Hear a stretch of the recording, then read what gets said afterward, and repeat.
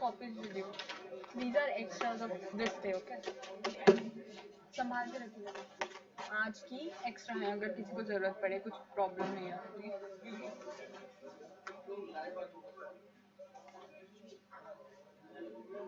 ठीक है?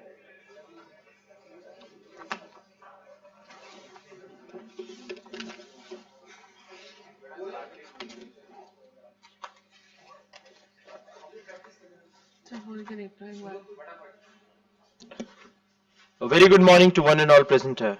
Here I am, Sahil, along with my co-compare Mr. Annam, extend a warm felicitation to the distinguished conference speakers, invite the participants of Conference of Management of Infrastructure, and faculty student fraternity of College of Management of Economics, Management and Economic Studies. ठीक है? नहीं बोल के देखना आपको. हो गया. बाकी बोलोगे एक बार आगे वाला.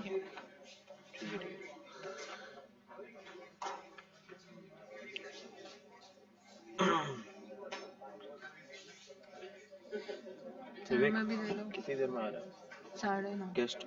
9:30.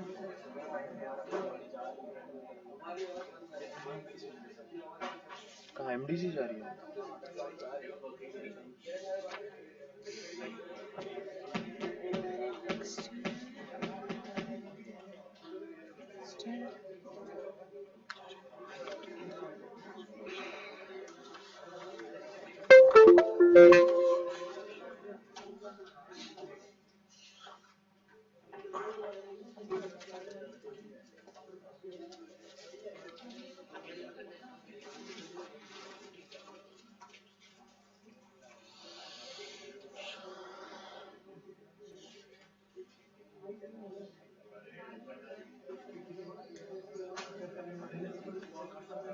ठीक है ठीक है ठीक है सर. ओके. जूझी राव डॉक्टर है मिस्टर है. क्या राव इकट्ठी थी.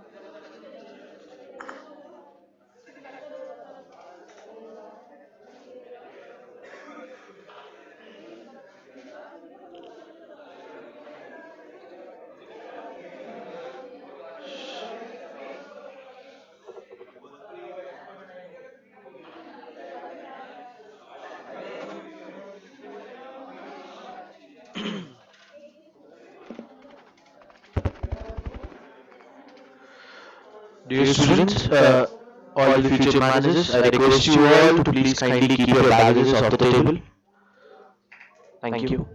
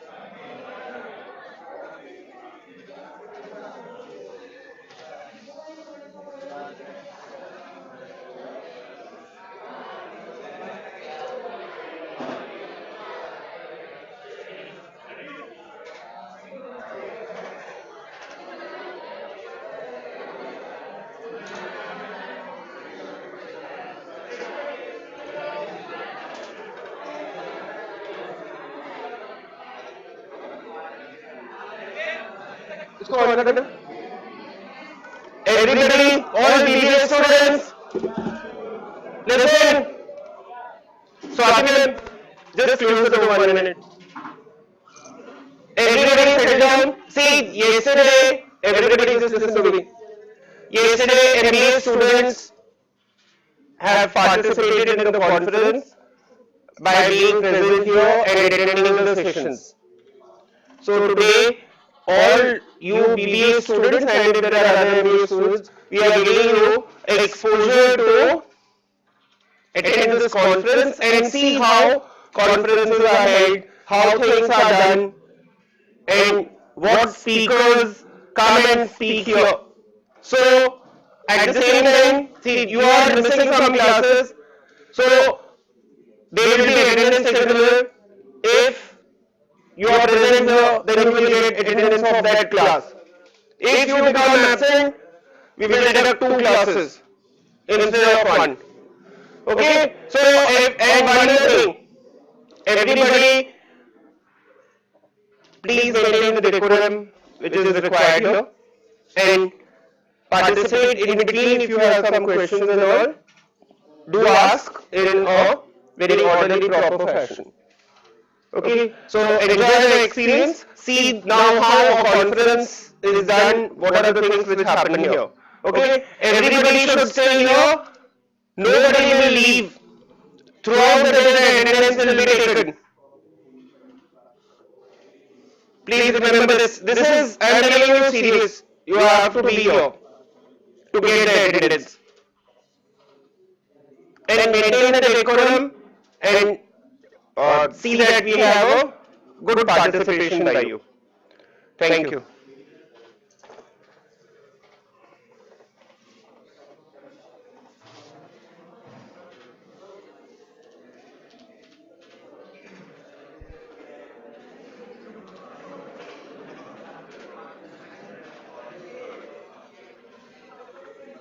Also, just a reminder for everybody for BBA second semester, today is Thursday, by Saturday, sorry Friday. Okay, fine, got it. 1 minute. Fine, sorry. Today is Friday. By tomorrow, everybody, all BBA second semester students have to complete the modern class. See, class cafe, module 1, assignment and quiz, module 2, assignment, quiz, and you have discussion also? No discussion. So assignment and quiz you have to do. So listen, by tomorrow Saturday 7th you have to complete this. Do not forget this. And Listen, one more thing. Nobody should close the door, please. Close this door.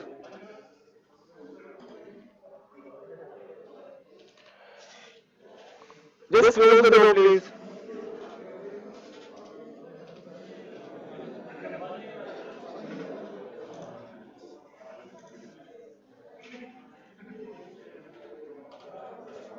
Listen, there should be silence while the proceedings are happening. Nobody should prompt you and or admins, nobody should come and tell you that please maintain silence. This is a basic thing which we expect from all of you. Okay?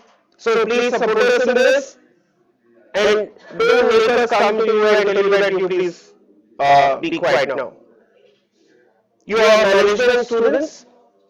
We expect all of you to follow this properly.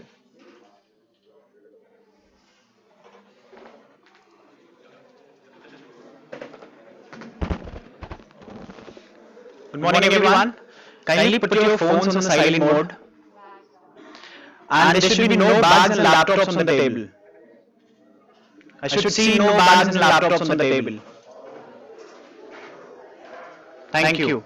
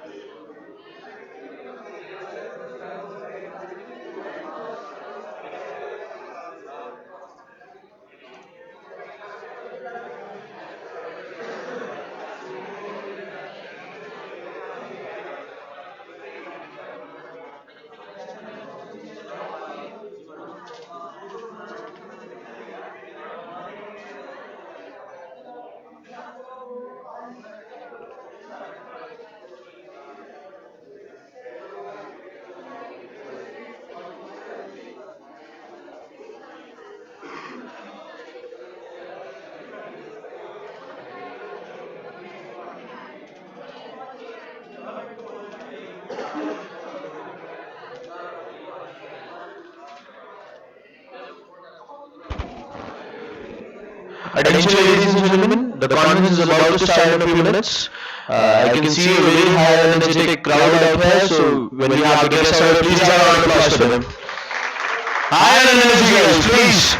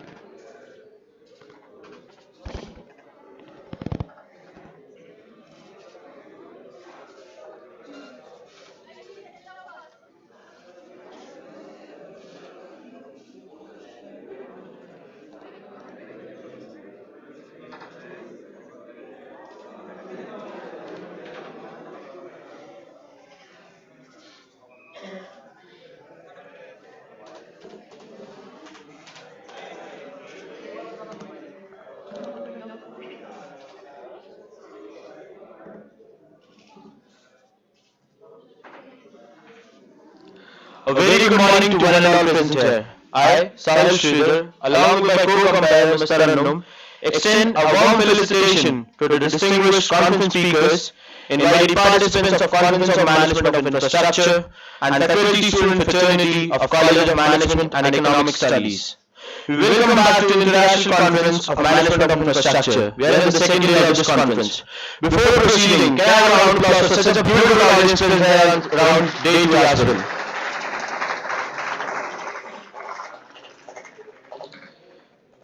Yesterday, the first day of conference, we were privileged to listen to the keynote speakers such as Dr. Kirit Parekh, Ms. Vibha Das, Mr. Utpal Bhattacharya, Dr. Vikas Prakash Singh, Mr. Ramesh Karnathan, and also the Skype sessions of Professor Anupama Sen and Mr. Marek Zaborowski. And today, we are going to witness some keynote speeches by Dr. Mr. Ashok Bhattacharya, Mr. Ratnajyoti Datta, Ms. Ishita Chauhan Shekhawat, Mr. Ramakant Pawar, Mr. S.M. Verma, and last but not the least, and I guess you will be privileged to have that person between us, Shri Sundarlal Bhavanagi. Good morning to all. Getting the hidden realities out or giving power to the unheard voices. It's the media who does this day in, day out. And behind the success of media, there is a major role played by an editor. So ladies and gentlemen, we have a special guest with us, Mr. Ashok Bhattacharya, editor of Business Standard. I would like to welcome you, sir, in ICMI 2016. After a 10-year long stint with Financial Express from 1978 to 1988, in different capacities in the areas of news gathering and news management, A.K. Bhattacharya joined the Economic Times in 1988 and functioned as its chief of bureau from 1990 to 1993. In 1994, he became its associate editor. He joined Business Standard in 1996 as editor, News Services, and helped the newspaper launch its Mumbai edition. From October 1997 to May 1998, he functioned as national editor, leading the paper's news operations. As managing editor of Business Standard between June 1998 and April 2000, and as its group managing editor between May 2000 and October 2011, he oversaw the newspaper's news operations and editorial administration. Since November 2011, he has been the editor of Business Standard. He has been writing a regular column, New Delhi Diary, commenting on government affairs, and Raisina Hill, commenting on developments, issues concerning bureaucracy. Now I request Mr. Ashok Bhattacharya to share his views with us on regulation and policy in infrastructure development. Welcome with a round of applause, please guys.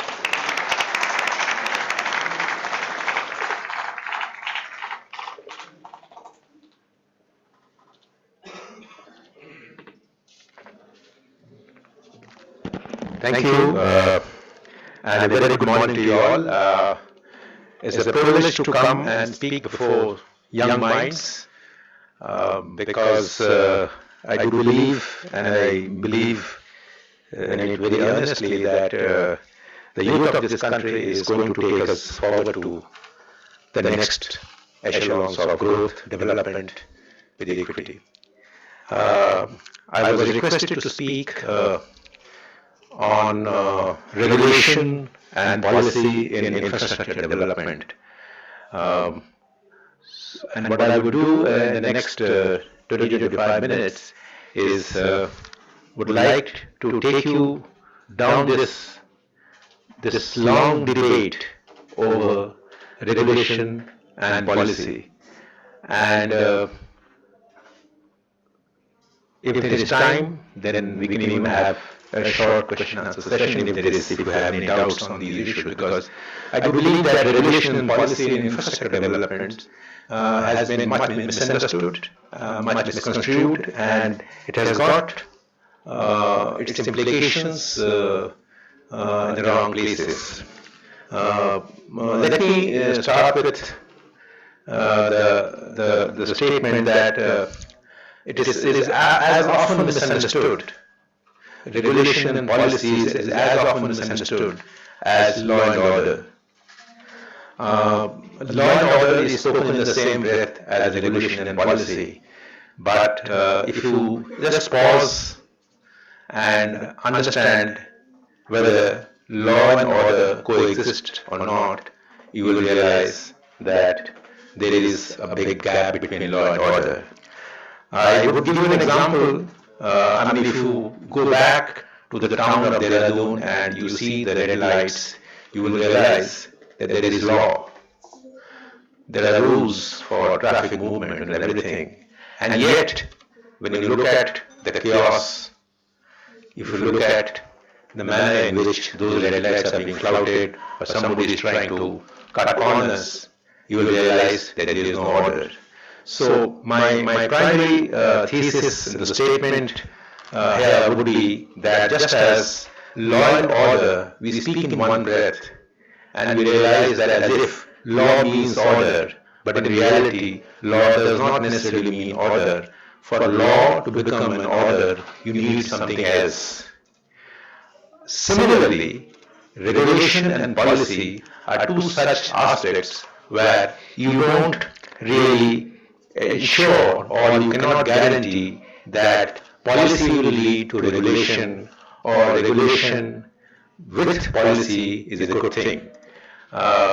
So the idea is to just to present to you the basic dilemma between on the issue about regulation and policy. When policy also does not mean that there is regulation, and regulation does not mean that there is policy. What is the ideal situation? The ideal situation is that there has to be policy, and then there has to be regulation. Now, without policy, regulation can be disastrous, and without regulation, policy will be ineffective. In the Indian case, and particularly in the infrastructure sector, what we are seeing is the distortion of this principle of policy and regulation following in that sequence. We have, in the last 68 years after independence, we have seen a lot of regulation and lot of policies, but the connection between the policies and the regulation have not been very clearly delineated. Till 1991, even the idea of who should frame those regulations was not very clear. What used to happen was that policymakers were also the regulators. Now this is once again like the law and order conundrum is a contradiction in terms. You probably cannot have a situation where the policymaker also becomes the regulator. But this is exactly what is happening in this country, where the policymakers are also the regulators. So the debate on regulation and policy in infrastructure development gets further complicated with the conflict scenario where the person who in one of the bhavans in New Delhi is framing policy, but another colleague of his is actually ensuring that the regulation takes place. Ideal situation would be that the policies are made and the persons who make the policy actually stay out of the scene then, and there is an independent set of bodies, regulations who take care of implementation of those policies. In the Indian infrastructure sector, we see there are cases after case that you see that this sharp division that is necessary between regulation and policy is missing. I will come to the specific examples of how this principle has been violated time and again. But before that, I will just outline some of the basic imperatives of this fine role that regulation and policy should play. Regulation also does not mean that there can be any government interference. But unfortunately, the government has been interfering. Number two, regulation in itself is not good enough unless you have that regulation which is independent and autonomous and hopefully protected by statutory sanction. So therefore, the ideal situation, as we said, was that the policy should be separated from regulation, and the government should frame policies, and regulators should regulate, but there has to be a sanction of the law by which the regulator is protected. But as I said, that in India we have not seen this, and let me come to some examples. The prime example is the Reserve Bank of India. And Reserve Bank of India is perhaps not a very correct example to give, because Reserve Bank of India is after all the country's most premier and most effective and free from all major controversies institution, which has done fairly well for the country and the country's economy and country's monetary policy governance. And yet, when you see the way the Reserve Bank of India has functioned, you see this classic dichotomy over regulation and policy, where Reserve Bank of India is within itself has the responsibility of framing monetary policy, framing policies for the banking sector, and at the same time it is also given the responsibility of regulating those banks. Now there have been debates, discussions within this country over the last at least 20 years that how the Reserve Bank of India's powers could be diluted or bifurcated to some extent so that the regulatory part gets out of the Reserve Bank of India and they can actually do the regulation independent of framing policies for the banks. But unfortunately, the debate just had remained debate so far, and the policymakers has continued to regulate. The problems are for all of us to see. If you see the manner in which the banks are regulated, you will admit that there is a lot more that needs to be done, because the Reserve Bank of India's the capacity is so limited. I mean, there are inspection reports that are done, and they are waiting, they are gathering dust, but nobody is there to actually monitor them. Complicating the matter for the Reserve Bank of India is, of course, the government, which is the biggest shareholder in the banking sector.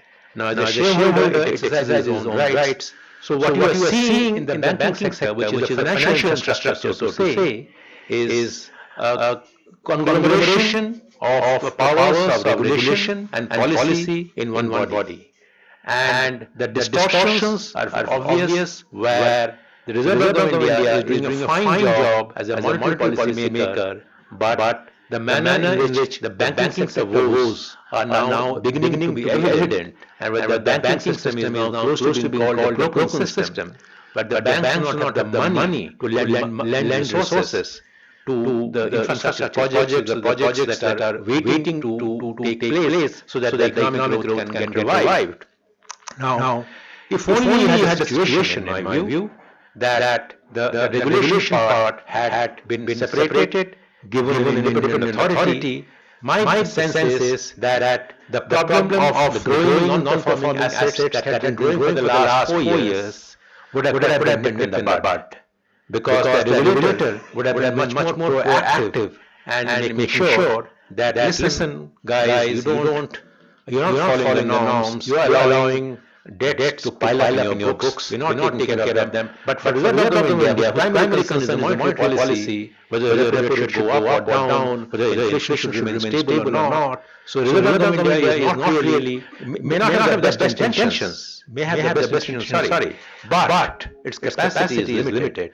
So you have the classic example of the Reserve Bank of India, where in spite of the best of intentions, because the clear separation of roles of regulation and policies are not there, you have a situation which is not optimum. Now that's about the financial infrastructure. Let us come to the real physical infrastructure sectors, what's happening there. Let's take the case of the telecommunication sector. Telecommunication sector, till 1993-94, the policies and regulations were in the same building. Sanchar Bhavan was the building which is to frame policies for telecommunications and also to regulate the telecoms. Now, the telecommunications sector also, please remember that they were largely in the public sector. They opened up much later after 1993, after the telecom policy came into force. Now, till that time, you have the MTNL, you have the BSNL. Now, policies were framed in Sanchar Bhavan, and MTNL and BSNL were regulated by Sanchar Bhavan. Now, if regulation is not to the required level, it is the policymaker which will step in, and therefore in the given situation, in the given structure, the regulator's role was that of a secondary role or a subsidiary player in the overall scheme of telecom policies. Now you have a telecom policymaker who is deciding, who is the Secretary of the Government of India, and the telecom regulator is a small division within the department, which is ensuring that the policies are regulated. So not only was the telecom sector that the regulator was relegated to a secondary position, and the policymaker was given a primary position of place in the government, was itself another distortion.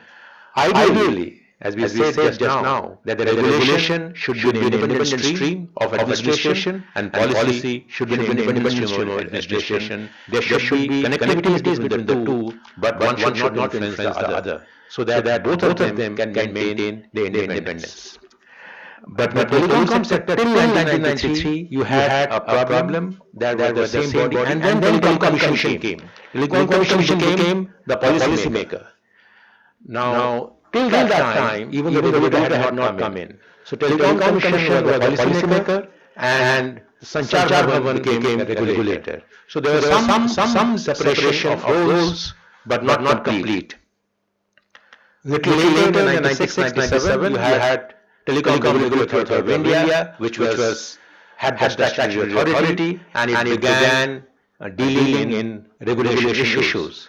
But in reality, what was happening was that the policy functions of the telecom sector were also, to some extent, were played by the regulator. So this was another botch in my view. That you have the classic situation should be that the policy making and regulation should be separate, but in the telecom sector, to start with, you had a regulator who was also framing policies, and then through its consultation papers was getting a kind of opinion from various stakeholders, various telecom players. Now by that time, the private sector players have come in. So you had a situation where the regulator was actually helping the government frame policies. In my view, this is another case where the regulation policy debate has taken another distorted version, where regulator is also framing policies. But in the last few years, I must tell you, things have begun to look up in the sense that the Telecom Regulatory Authority of India is looking more at regulation and ensuring that the telecom players actually play by the rules that are framed by the government. And the Telecom Commission, as well as the Ministry of Telecommunications, Department of Telecommunications, they are more bothered about the rules that they must frame. Let's come to the aviation sector.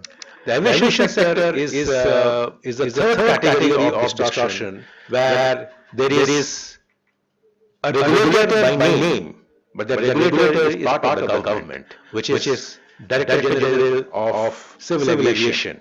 Now, what happens in the case of DGCA, the head of DGCA is also an IAS officer whose political boss is the same person as who is the political boss of the policy making. So you have a situation where you have by name you have a regulator, Director General of Civil Aviation, but he is actually subservient to the policy maker, who is the Civil Aviation Secretary or the Civil Aviation Minister. Now, this is happening at a time when your largest civil aviation players are all in the private sector. The state sector operated airline is actually now becoming a very minority player of the market share of only 15 to 16%. Your biggest market share is by Indigo, which is around 36%. Now, you have got Indigo, you have got Jet, you have got SpiceJet, you have got Go Air. Now, these are all very important players, and in spite of that, you have a situation where the regulators are actually housed in Rajiv Gandhi Bhavan, which is the headquarters of the Civil Aviation Ministry, and the policy making is happening in the same building. Now, obviously, the stakeholder concerns may not always be addressed the manner in which it ought to be. Let's come to airports. There's a slightly better situation happens there. You have actually a regulator which is outside the government, which is the Airport Economic Regulatory Authority. Now that body is gradually growing momentum, growing in power, and as you can see that the Indian airports are beginning to look better, and they are also showing signs of responding to the market principles, keeping in view the consumer interest, the traveler's interest. So you have a situation in the airport sector where the policy making is gradually getting concentrated in the ministry, which is how it ought to be, because after all it is the political leadership, political executive, and the regulation is happening through the Airport Economic Regulatory Authority, which is implementing the tariffs in the airports, what should the charges, what should the facilities that the consumers or the travelers should get. So this probably is moving in an ideal condition, and hopefully the government will not step in and distort this path of progress. Power. The power is a difficult case, difficult sector, because it's a complicated sector also. You have difficulty in all the areas. There are various sectors in it. You have got transmission, you have got generation, you have got distribution. Now, we have a regulator which looks at the generation and looks at distribution. Transmission technically can also come under the regulator, Central Regulatory Commission, but transmission by and large is in monopoly powers in the country right now. You have got now only two big players, and the second player is a minority player, minor player. So the power regulator is operating mainly in the case of generation and distribution. Now in distribution, there is some reform that has taken place. It's like privatization of power distribution utilities. SABs are being made to conform to the market principles of charging the consumers at cost prices. On generation side, the regulation has been very effective, because you have freed up investments, freed up the procedures that are required for setting up power plants. So if the government has laid down the policy and stayed out of it, so it is virtually 100% of foreign equity is allowed. Anybody can come in and set up as long as you get clearance from other sectors. But the problem has arisen in the distribution sector, because the regulator is not being able to implement the letter and the spirit of the policy that the government has framed, which is that ultimately the consumer must have the final choice. Consumer must have free access to power. Even if I am sitting in this part of Dehradun, I should have the option of choosing my power supplier. But this provision in the policy, even almost 12 years after the regulation, the regulatory body has set up. 2003 was the year when this regulation came into being. But we don't see that the regulator has actually made sure that the consumer has free access, what is called open access, to the power that he is consuming. In all developed countries, systems, what you see is that you have the power which is made available to you through a distributor, but at the point of consumption, you have the option of choosing your power supplier, and that would be a true reform ensured through regulation by which the choice of the consumer is ensured. Until and unless you have the open access in place, in my view, whatever regulation and policy making you may be optimum, but the actual net effect of those regulatory reforms will not be visible. Ports, the regulation and policy is still in a nascent stage. You have on paper, you have a regulator, a tariff regulator, but lack of competition, lack of options, lack of choices is not giving rise to regulatory play which should be benefiting beneficial for all the stakeholders. So you have a suboptimal situation operating in India. There is one common theme which will come through is that the need for regulation and the need for policy and need for separating the functions of regulation and policy. I knew earlier that till 1990s, the dominant players in almost all the infrastructure sectors were the state-owned players. You take coal, you take power, you take telecoms, you take aviation, you take ports even now. They are largely in the government sector. Now, when they are in the government sector, there's a tendency to believe that if it is in the government sector, why do you need a separate regulator?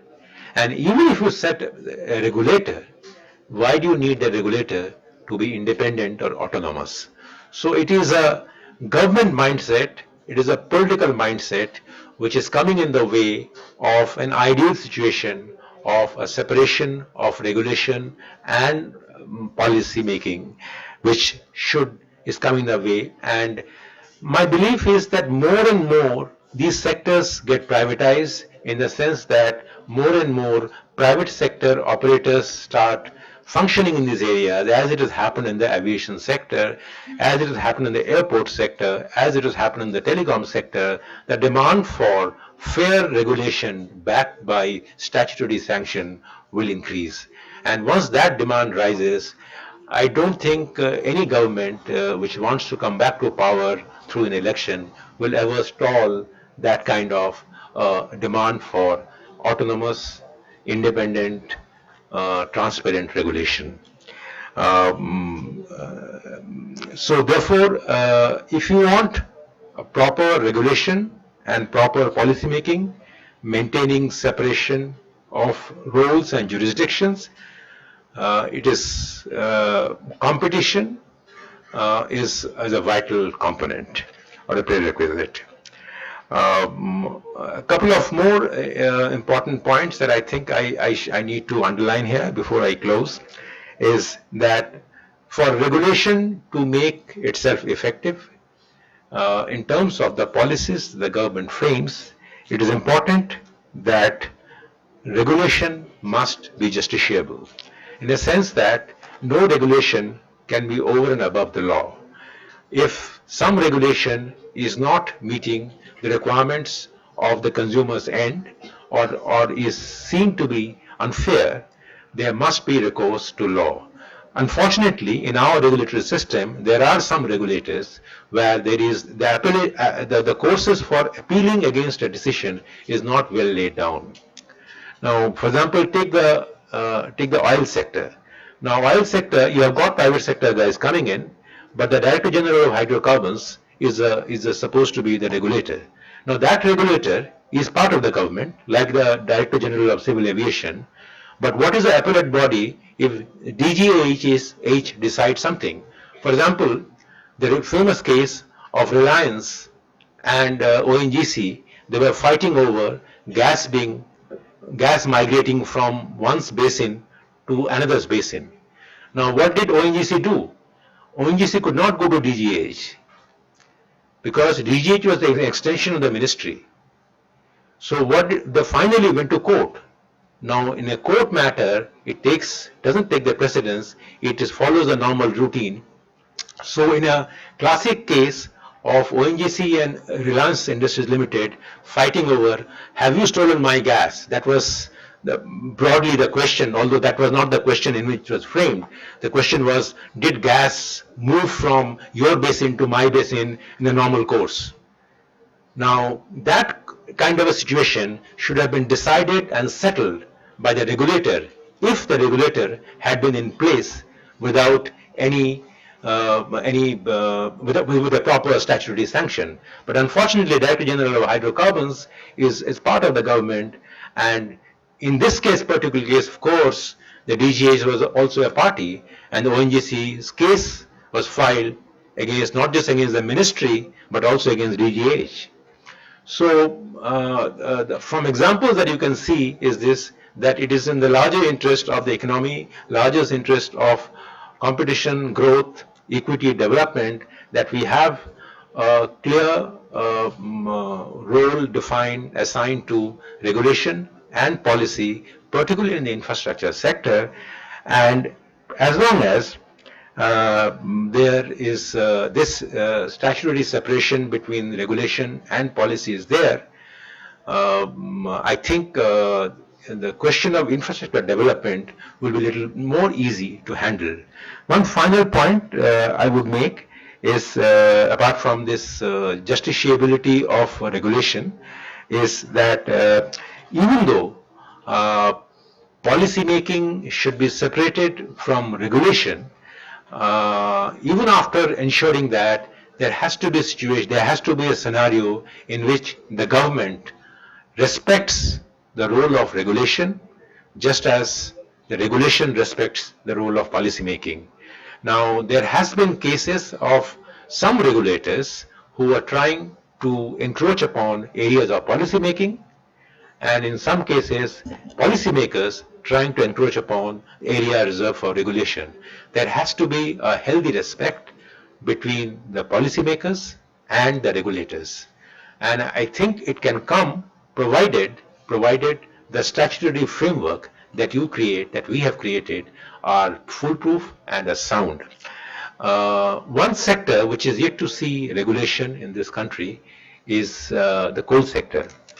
As I said a little while ago, that because largely this country has seen most of its infrastructure sectors in the public sector domain, the need for regulation hasn't arisen, as if there are no consumers, there is no consumer interest to be protected.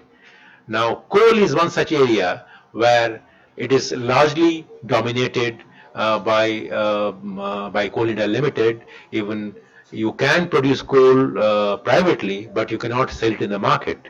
Only now, in the last couple of months, the government has decided that you can produce coal and sell it in the open market.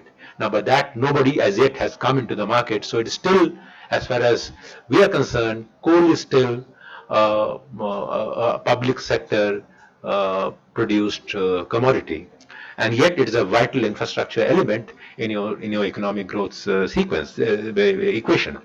And the government, unfortunately, from the available statements that we keep hearing and in talking about, is that government is not in the mood to have a regulator for coal, because the very idea of a regulator militates against the spirit and the function in which they want to operate, the government wants to operate. So I think there is a sense of dissatisfaction, sense of power being curtailed on the part of the government. And when regulation comes in, obviously the bureaucrat in the ministry feels little disempowered. But I think it's all good for the economy, good for the consumers. As I said, ultimate trigger for this growth has to come from a push for competition, push for reforms, and if that is ensured, then I don't see any problem of this subtle balance to be maintained between regulation and policy. With these words, I'll come to the end of my brief presentation. Thank you very much.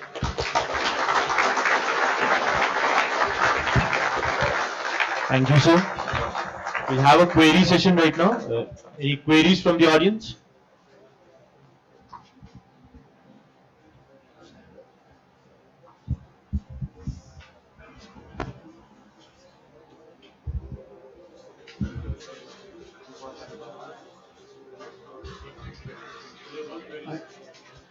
I am DP Singh. I am faculty for aviation management, sir. As regards effectiveness of regulation, aviation airport sector, I know Yeah. that in the first revision, first cycle of revision itself, the prices were increased 7.3 times. For example, for Boeing 747, landing parking charges increased from 3,427 to 25,062. That is more than 7 times. And our rank was in the costliest airport 218. It became sixth costliest airport in the world. So I think it was not effective. Second thing, there was some more problems with the regulation. This regulator came later, privatization came first. So already there was in the agreement of Dial and Mile that it will be a price cap regulation, hybrid till with 30-70%. But when ERA established, they decided the policy of single till. So, but it was already signed agreement. ERA had no choice. So it was single till for the remaining airports. For Bombay, Delhi, it was hybrid till. Once it was agreed for Bombay, Delhi, Bangalore, Hyderabad also represented, and they were also allowed hybrid till 40-60%. So what are your comments on this? Sure. I think there is no doubt that regulation must precede privatization or at least be concurrent. And the point that you mentioned about how DIL and MIL, the costs went up astronomically, actually, was absolutely valid. And I think there was a problem with the manner in which those bids were settled, and I think it did go to a court of law, if I'm not mistaken, at some point when those bids were being decided. The problem was that sequencing or reform is a very vital element in anything that you do. And in the India's economic story, economic reform story, the sequencing has been very, very poor. We have privatized first and then thought about putting in place an economic regulator. Now, I think that is primary, the flaw number one. But I know internationally the comparisons we are still costlier. But my sense is that they are costlier also because that we don't believe in the principle of having a second airport in the same town within 150 kilometers. Whereas globally, every big city has got more than one airport. Now in our, exactly. And our bidding process is such that GMR has a right of first refusal if any new airport comes near Delhi within 150 kilometers. Now this, to my mind, is a completely mindless thing to do. But and this is not the fault of the regulator, but it is the fault of the policymaker. The policymaker should have ensured that to ensure easy competition and put pressure on the operators that there has to be a second airport option open to any competitor. So I think that's the address in the costly thing. And the hybrid till model and the single till model, I agree with you. It is an issue which is still being settled actually. There's still debate going on. And hybrid till model obviously gives a better option for the operator because the revenue base goes up, and that's a very valid point. Yeah. Sir, sir, I'm Narang. I'm from College of Management. Yeah. Sir, I have a question related to the media, sir, role of the media. Yeah. I do believe that the maximum number of scams and the whatever is going on in our country is related to infrastructure, in the infrastructure sector. It is against this backdrop that I wish to ask as to what is media blows up a scam for some days, 2 weeks, 3 weeks, thereafter it peters out. Sir. Today, if you notice, last 2 days, the main breaking news is Mr. Khair not getting visa to go to Pakistan. Whereas there are scams which are going on for last 2, 3, 5 months. Why doesn't the media again and again raise the same issue? Why don't they break this news every month that what has happened to so-and-so scam, what's happened to so-and-so scam, rather than allowing it to just go into oblivion and that's the end of the case. I do believe, sir, that the media trial is far more potent than the trials which are happening today in the court, sir. Your views on this? No, I will, I am fun. I am not here to defend the media here, because it will be difficult to defend the media, because media is got shades and shades of media. There's television media, there is internet media, there's a print media, there's the general media, there's the regional media. So, it's a beast that has got many colors. So to say that media is doing this or media is doing that, you cannot really possibly take a view on that. But your larger point is absolutely valid. I think media has to take upon itself the larger responsibility of staying on with its dogged commitment to pursuing an issue and not giving it up. And I think internally we are very, very conscious of it. And at least in my organization, we always try to keep coming back to an issue that happened. For example, today's Business Standard carries a report on Prime Minister's foreign visits. Now, this is probably the fourth story in the last 15 months that we have carried, and we said that we will not give up on this story. We'll keep tracking it, good, bad, ugly, we'll keep tracking it. Now, I'm just giving an example, and I think that largely we fail in tracking larger mega issues that are of national significance with the kind of consistency that is required for. There is no doubt about it. I don't agree with you that there should be media trial. I think media trial can be very, very dangerous. And as a newspaper, I will never encourage media trial. Media should never be sitting in judgment over your conduct or my conduct. Media's job is to essentially present both sides of the story and stay out of it and restrict its views in its editorial pages. But unfortunately, the nature of the television beast is such that it takes upon itself the role of a media trier. And I think that's not a good practice to have. And every news anchor today is actually trying to sit in judgment over issues, over people, little realizing that what it might mean and what it might not mean. I think media trial is not a good idea. It is giving media a bad name, and it is not media's job. Media should simply report consistently, sincerely, and doggedly report the first point that you made. This is my submission. Yeah, sure.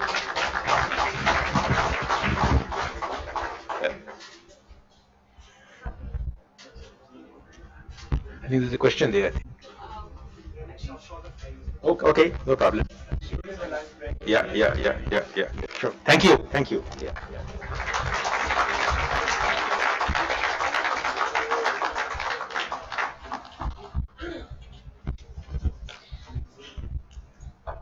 Thank you so much, sir, for sharing your wisdom with us.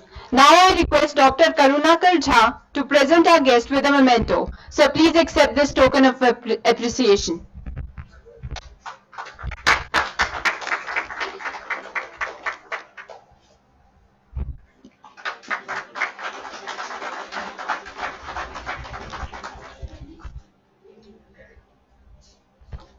Before moving on, I want all of your support in welcoming the esteemed guest that joined us few minutes back, Mr. Umakant Pawar, Principal Secretary, Power, Uttarakhand Government.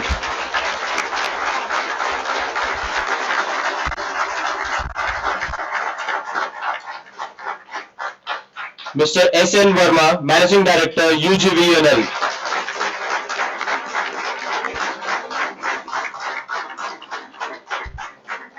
Mr. Utpal Ghosh, CEO, UPES. Mr. Ratna Jyoti Datta, Advisor, CIDC, New Delhi.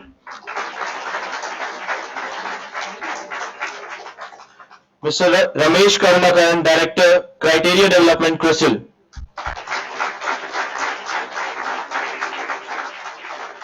And Ms. Ishita Chauhan Shekhawat, the World Bank, India.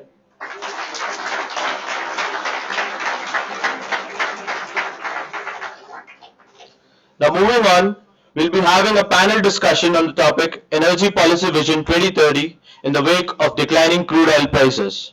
The uniqueness about this panel is that we will have views from various sector experts covering print media, infrastructure, power, oil and gas, and regulatory and financial gurus as well.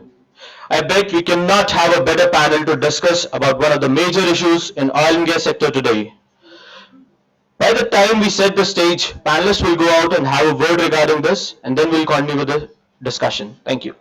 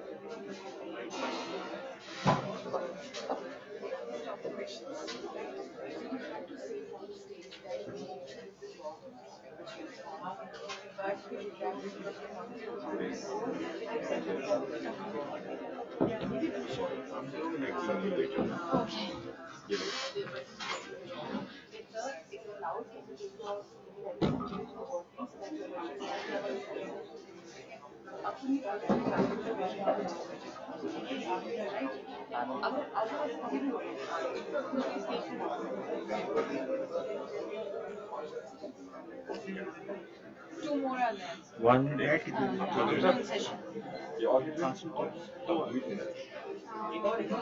Yes, sir. Four. Vivek and Aditya. So first day, morning session, then afternoon session. Ladies and gentlemen, there is one more announcement, and we are so lucky to have one more panelist in our panel, Dr. Kirit Parekh, who will be joining us with Skype in this panel.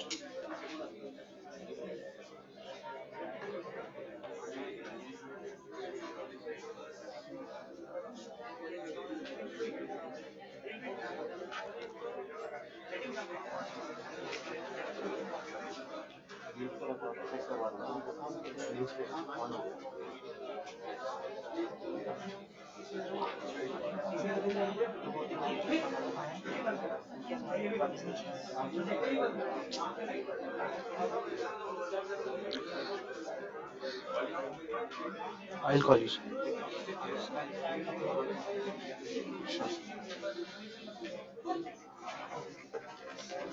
So are you putting names or how would people recognize?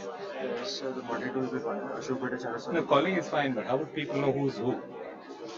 Because normally in a panel discussion, you must put the names as well. Or maybe you might want to keep it on the floor. No, that won't look good. No, but you have no choice, no? It's about not having anything at all and not looking good. So I'll leave it to you. Or maybe you can put it. You just switch it on. I'll leave it to you. So can you just Vivek? Vivek.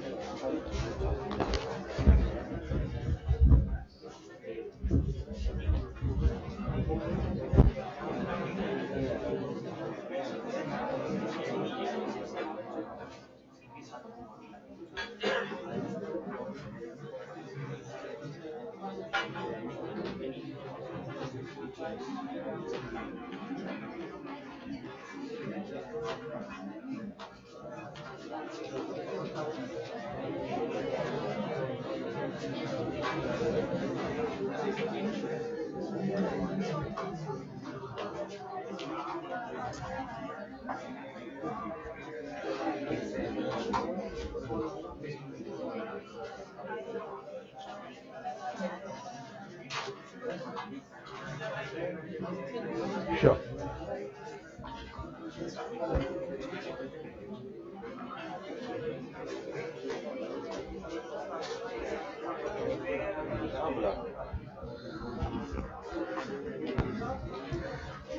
Guys, we are starting with the panel discussion. I would like to call upon Mr. Ashok Bhattacharya, editor of Business Standard, who will be moderating this panel as well. Please have a round of applause.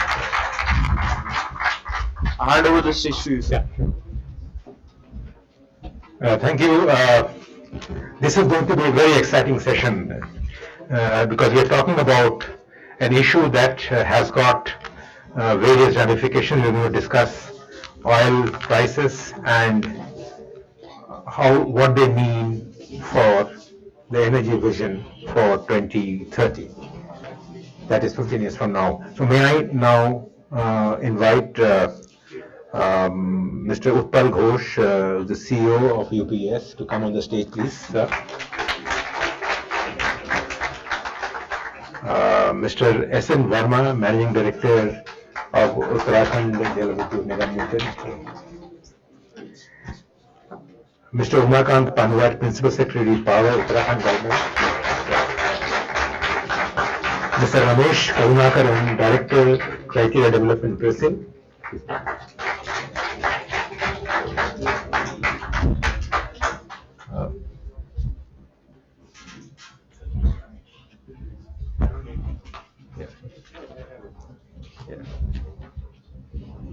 Yeah. Okay. No, I think I'm already mic'd. So yeah, I'm mic'd. Yeah. So yeah. Okay. Can you hear me? Yeah.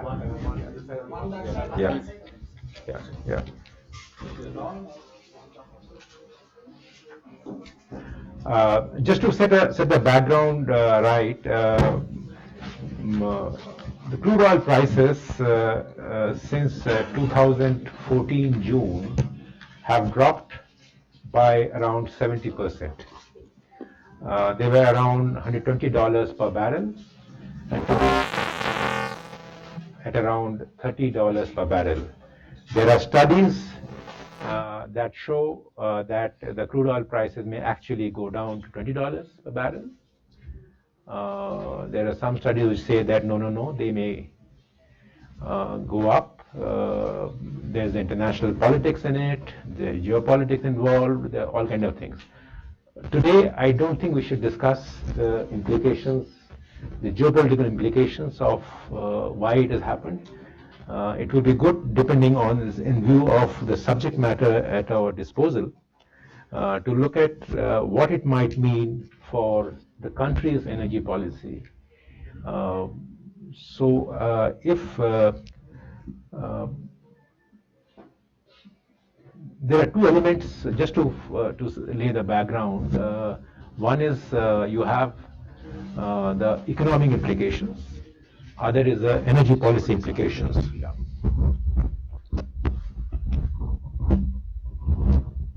Okay. Yeah.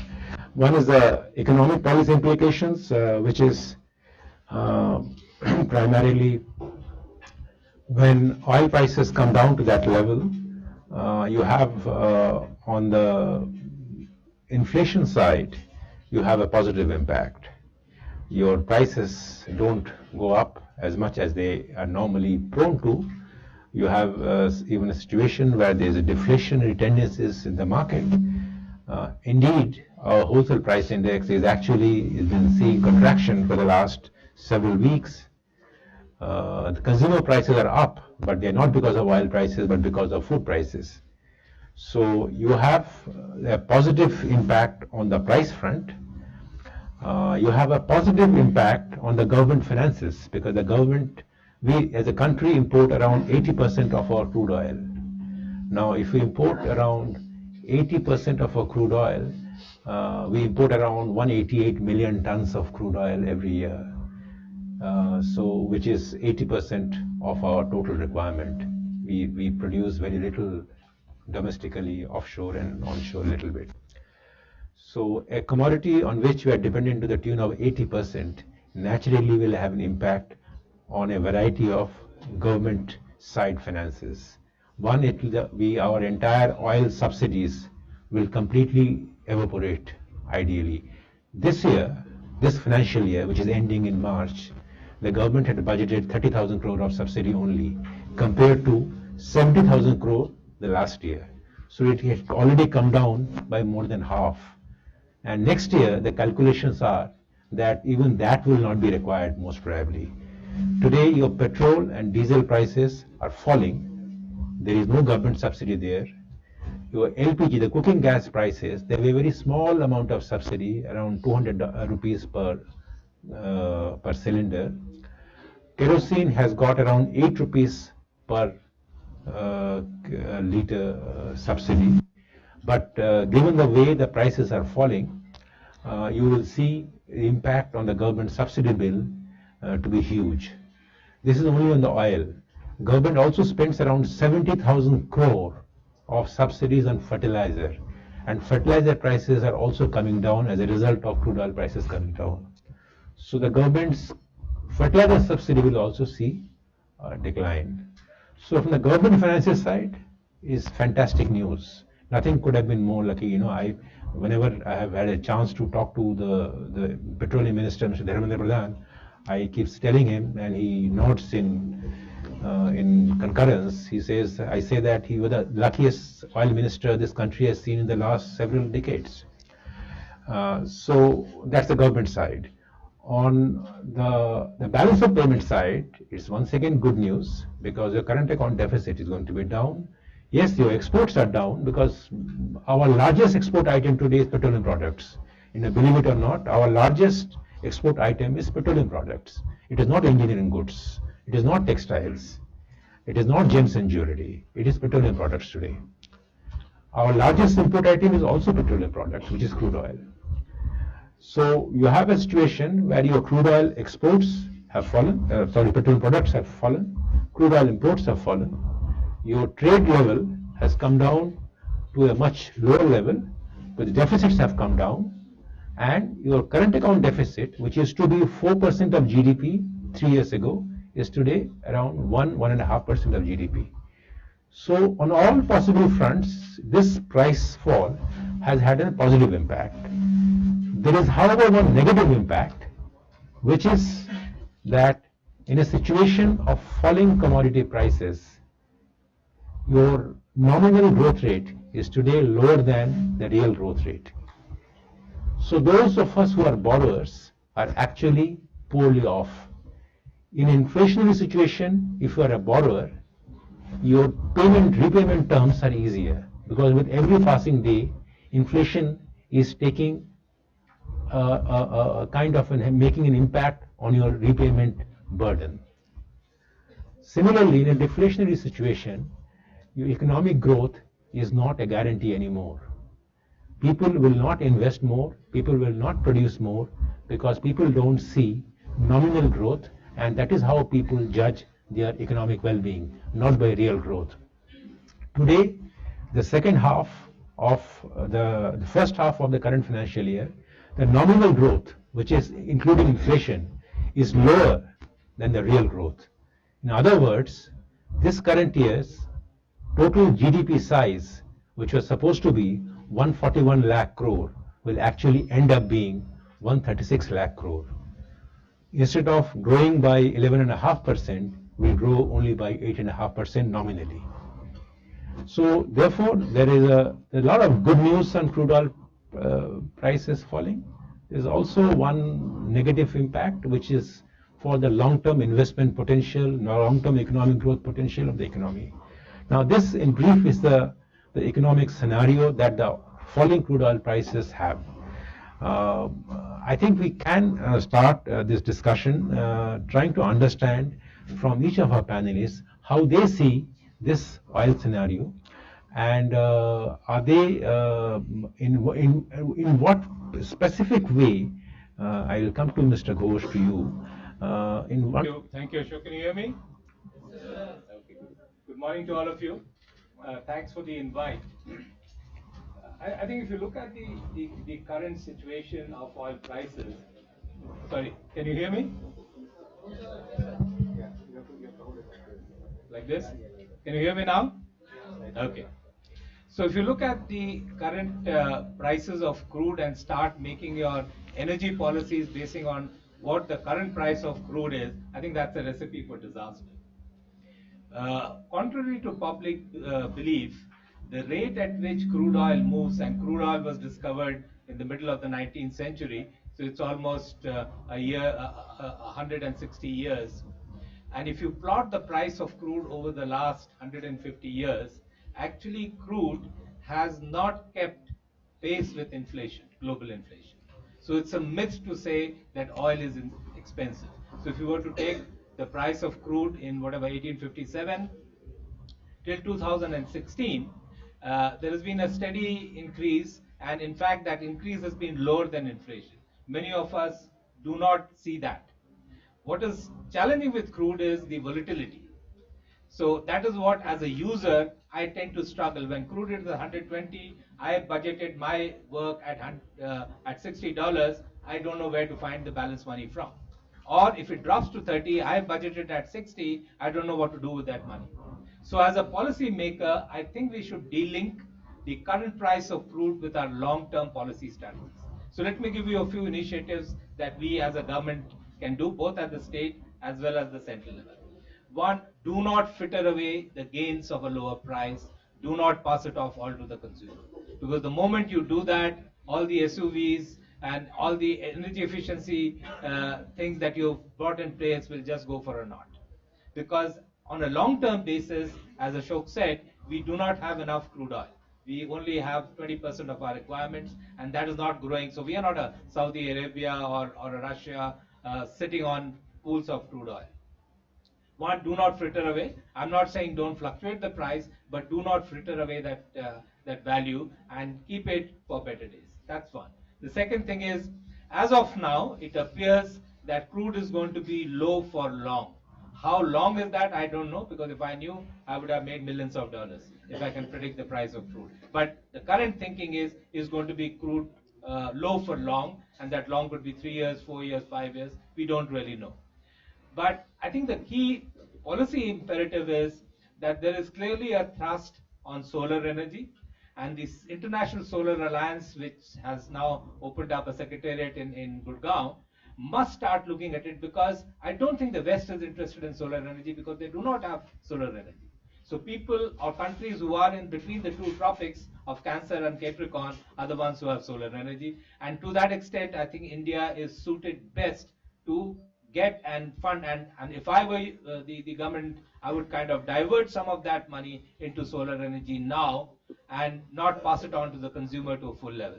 Because we have made plans of having 175 gigawatts of solar energy between now and the next 5 to 7 years. Let's be on track. Let's ensure that gets focused in, because as I said yesterday, it is the poor people who can afford solar energy today, because they are already paying 14-15 rupees a unit for power via kerosene. It's the rich people who are cribbing about the cost of solar energy. So we need to ensure that we get into the diversified fields. In addition to solar, of course, we should look at other renewable sources, especially wind. Biomass hasn't really given us much dividends, but solar and wind is what we must look at and ensure that our policies do not get dictated, repeat, do not get dictated at $30 a barrel, because that's going to change sooner than later. Okay, just one question, Mr. Ghosh. You said solar energy. Now, just as shale gas, doesn't falling crude oil prices actually make the solar energy challenge even more formidable? Yeah, but that's what we need to drive against, because if shale gas is viable at $55 and the current market price is 30, and you stop producing shale, you would have lost the geopolitical advantage that you created by saying, I'm not going to import oil from the Middle East. Okay. So the leverage that you had in the global position will get lost out, because once the shale gas producers burn their fingers, they're not going to come back. Yes, Because sir. people will be losing billions of dollars by having invested in shale gas. So try and support that. So whatever was your subsidy that you're giving, continue with that. Do not increase the subsidy. Do not drop the prices too much. That's and right. support that places. So whether it is shale for US, because we don't have much of shale, or at least we haven't come up with a great policy on shale. I'm sure we have some shale in Haryana and Himachal and those kind of places. So for us, the key is solar, and therefore some of this money that you're saving and keeping in your pocket, divert to solar energy. And solar energy is different for different states. So for example, Uttarakhand, where we are currently, the large integrated systems do not work for Uttarakhand. Uttarakhand is hilly, it has to be fragmented, it has to be village by village or couple of clusters of houses, etc., etc. So the policy around solar needs to be fragmented for states like Uttarakhand and large for states like Rajasthan, where land is available, etc. Just to get you right, so that the audience gets this point clear, you said government or the society should not fritter away the gains of the current falling crude oil prices. Right. Now, what did you actually mean? So what are the gains? Yeah, what I mean is continue to believe that it is at $60 and price your product at $60, so that if I'm a user of petroleum products, I don't now think that it is $30 and therefore I can use more gasoline, more diesel, more LPG, etc. Yeah, so the economist would argue that you are advocating regulated prices once again. Are you saying that? I mean, it's a myth to believe that we are not regulated even today. Because if you see petroleum products Products are now almost market priced. No. That's a myth we carry. Okay, back. okay. 50% of the price is taxes. Who regulates taxes? It is the government. And I'm not saying India is an exception. Every country across the world uses petroleum to raise their taxes. That's right. So we are no different. So to say that we are fully regulated or not regulated, tell me why are prices between Indian Oil, HPCL and BPCL the same? No, that's the cartelization going on. That's so right. That's what I'm saying. Yeah. So if you are not Are regulated, you saying that we should continue to regulate oil prices? we are regulated. So it's a myth to believe we are not regulated. Come $120. No, you'll I see mean what's by going that on. yardstick, every product price in India is regulated No, I don't think. because every product has got a tax. No, the So tax. by that yardstick, Yeah, but today you take out the tax element from the crude oil, Yeah. you have unregulated prices. Yeah. But crude is or petroleum is different from other products Okay. because the component of tax, both at the center and the state, is significantly higher. That's right. And that is the reason why they're keeping it out of GST. Because if they get into the GST, the states will kind of lose out. So when I say regulated, it is a colored regulation. It's not a free market pricing. Neither it is a totally regulated. Okay, I'll come back to you on that. We are somewhere sure. in between. Mr. Panwar, what is your perspective on what should be the energy policy takeaways from the current fall in the crude oil prices? Good morning, everyone. I am the Principal Secretary of the Energy Department of the state government. Can you hear me at the back? Am I audible? All right. So my challenge is a little different. I am a policy maker, so I need to look at the. In my current situation, I am limited in my role to the state government. I don't deal with national policy. However, I have, we have opinions and we have thinking and we have some feedback for national level policy making. But since Mr. Ghosh has started us on a very interesting line, I would like to sort of take Yeah, from sure, where he sure. left, and then maybe if you allow me a couple of minutes, I would like to build on that. At a macro level, let me say that the falling crude prices have implications, the understanding of which is much more complex and nuanced than it seems. It's not, I mean, very straightforward. Of course, the simpler, the broader understanding is that if the prices fall, we have more oil available to us at less prices. Therefore, like Mr. Ghosh was saying, the tendency to use up more oil. Why it is, I think it's an opportunity mostly, but it's also a threat. The current trend of falling prices is mostly an opportunity. In terms of policy making, the policymakers of the country should grab this opportunity, use it in the most opportunist manner, I would say. While we need to propel our growth, the country has been now on track to picking up growth back at 7%, 8% track. To fuel that kind of growth, energy consumption has to go up. But falling price and most of the crude and most of the petroleum product prices, especially petrol and diesel, goes into the transport sector. Transport sector is a crucial input in most commodity production. Most the economic production depends on transport sector. So I think the impact of falling prices, if the government allows a little bit of that to pass on, which it should, to fuel and to push the production in all other sectors, maybe only slightly, maybe not. The gains can be transferred or passed on. 10 to 15% of the gains or 20% of the gains can be transferred to the industry to push the manufacturing sector, to push the production sector. However, the remaining 50%, transport sector maybe account for 50 to 60% of the oil consumption. The remaining part of the energy scenario deals with power, electricity, which is partly dependent majorly dependent on thermal coal, and to some extent dependent on oil. So oil prices will not have a direct impact on electricity production as some of the other sectors, mostly transport sector. However, the opportunity that I mentioned is the opportunity for us to take some of the pressure away, to feel less pressured, and therefore have more breathing space on development of technology to exploit alternative sources of energy. What I mean is that these next 3, 4, 5 years, we don't know how long this fall of prices will continue, but it may probably, in all likelihood, it's going to continue for 3 to 5 years, as is mostly predicted. That's right. We must utilize that breather to divert some of the gains, as Mr. Ghosh was saying, on capturing technology as part of policy. Policy should be made to encourage technology using alternative sources of energy, and in the long run decrease our reliance on petroleum and petroleum products and imported crude. Now, to give you an example, in my state, we are focusing on solar energy in a major way. However, like it was mentioned a little while ago, my solar scenario in Uttarakhand, in the mountains, in a green state, which is mostly covered by forests, is very different from solar potential in Rajasthan or Andhra or Tamil Nadu. But even then, I see an opportunity in this.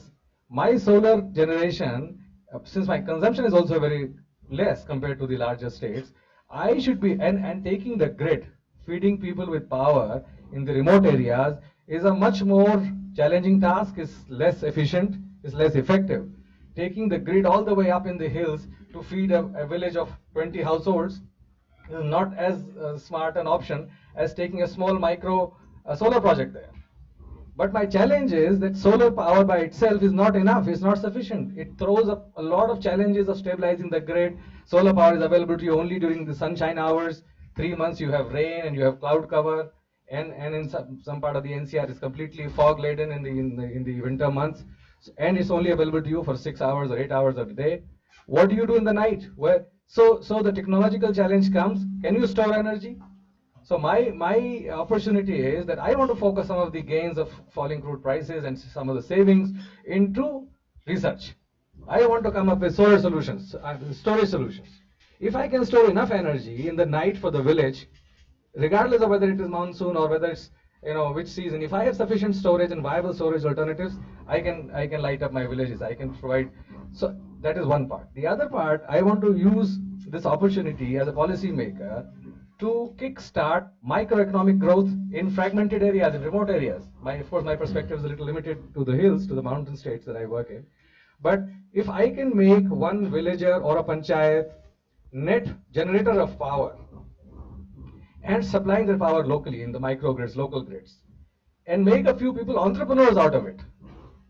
So that's my policy, and currently I'm actually framing a policy which is going to be inaugurated by the CM in the next coming week, which is that we want to plant micro solar grids, solar power stations and micro grids in remote areas, and subsidize them to some extent. If national policy kind of weaves into my policy, passes on some of the gains of oil savings to me, diverts some of the subsidy to the solar, which they're already doing in some ways, and allows me some subsidy, then I will subsidize the erection of that micro solar plant and enable a local person to take care of it, run it, and earn money out of it by distribution. So this is some of the, to me, it's a policy implication, a policy challenge, how to use the falling prices, how to use the savings of the oil sector and diversify into the other energy sectors. Because oil is only 50% of the story of growth. Energy is only 50% oil. The remaining half of energy story is in the power sector. I want to capture technology in the next 5 years so I can take some of the burden off the transport sector by developing electric cars, electric vehicles. I have to stop and decrease my dependence on oil even for transport sector. So this 3-5 year window which the falling oil prices give me is a good opportunity for me as a policy maker to encourage use of development of technology and capturing those gains and reducing my dependence on imported oil. Excellent. I think, I hope the government of India is listening to you. Because Uttarakhand is listening. government of Uttarakhand is listening to you because he announced that a policy is coming out in a few days. And in addition to micro solar, Yeah. I also want to look at micro hydel. I will. That's the talk of my next session. I think I think don't take the heat away from me. Let me come to Mr. Verma. You are in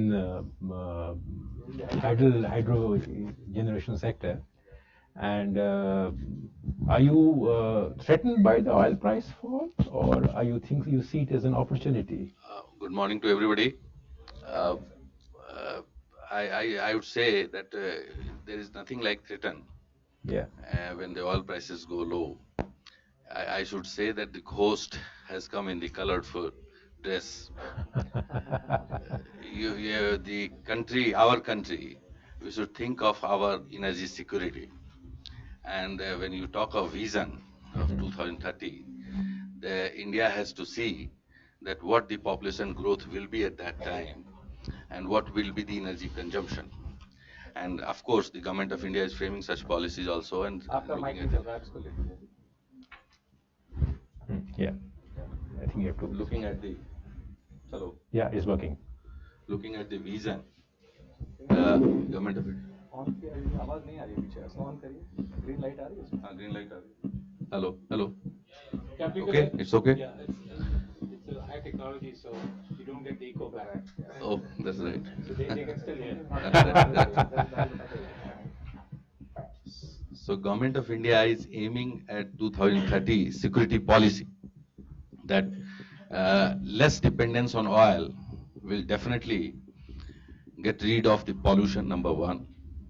You know, I must tell you that Leh Ladakh area, it is the whole in power is on oil, completely on oil.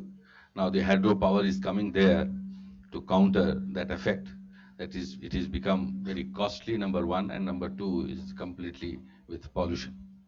So when I'll limit my discussion on power because this is one of the important sector, one of the important part of the total energy.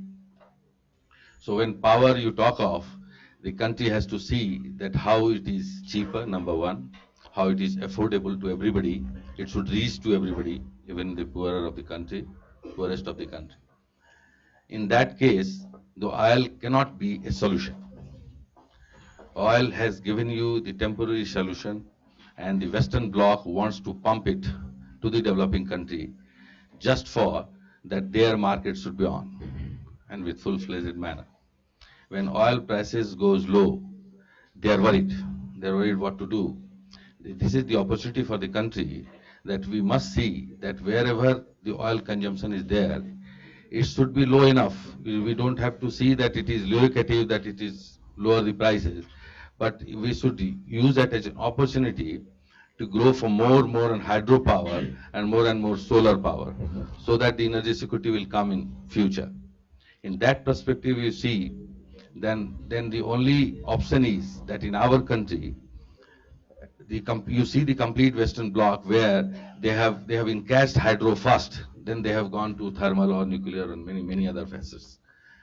Here we are lagging behind because of the difficult technology in hydro, and of course some of the challenges, technological challenges and the terrain challenges, you must say. We have to see that hydro generation should go in that proper way and so enhanced that the problem of oil should not come in between, and the pollution will go down, the global warming will go down, and at the same time you will get the independent from that security problem, the energy problem. That's my Mr. Verma, I'm sure you have tracked this the national level, whether it is because of lower coal prices or whether it is because of thermal power projects facing resistance for a variety of other reasons. The hydel power capacity addition for the first time in this year has been higher than all other power segments, No, it's not. Their addition for the country as such has been one of the biggest contributors, if not the highest. You see, I don't know, but I must tell you the Yeah, figure. I'm trying to connect between this and the oil price falling. I mean that's the connection. I'm No, trying it's to not. draw. It's not. In the present scenario, if you remember 50,000 megawatt initiative of hydro, it was to be fulfilled by 2013. It's still going on, and we have reached only on the 30,000. So the big gap is there. And No, the gap is there, but this year's addition has been the highest, one of the highest. In hydro. In hydro, yeah. That's what he's saying. Yeah. No, yeah. no. The other way around, actually. We have bad plans. No, that is another way of looking at it. I'm saying the actual addition this year has been. You see, So you is see, it this because is of the actual, because the hydro capacity addition takes minimum gestation period of 4 to 5 years. That's right. And so which was initiative taken back is coming, giving you the fruit today. Well, you can consider it that it has added more and more, but you must see the thrust of the Government of India policy. It is not on hydro. Surprisingly, it is on solar, surprisingly on other sectors like gas, but not on hydro, which is definitely paining us why it is there, because it is much needed time to have hydro capacity addition in the country. Okay, thank you. Mr. Karunakaran, you enjoy a vantage point and looking at it from a distance, maybe from an analyst point of view. How do you see this scenario? Is it an unmitigated blessing? Yeah, definitely. I feel it's a blessing. It gives the government a lot of fiscal space in terms of around 1,50,000 crores in terms of fertilizer subsidy or oil subsidy. I think you've been people. I think we have to speak. Okay.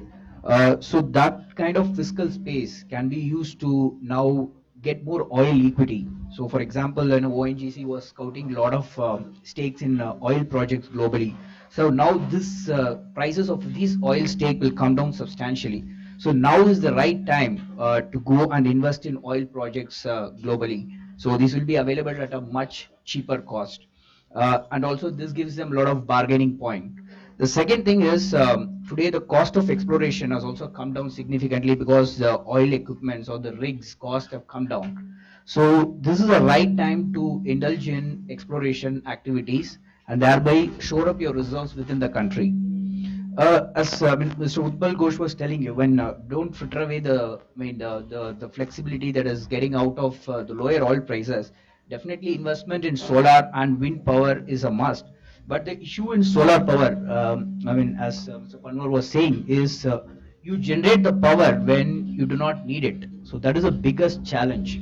How do you really overcome this challenge is today there are a lot of technological development that is happening in storage.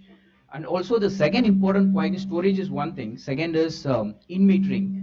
That is the rooftop application is where the solar has the most potential.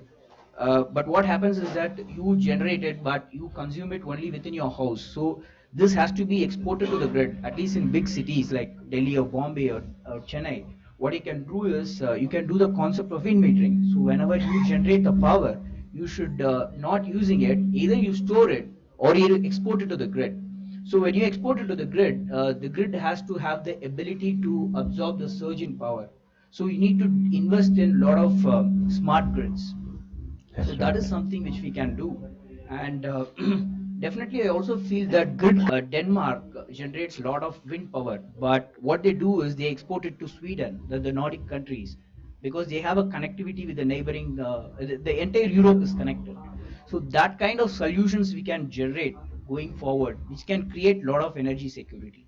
Okay. And also kind of energy flexibility, because when you build the renewable resources, you need to have a lot of flexibility. And at the same time, a word of caution, this solar power getting down to 4.36 is something I'm very skeptical about it, because it can lead to a lot of low quality assets on ground. So the government should be very careful about that, because these assets can fail after 10 or 12 years.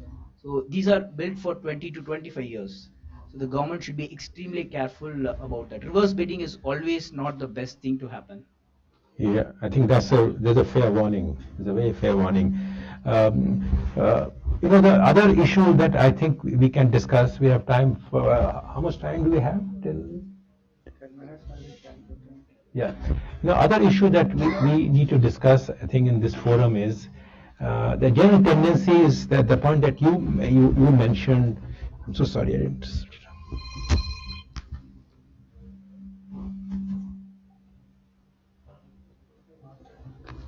Sorry, is that when prices go down, and you talked about don't fritter away the gains, when prices go down, particularly in a product like the energy item, there are three possible consequences. One, efforts at conservation slacken, drive for efficiency gets slower, and the adverse impact of fossil fuel on climate change, that concern is not that prominent in popular discourse and policy debates in the government.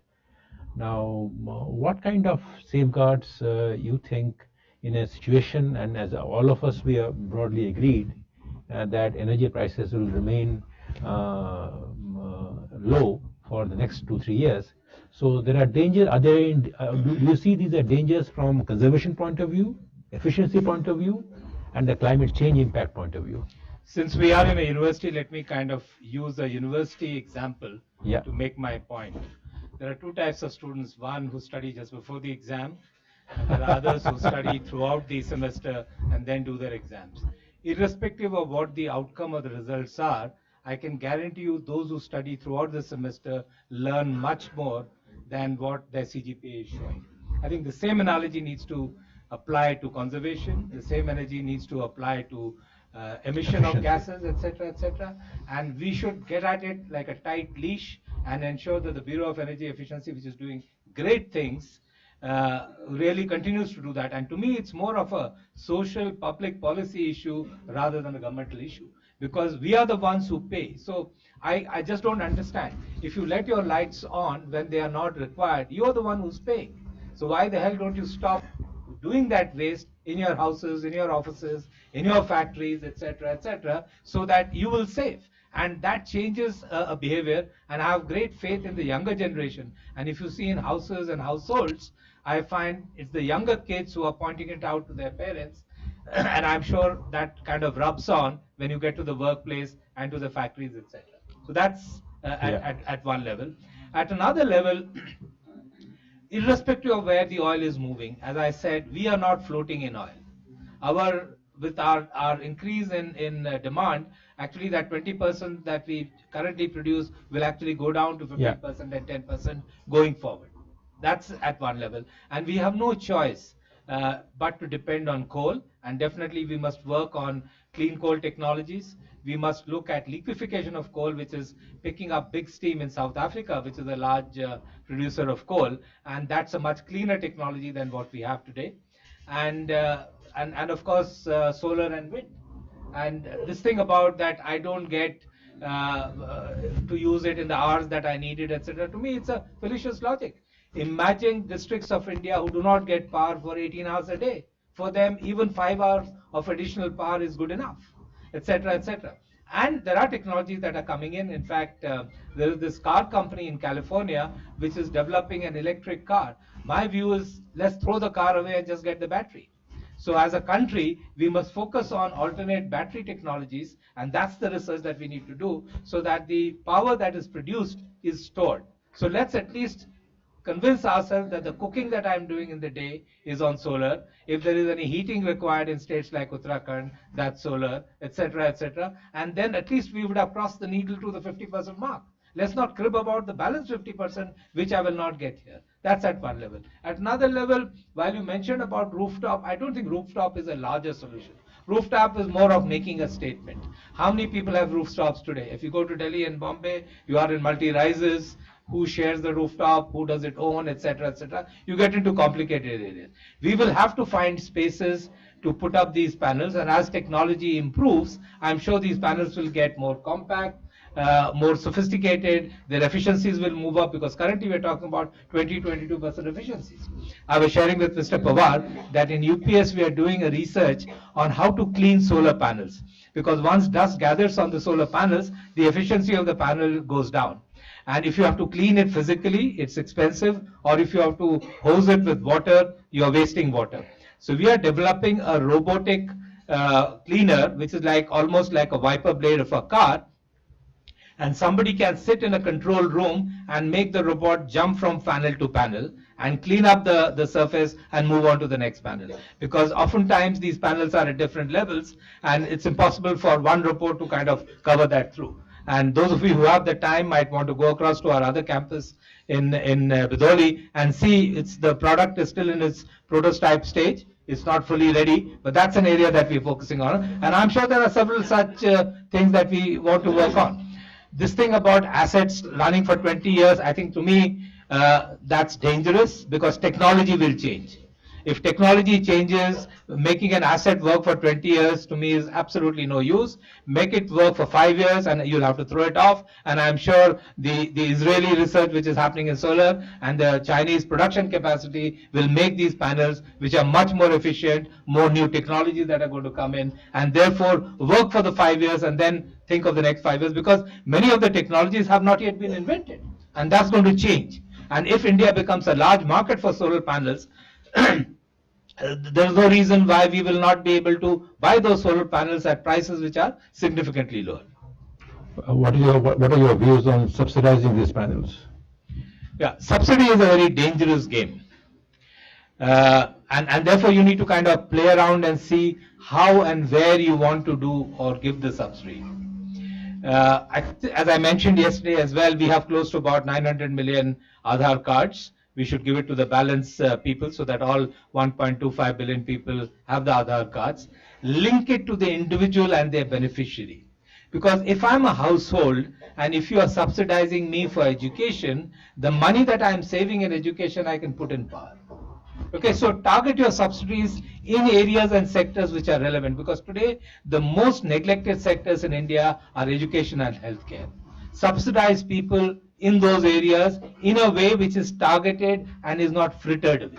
So for instance, if I have got money to teach my son or daughter, even if it gets frittered away and somebody else's daughter or son gets taught, I think it's okay. I have no issues. Okay. But if you kind of migrate it and somebody gets the financial benefit, then you've lost it. Good. I think you made some interesting points, and I'm sure Mr. Pawar will come back to you, respond to your what you call a fallacious logic, and I'm sure Mr. Karunakaran will like to respond to your point on that. But before that, I must welcome Mr. Kirit Parekh, former member of Planning Commission. He is online, I understand. Is he there? Project him on the screen. Project him on the screen. Yeah. Can you hear us? Okay. So continue. Yeah, okay. So, Mr. Bhavat, I want you to respond to. Yes, I will respond to him. He raised very valid points. Yeah. Although some of his comments are a little, I would say, sweeping. But of course, given the nature of the discussion here, we need to make more general points than specific points. However, the devil is in the details. See, why do you have a 25-year solar panel auction or a policy or a PPA? Is because the viability at the current price is only, the payback is 7 years. So if you had a PPA that ran only for 7, PPA is power purchase agreement. Yeah. If you had a PPA that ran only for 7 years and the technological obsolescence stops it at 7 years, then you will not have power at 5 rupees or 6 rupees. Then the power will be at 25 rupees. You know, Yeah. Yeah. Mr. Parekh is here. So, Finish your point. Okay, so we welcome him. Yeah. So my broad point is, again, I'm making a very sweeping and a very general macro level view, which is that we need to move, when we talk about energy, don't think of liquid petrol, liquid hydrocarbons. Now think of energy as energy that moves things apart from the transport sector. Everything else needs power, electricity. It's mostly 99%, 90% of the oil, I mean, the transport depends on liquid fuels.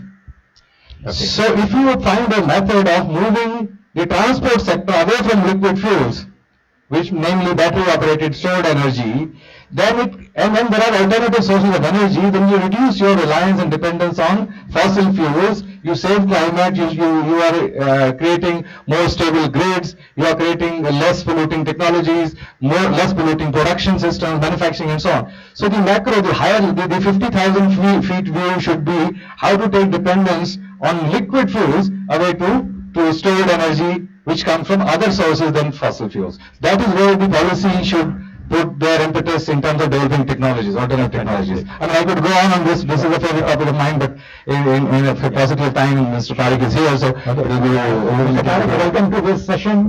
This is A.K. Bhattacharya from Business Standard conducting this session. Can you hear us, sir? Yeah. Yeah. Mr. Parekh, we are discussing and we have with us a very eminent panel, and we are happy to have you in our midst now.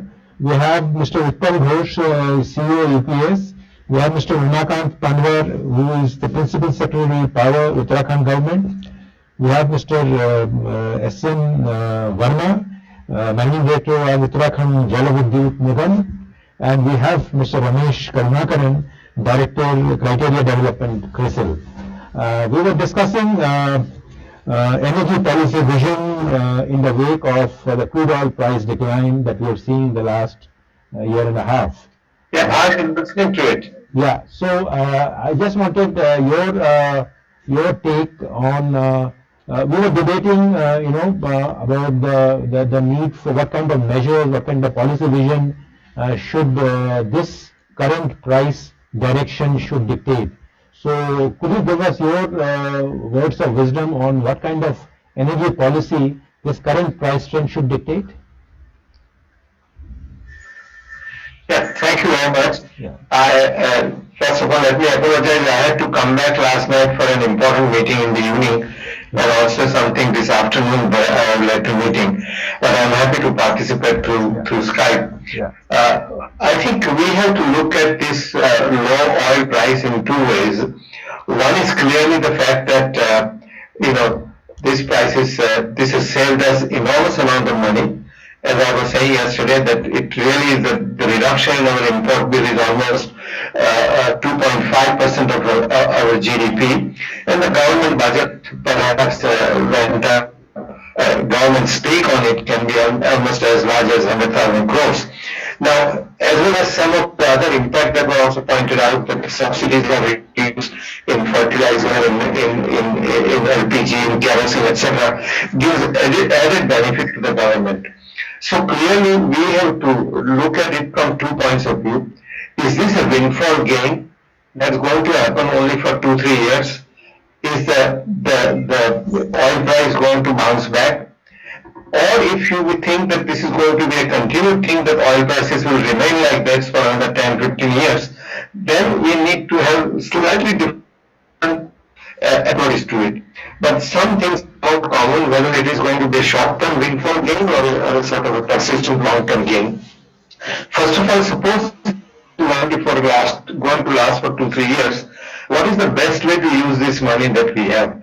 Certainly, I think one of the things is that we should clearly target it in a way that it gets us some long-term benefits. We should not squander it. We should use it in a more effective way so that it improves our long-term policy. As I was saying yesterday, I think we should, if we expect oil price to go up in few years down the line, then we should take this opportunity to explore much more oil than before, so that we can find out and have some domestic reserves identified, which may be brought later on into production if and when the need arises. And I think this is just like building up a buffer stock. You can build up a buffer stock oil on above ground. This is trying to build up a buffer stock below ground. And so lower oil price resources can help us do that. And this may be an opportune time because the numbers of rigs and other things have come down substantially, and we could certainly invest in this. The second thing is, I think, is that we should think in terms of recognizing the fact that no matter what happens, we are going to be a large dependent on oil imports, and therefore I think. And if it is a long-term gain, then certainly we would, our requirement of money required to import that amount would go down, would not increase as fast.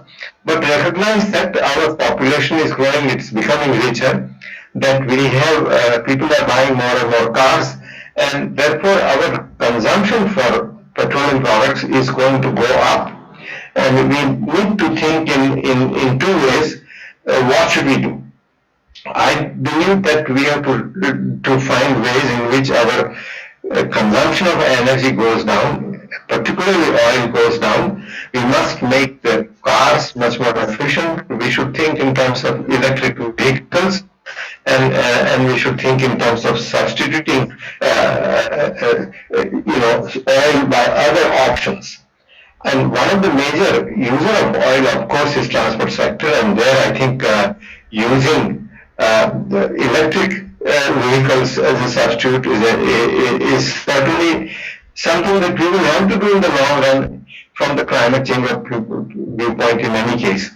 But if we have, we are a large buyer, we will be able to bring down prices is also important. But I believe that we should really think about not just importing technology, but we should develop technology ourselves. So this is an opportunity to mount an enormous effort and a very targeted effort to bring down the cost of solar energy and cost of battery. Don't just rely on China to do this. Don't rely on other countries to develop these things. We have the manpower, we have the skills, we have the ability to do this. All we need is a concentrated, well-articulated program of R&D to make sure that it does not depend on others for technology, it can also be a supplier of technology. So I believe that this is an opportunity to use that money in a wise way to reduce demand in the future, to find and be able to substitute a lot of petroleum uses by electricity. And I believe that this may be one of our, maybe the best use of money. I don't believe that we should pass on the cost of this reduced, the price reduction to consumers, because the consumers have been subsidized when the price was very high for a long time. Now it's for some time at least the consumer should also be willing to pay a little more when the international price is less, because that money has to be used wisely, and particularly if we use that money wisely. And I think to my mind the best uses of this would be in R&D and in exploration, and of course in reducing the fiscal deficit, reducing the rate of inflation, putting money into education and infrastructure, but do not squander it in in consumption, raising salaries, or doing these and other things. So I think this is a great opportunity, and we should really benefit this. I do believe that at least for 3-4 years, this price is going to continue at a low rate, because it will take some time because the global economy comes up, and it will take some time before the investment made around the world in shale gas becomes really tapers down its production capability. Thank you. Mr. Parekh, just one question to you, if you can hear us. You said at the end of your observation comments that the government should not pass on the benefits of lower crude oil prices to consumers. What has happened in the last year and a half is that the oil, petrol and diesel prices particularly have been reduced to almost 20 times, resulting to a consumer gain by one estimate by around 1 lakh crore. And the government has also raised duties, pure duties by excise, which has given the government another 1 lakh crore on an annualized basis. Now, the problem from this, as I see, particularly in the context of what you said, is that the government gains on the excise duty fronts are fungible. Those gains are fungible in a sense. They need not be used for the kind of things that you talked about, and the reductions that have already happened have already been booked by consumers, and rolling them back would be politically more difficult. So do you see, as somebody who has been in public policy planning for several years, that the government is getting into a kind of a bind because the duties that you are collecting are fungible? They are not geared to investing in the desired areas of education, health, and energy conservation, or research, or technology, but the gains that have been passed on will become very difficult to roll back because of political opposition to any price hike. I should stand corrected. I should say it's not that it should not be passed on, it should not be fully passed on. Okay. That some part of it certainly should be passed on, because there are gains to be made. And there is even an argument, one can say that money in the spend of the consumers will be perhaps spent more efficiently than the money in the hands of the government. Okay. But nonetheless, I think maybe we could think in terms of not increasing, when the price goes down, not increasing the duty, which is fungible, but think in terms of a cess. Cess would say this is a cess on energy security, and energy security fund which will really promote exploration and promote research R&D in solar and storage technologies, so that we can be the leaders on these technologies, rather than saying that, well, we'll do this provided somebody gives us money and somebody gives us technology. But why? I mean, we should have the ambition to be the best in the world. That's right. Thank you. Thank you, Mr. Parekh. Thank you. Let me come to Mr. Verma. We're talking about conservation, and we're talking about energy efficiency. Your sector has a special role in conservation, particularly time the oil prices are coming down. How do you see your organization or your perspective on what you think you can do to take advantage of the situation? If it is energy conservation, if it is... This is a question to me? No, sir. It is a question to Mr. Verma, who is the managing director of Jalavidyut Nigam in Uttarakhand. Say, energy conservation is one of the major policy for any generating body. You see, we are advocating this, we are canvassing this to the people through Bureau of Energy Efficiency and the Ministry of Power, Government of India, that how the energy is to be conserved, because energy saved is energy produced, and it is a big line. So once you are saving some energy, it will go to the poor people who are not getting that energy, not getting that power.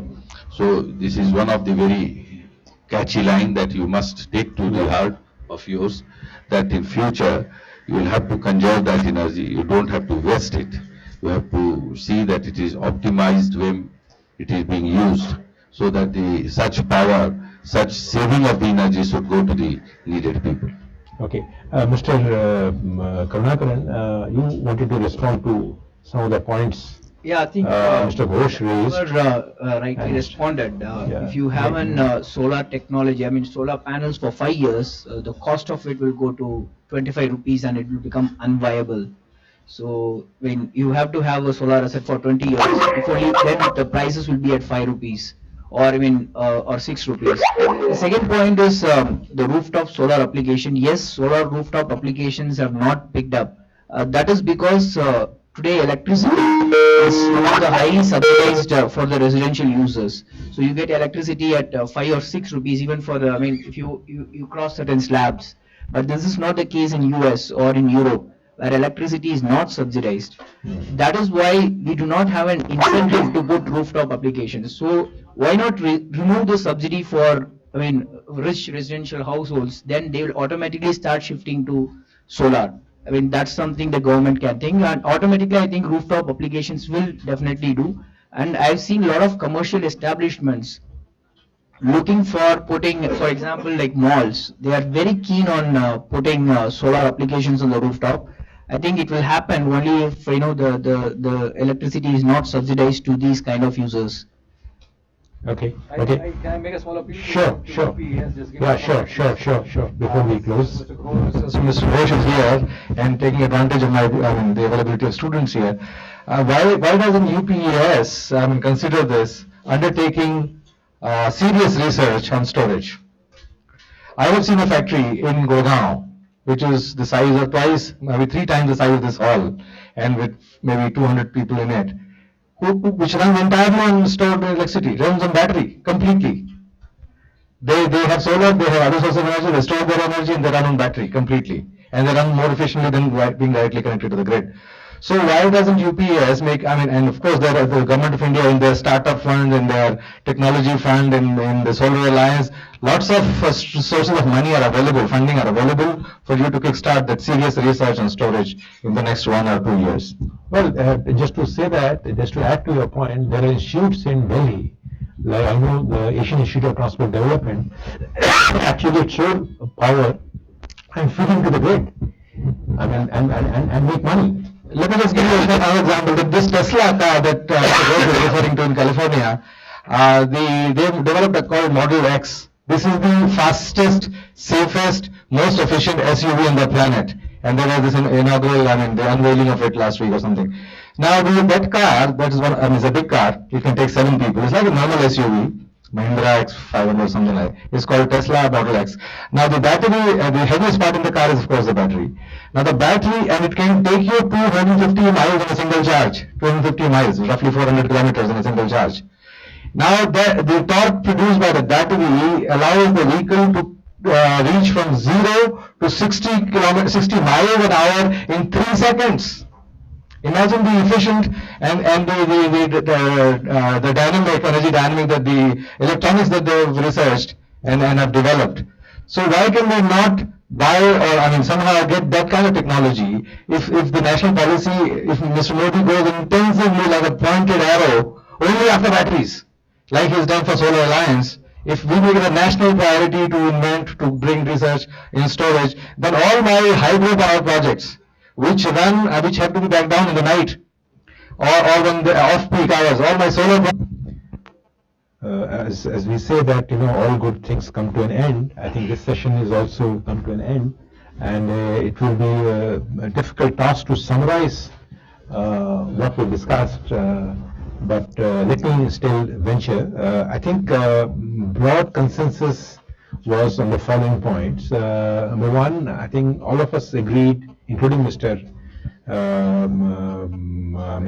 Kirit Parekh, that the price trend will remain soft for the next couple of years, if not 3. Number 2 point was everybody broadly agreed that it will be wrong to fritter away the gains that you get out of this price fall, and use this opportunity to build research, build technology build solar energy, build storage battery research so that you can use hydro as well as solar in the off-peak hours. There was also a note of warning from Mr. Karunakaran on whether the solar energy plants were financially planned in a prudent way. On the whole, the general consensus seems to be that oil prices have fallen. They will remain soft for some more years, and this is the time to book your gains through technology, efficiency, conservation, efficiency improvement, and some research into storage and alternative energies. With these words, we come to the end of this. Thank you very much for being such patient listeners. Thank you so much, sir. That's trade on this is use cheap oil to move away from oil. Yeah. Yeah, sure, please. Yeah. We'll be taking the questions if any in the evening. Thank you so much, your audience. We already run out of time. Already 11:35, so I didn't ask for anything.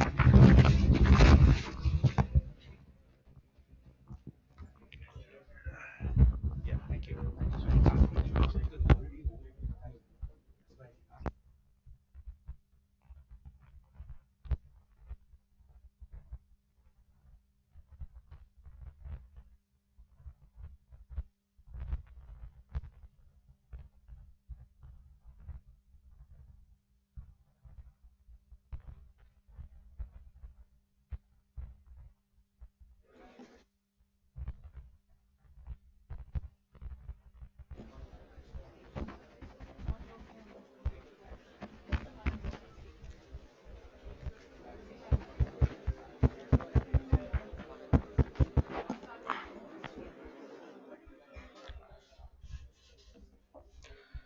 A fantastic panel discussion. For such insightful thoughts on energy, may I request the audience to utilize their energy to give a loud and energetic round of applause for them. Thank you.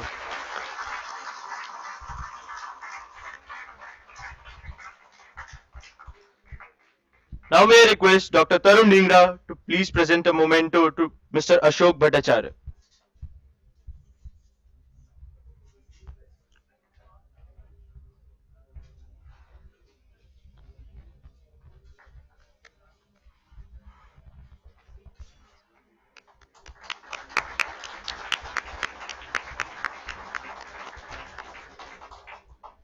May I request Dr. Raju Sundar Ganesh to present a memento to Mr. S. N. Verma.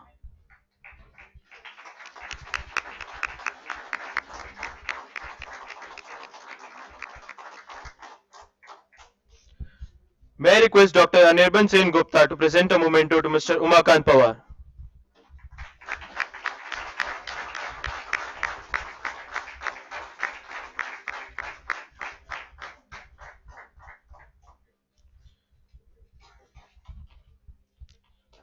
May I request Dr. Anil Kumar to present a memento to Mr. Ramesh Karnakan.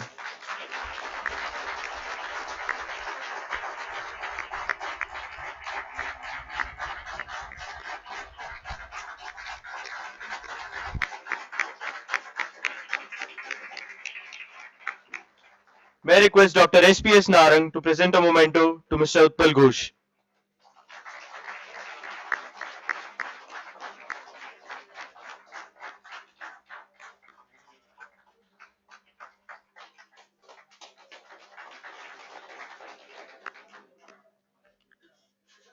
Now may I request all the dignitaries to allow to take a snap with us.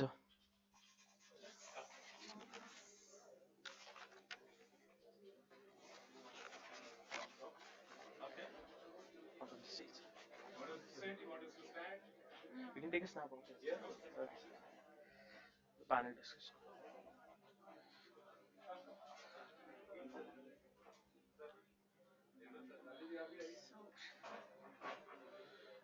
Narang sir, please.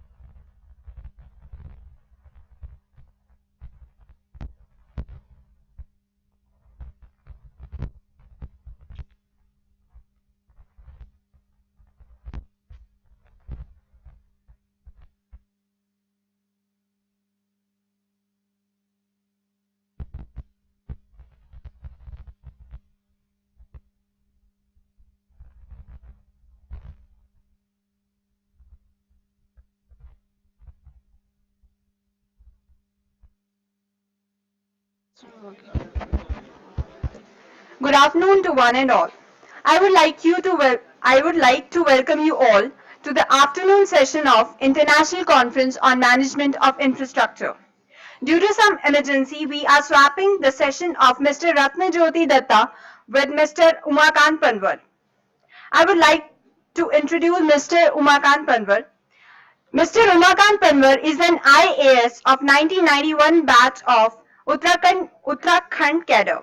He has held many important administrative posts like District Magistrate, Chamoli and Tehri Garhwal, Director Home Rehabilitation Lucknow, MD Garhwal Mandal Vikas Nigam Dehradun, Secretary Tourism and Industrial Development Department, Government of Uttarakhand, Secretary Energy and Secretary to Honorable Chief Minister, Government of Uttarakhand. At present, he is Principal Secretary Home, Prison, Tirthan, Prabandhan Evam Dharmik Mela, Energy and Non-Conventional Energy. He has been a driving force in many initiatives of the government and has contributed immensely to the state public sector entities. It's an honor to have you, sir, amongst us. We welcome you.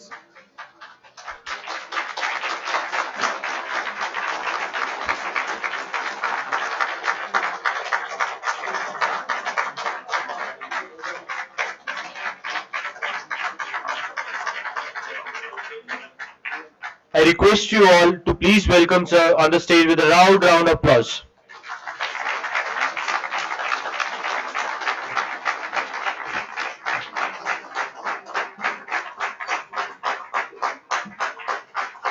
Thank you, thank you.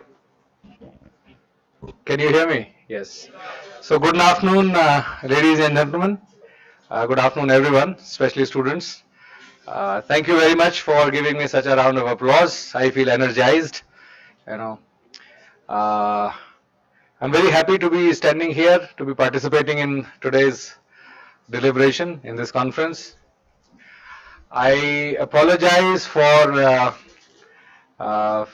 making the rescheduling the other urban lecture, because I have some pressing engagements and I have to go early. So my session was scheduled for the afternoon, 1:45, but I requested to, so it can be done now.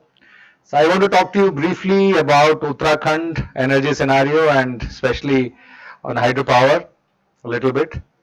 And I want to touch upon a few aspects of environment and climate change, how they are relevant to our state. Most of you studying here have come, I don't know what proportion of students come from outside states. Out of the, most of them, more than 50%? 80%, 75%. Okay. How many of you students sitting here are from other than states, from states other than Uttarakhand? Please. Oh, so about 85, 90% of them are from outside the state. So it may be interesting for you to learn more about the state. And for those who come from Uttarakhand, it will be very, very important and relevant to learn and know more about our state. Our state, Uttarakhand state, is has a geographic area of about 54,000 square kilometers. It's a very tiny state. It's a very small state, but still a very big state. It has very large stretches of Himalayan mountains, as you already know. We constitute about 1% of the total land mass of this country, 1%. And the population is also about 1%. So in that sense, we are keeping the proportions right. However, we supply disproportionately large amount of oxygen to the country. Because our land mass is covered by forests. 70% of the land of the state is covered by forests, green cover, which dictates, which forces us to a certain socio-economic path. The growth of economic, the path of economic growth in the state is limited and dictated by the large amount of forest land, because most of this is reserve forests, most of this is mountains, rugged terrain, uneven terrain, very big tall mountains, which do not allow much economic activity to be undertaken. So therefore socio-economic conditions are, especially economic conditions, are determined by the terrain, by the geography of the state. which puts a lot of limits on us. But at the same time, it provides us opportunities. Opportunities because, like I said, we supply most of the oxygen to this country. What that means is that states which do not have plain open ground, land surface areas to set up industries, to set up factories, to undertake other economic activity. We cannot have big railway stations, we cannot have big airports, we cannot have a very big transport sector. So we have all the limitations. So therefore, but at the same time, what is most important now in the 21st century, and it has been for some time, is the effect of the economic activity happening all over the world, high intensity economic activity, mostly by consumption of fossil fuels, is the adverse impact on environment and ecology. And therefore, there has been this intense debate, discussion, and now a compulsion around the world to reduce emissions, to reduce consumption of fossil fuels, because it's damaging the environment in a manner which is causing a large scale adverse impact on several other parts of our life. It is causing damage, the environmental damage resulting in uncontrolled, unpredictable climate change, which is damaging our crops, our agriculture, our health, other economic activities, disasters, our lives. So this cycle of using more fossil fuels, damaging the climate, climate damaging our lives, has to be broken. And therefore, the relevance of green energy, green technologies, and green countries, green places like Uttarakhand is a green state. 70% of my land is green, tree cover. Now, with that background, we also need to understand that it is also a challenge, because we do need to meet the energy demands, the growth demands, needs of the population, which is growing with development. Energy consumption is an indicator of the economic growth, of the development of any place. So our consumption is going to grow up, is going to grow, and then we are limited by space. So what we are left with is green energy. Green energy for me in my context means two things. We can depend mostly on solar or hydropower. Hydropower is also green energy.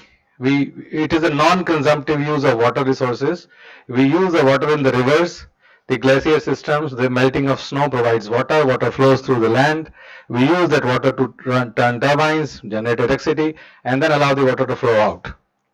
This does not cause any environmental damage. We don't store water, we allow it to flow down again. However, this is at the very simple level. In my state, the total potential for hydropower is estimated by different studies and different estimates between 25,000 to 40,000 megawatts of power. But we are currently only exploiting about 4,000 megawatts. There is still room for large scale exploitation of this hydropower potential in our state. A lot of people in the world think that hydropower has caused environmental damage. I think it is partly true. It is true to some extent. Large reservoir-based projects, large dams, for example, Tiri Dam, or other such dams in other states, when they are built, they do tend to cause a lot of damage to the surroundings, to the surrounding environment. We have to cut trees, we have to submerge a large part of the forest, lands, agricultural land goes down underwater, agricultural productivity goes down, a number of people have to be moved out, large thousands and hundreds and thousands of families have to be moved out of that submergence area, so it causes displacement, loss of economic activity that they were doing before, and so on and so forth. So over a period of time, over the last 50 years, technology and designs have changed, have moved from large storage dams to run-of-the-river projects, smaller projects that we can make without storing a lot of water, without causing the bad effects of storage projects.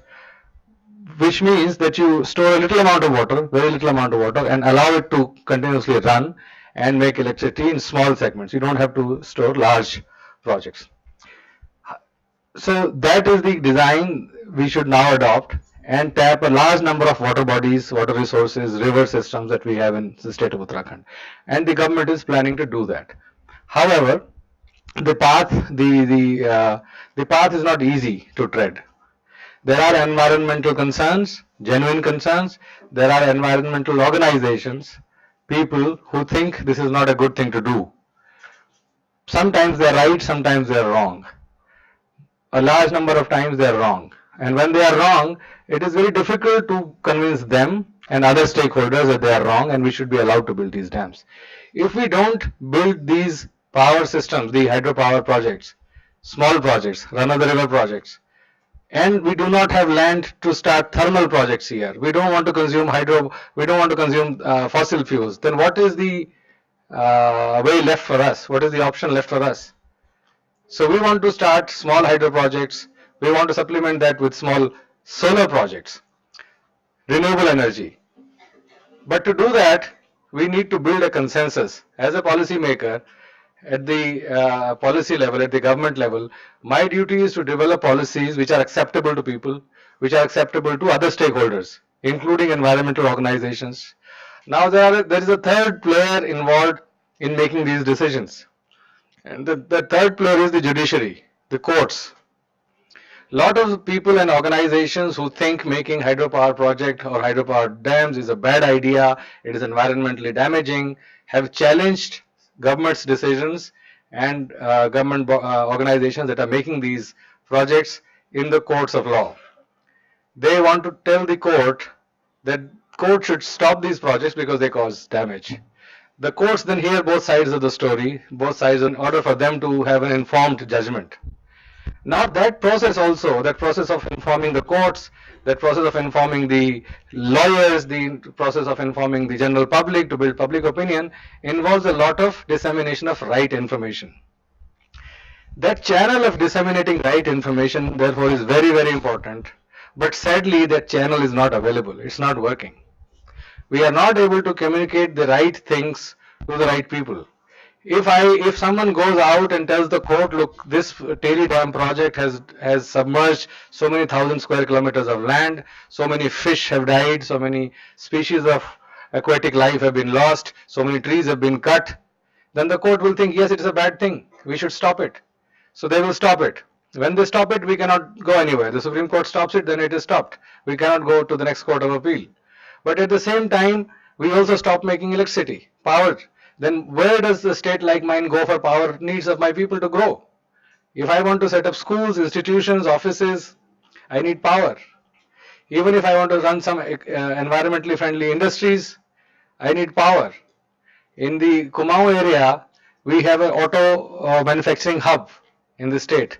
Most of you will remember that Tata Nano was supposed to come to Uttarakhand some time back, but later it went to Gujarat. But Tata has a manufacturing unit here. Mahindra has a manufacturing unit here. Ashok Leyland manufactures their truck engines here. So we have a large production based in the foothills of our state. All of that needs energy, electric power. So if I don't produce enough energy, how am I going to sustain the economy of the state? So this is where hydropower is critical.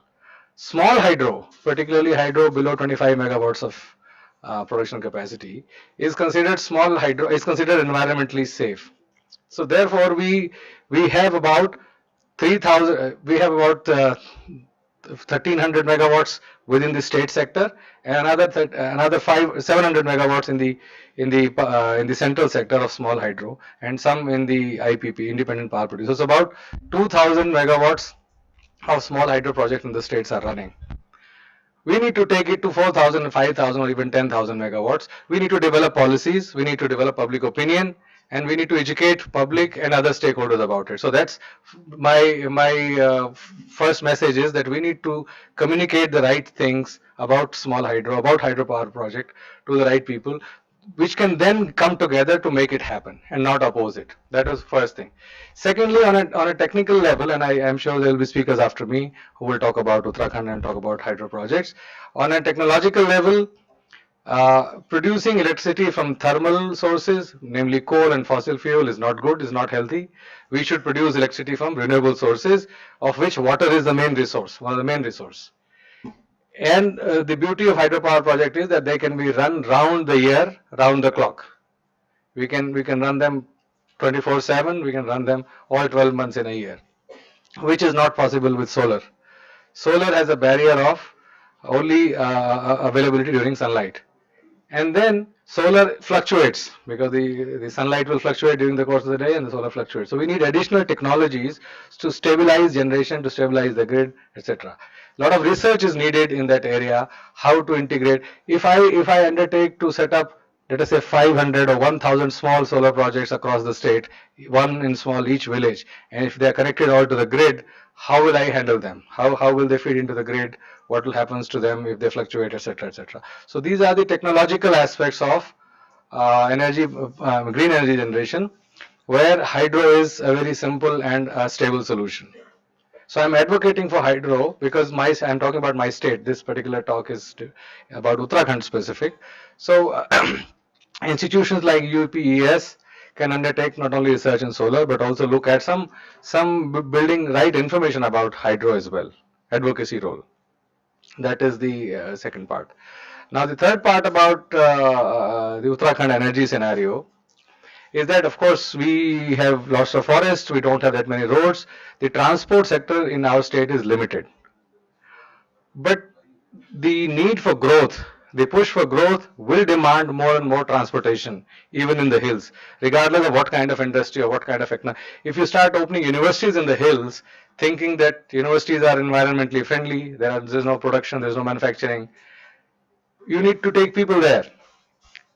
To take people there, you need transportation. Again, either road transport or air transport. So transport will grow with the growth in economic activity. For the growth of transport, fossil fuel consumption will go up, and therefore emissions will go up.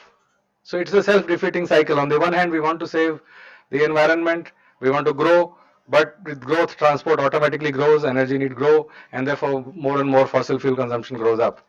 And therefore the need for green energy, especially in a state like this. I don't want to spoil the ecosystem, the environment, the ecology of my state. I have beautiful forests, I have green, because it has other implications. People come here, people traditionally used to come to the hills to do health gain, to the sanatoria. People used to come away from the cities to live in the mountains for a few weeks or a few months and holidays so that they could regain their health, because the air here is so pure, the pollution here is down, etc., etc. The beautiful environment. But we are going to damage that if we push for growth and use more fossil fuels and more transport network in the state, and therefore the need for green energy. And again it comes back to hydro and solar. So for third reason is the economic growth, the preservation of the environment, the demand for the population to grow economically. We need to go back to solar and hydro.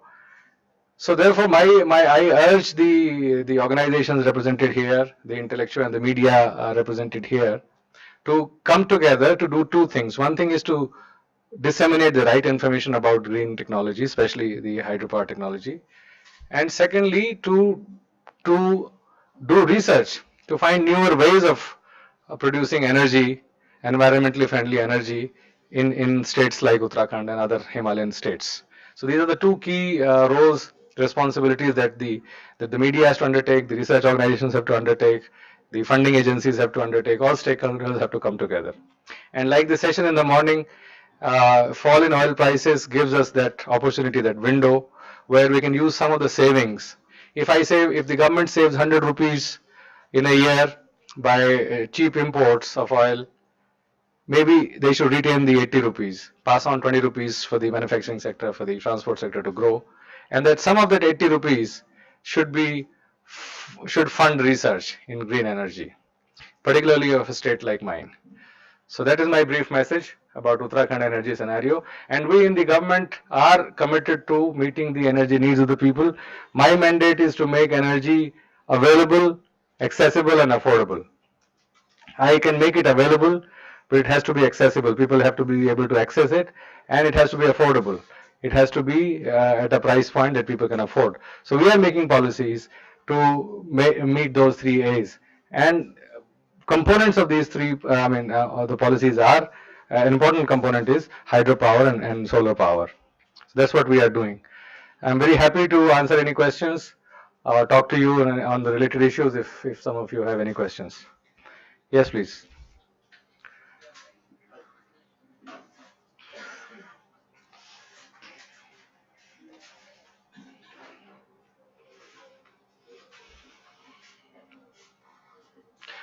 Okay, before, all right, you can go ahead and ask your question, and I have one more point to share with you. Uh, no, it's all right. I mean, I can. All right, let me just give you this idea. This idea has been, we've been dealing with this idea, and we are converting into a policy. For example, I briefly mentioned it in the morning. We need social growth, entrepreneurial growth in the hills. What if I made a small solar project in a hill of 5 kilowatt or 10 kilowatts or 15 kilowatts in a hill village, and government subsidized it to some extent and brought in industry for the viability gap, that the industry will come and set up the project. There is a viability gap, I will subsidize to that extent, and then appoint a local person or the panchayat to run that project and feed that power into the local grid, small micro grid, for local consumption, local households which are not connected to the main grid. So this, what it does is that it creates an entrepreneur in the village. It provides business opportunity for the village. When there is power during daytime, maybe a chakki wala will set up a small chakki there, or maybe some repair shop will open up, which again will generate some economic activity and income for the local person. So I can use, as a policy tool, I can use small solar as a push to start entrepreneurship, business in a village. So that's the policy tool that I have. So this is the idea that I am sort of working with, and I hope to come out soon with a policy on this one. Yeah. So my question was similar to that. You were talking about entrepreneurs coming forward and then taking up such kind of projects. This is a management college, and I'm sure 75% of the students here will become entrepreneurs one day. So what does the government have any kind of a project which they can take as an entrepreneur and work for that and earn money? Of course, it's not in a the energy sector, specifically in the power sector, in the energy sector, solar is one such area where people can actually become entrepreneurs, because there are several schemes in the solar sector where we are encouraging individuals to come up and set up power projects on their own, which the government will subsidize. It is called the rooftop solar, but it doesn't have to be strictly on the roof. The name is rooftop, but it doesn't have to be only on the roof. It can be anywhere. It can be on the roof, it can be in your premises, it can be on the ground. You set up that plant, the electricity regulator fixes a tariff at which you feed that energy into the main grid. And I will pay you for the units that you fed in on a net metering basis. You have to meet your local needs first. Suppose you generate 100 units of power and your need is 15 units. So you consume those 15 units, and for the remaining 85 units you feed into the grid. And UPCL, the distribution company, will buy that power from you and pay you at a remunerative price, at a very attractive price of 6 rupees.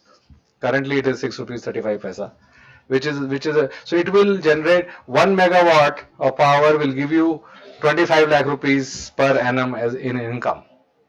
And this is open to anybody. Anybody can do this. That attracted me also. That attracted me. Yes. So all of you are free to, and it is unlimited. We have about 40 megawatts to be set up under this scheme. So we can have, but the limit is half a megawatt, 500 kilowatt per person. Yeah. Sir, good afternoon, sir.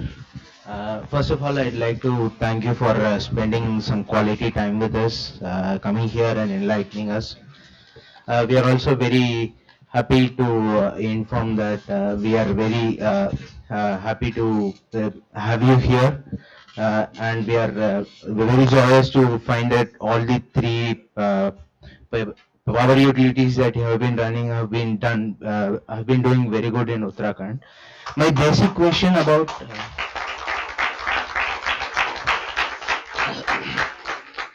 Sir, my basic question about this thing is that you have spoken a lot about hydro projects, but since in the morning you have been speaking about the storage kind of storage facilities for energy. Hydro also provides a very attractive storage facility in pumped hydro storage facilities.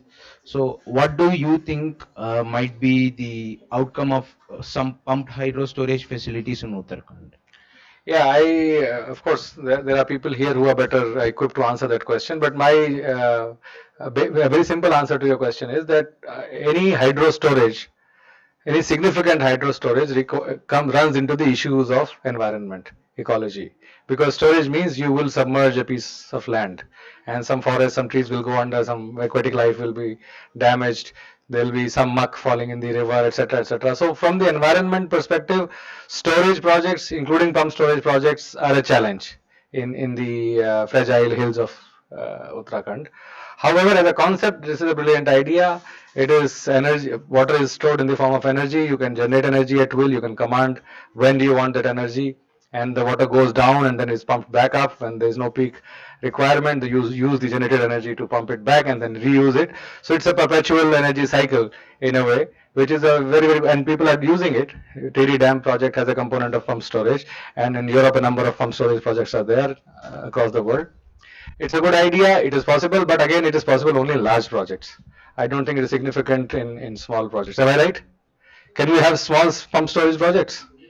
Small hydro? Okay, so small hydro is possible. Is there a possibility in Uttarakhand for small pump storage projects?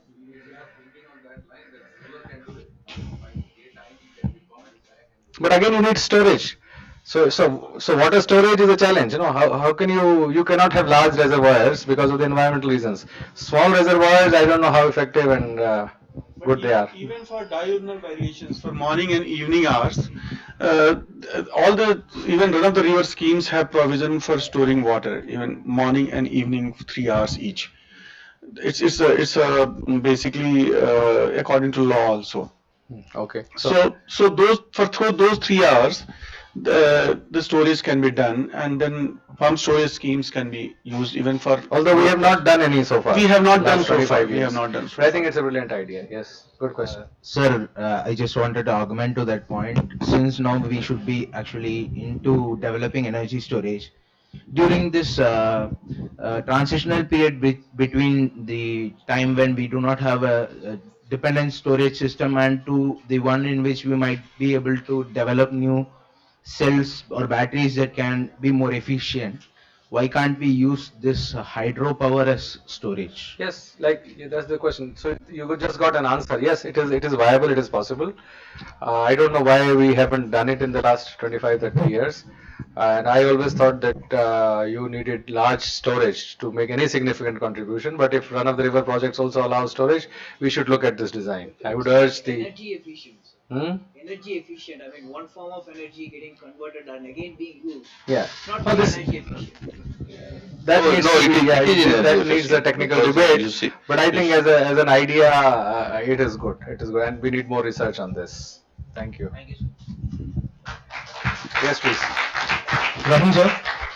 Sir, in India, up to 25 megawatt is considered safe, clean, green, and is considered as renewables.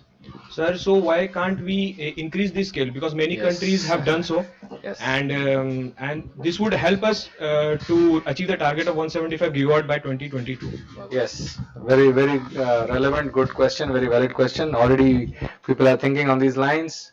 Probably we will soon have the limit of small hydro raised from 25 to possibly 100 megawatt, which will then again, like you said, will help us meet our 175 gigawatt renewable target. It's already, the thinking is already on. I think very soon we are going to have that decision.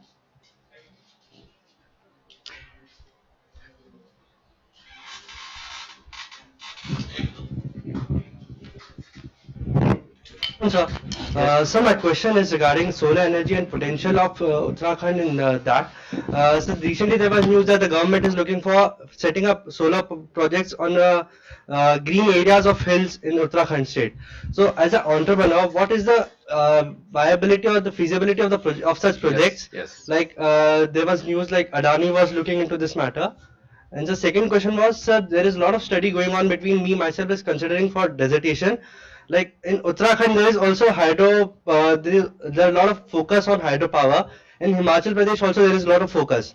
But Himachal Pradesh is technically doing bit more sound in hydropower than Uttarakhand is. So, what are the points which are factors which are affecting that Uttarakhand is not able to achieve that level in hydropower that Himachal Pradesh is? You have asked two questions. First is what is the situation about putting solar projects on the hill slopes and whether it's commercially viable. As of to answer that question, as of now, it is probably not viable. commercially viable. But given some subsidy or assistance from the government, some viability gap funding, it is viable. But it has other indirect benefits because of which we should look at it seriously. I met one industrialist last week from Delhi who came as a big solar company, and they are interested in using the barren slopes of the mountains, the south and southeast facing slopes of Uttarakhand mountains, to set up solar panels and solar projects. And then they showed us examples and pictures of large solar deployment on the hill slopes in Switzerland. I was not aware of this, but I was quite pleasantly surprised to see that Switzerland has done a lot of solar projects on the hill slopes, in remote hill slopes. Of course, the challenge is transportation, connectivity. How do you take these materials up there? There are no roads. You'll have to make roads and transport to those sites possible. But a lot of solar energy can be utilized, the sun energy can be utilized on the hills, on the slope, barren slopes. There's no vegetation there, there's no trees growing on those slopes, which could be used to tap the solar potential there. There will be some commercial viability gap, which the government should step forward and find how to plug that gap. There could be new revenue sharing models in which the local panchayat can get involved.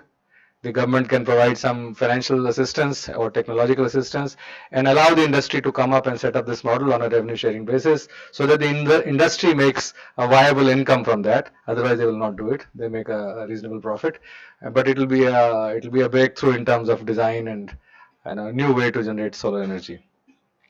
For the second question of why we are not doing as well as Himachal, we are not doing as well as Himachal because of in the last 5 or 7 years, because of a lot of litigation on the environmental front. A lot of environmental organizations which are hyperactive in Uttarakhand, more active in this state than any other state in the country, have created a debate around this issue. So much so that and we not only have environmental organizations, NGOs, we have government organizations, government funded organizations that take a different view of hydropower, and they think hydropower is not a good thing to do. As much as 24 identified projects under various stages of development have been put on hold, which equal to about 2,000 megawatt. 2,000 megawatt worth of projects have been put up. There's a ban on by the Supreme Court to develop these projects in Uttarakhand, especially on the Ganga and its tributaries. So that is one reason why we are not as competent or as doing as well as Himachal is. See, there is another third angle. This is part of the offshoot of environmental movement, but also there is some socio-religious angle to it. For example, the river Ganga, which is a holy river. Now there is a sentiment that, and of course it's got very dirty because of all the effluent that runs into river along its course right up to Calcutta. And most 90% of this effluent is put into the river after it leaves Uttarakhand. From Uttarakhand it leaves in 95% pure form, or maybe more. But at the moment it enters UP and various cities of the UP, a lot of industrial waste, sewage, etc., is thrown into the Ganga and becomes very dirty, and it's got a very bad name. So the government of India has taken up a project of cleaning the Ganga of several thousand crores. It's a national priority to clean up the Ganga river.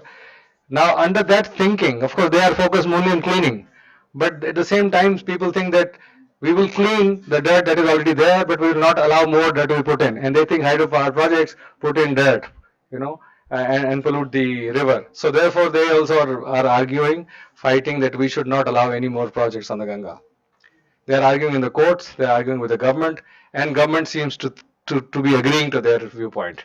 That's another reason we are not able to put hydropower projects on several rivers. Any last questions? Yes, please. There at the back.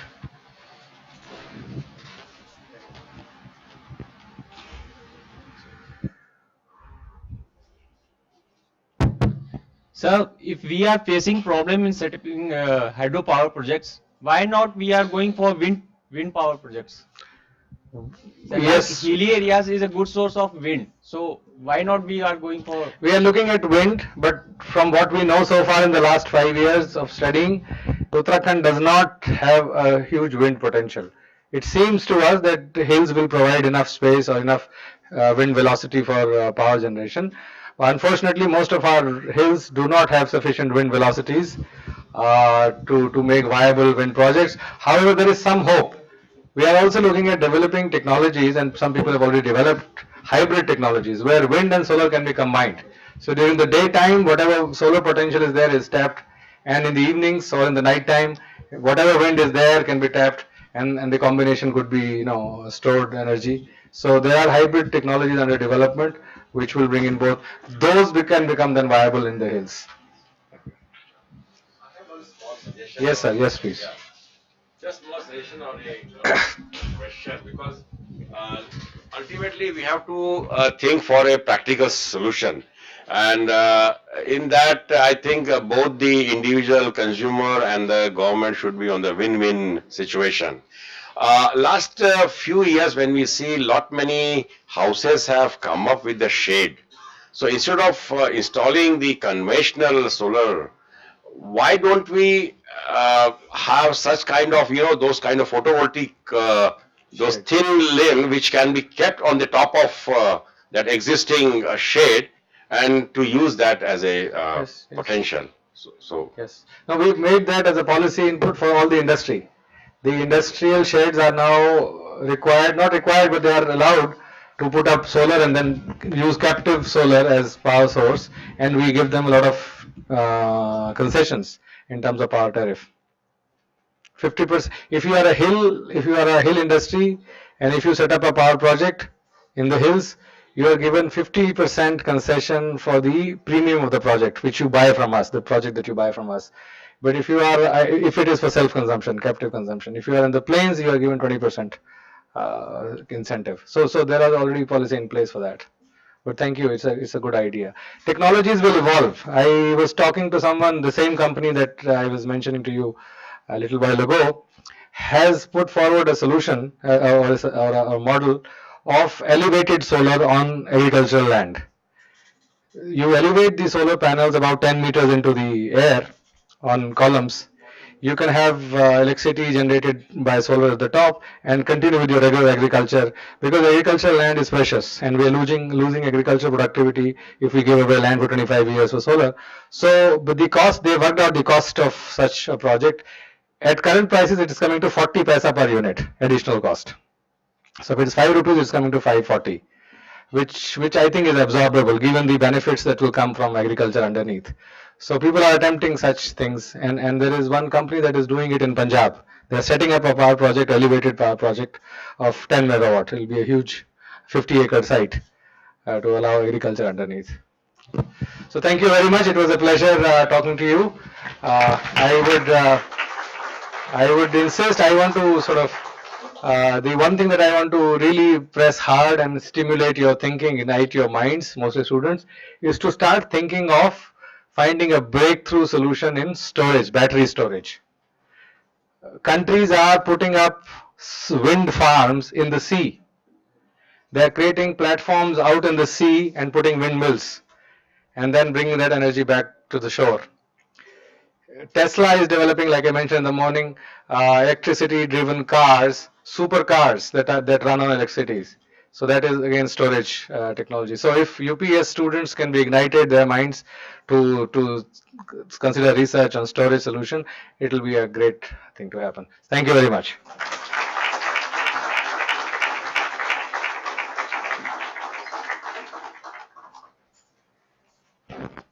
Thank you so much, sir, for sharing your profound knowledge with us. Now I request Dr. Tarun Dhingra to present a memento to sir. Please accept this token of appreciation.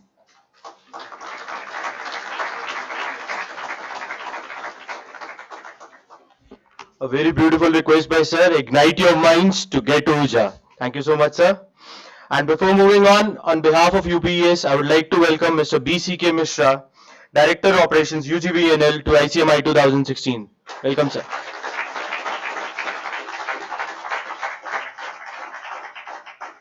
Moving on, I would like to welcome on stage Mr. Umakant Pawar, Mr. S.N. Verma, Mr. BCK Mishra, Dr. Raju Ganesh Sundar, Dr. Tarun Dhingra, Dr. SPS Narang, Dr. Yakut, Dr. Narendra Dalai and Dr. Joji Rao to please come up on the stage and release the souvenir on hydropower in Uttarakhand.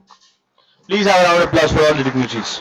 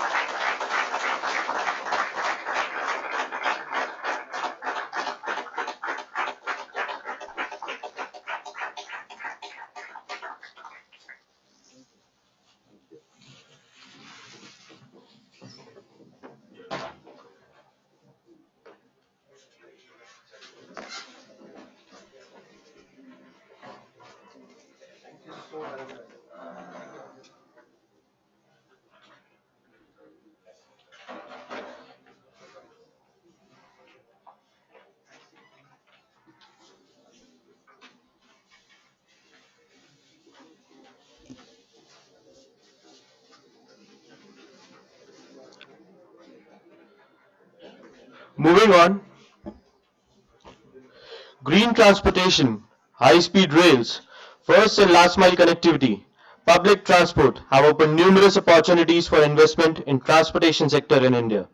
To enlighten us more about it, we have with us Ms. Ishita Chauhan Shekhawat from World Bank India. We welcome you, ma'am.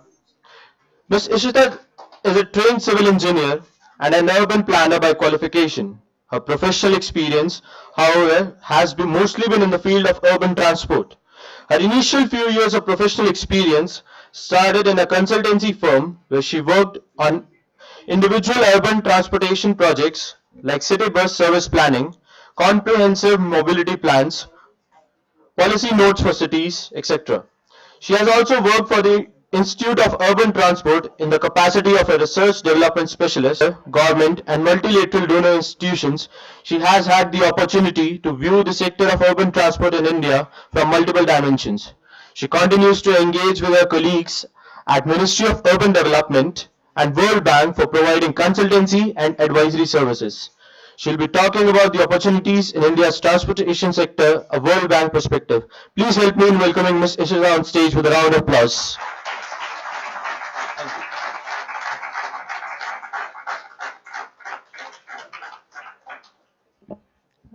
Just a small correction, I'm not a doctor, but anyway, it's a privilege to be here.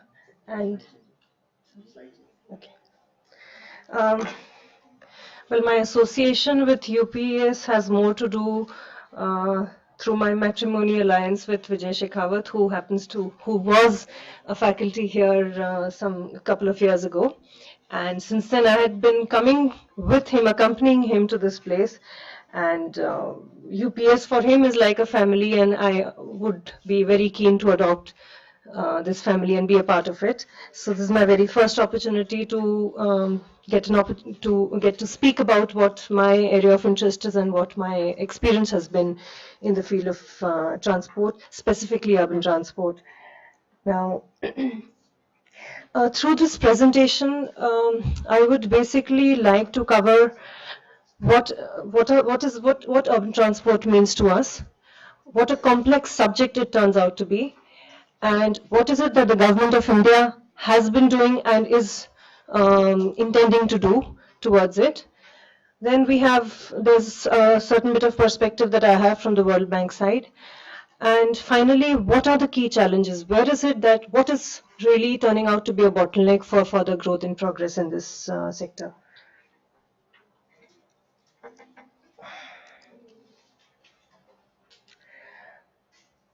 So the very first slide that I have here just talks of how vehicular growth has taken place. And Just comparing some statistics back right from 1951 to 2011, there's been an 11% average annual growth rate in vehicles, and private vehicles have been increasing at the rate of 15 to 17%, while public service vehicles that are meant for public service, such as the buses, have just been increasing at the rate of about 5 to 6%.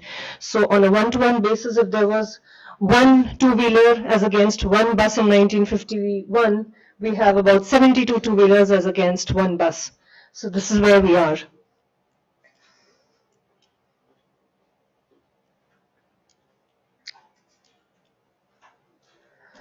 Energy consumption by the transport sector, we have had a lot of distinguished speakers since morning who've been talking about it. At the same time, there's been enormous urbanization. 28% of our population is already living in urban areas, which is going to go up to about 50% by 2050. More than 5,000 cities that we have. And again, these cities are also going to increase. When we talk of cities, we immediately talk of urban sprawl. The distances that one person has to cover from one point A to point B within a city is also increasing at a very, very fast rate. And the transport sector in itself, we have talked of these figures in the morning. They're contributing to about 17.6% of the total commercial energy.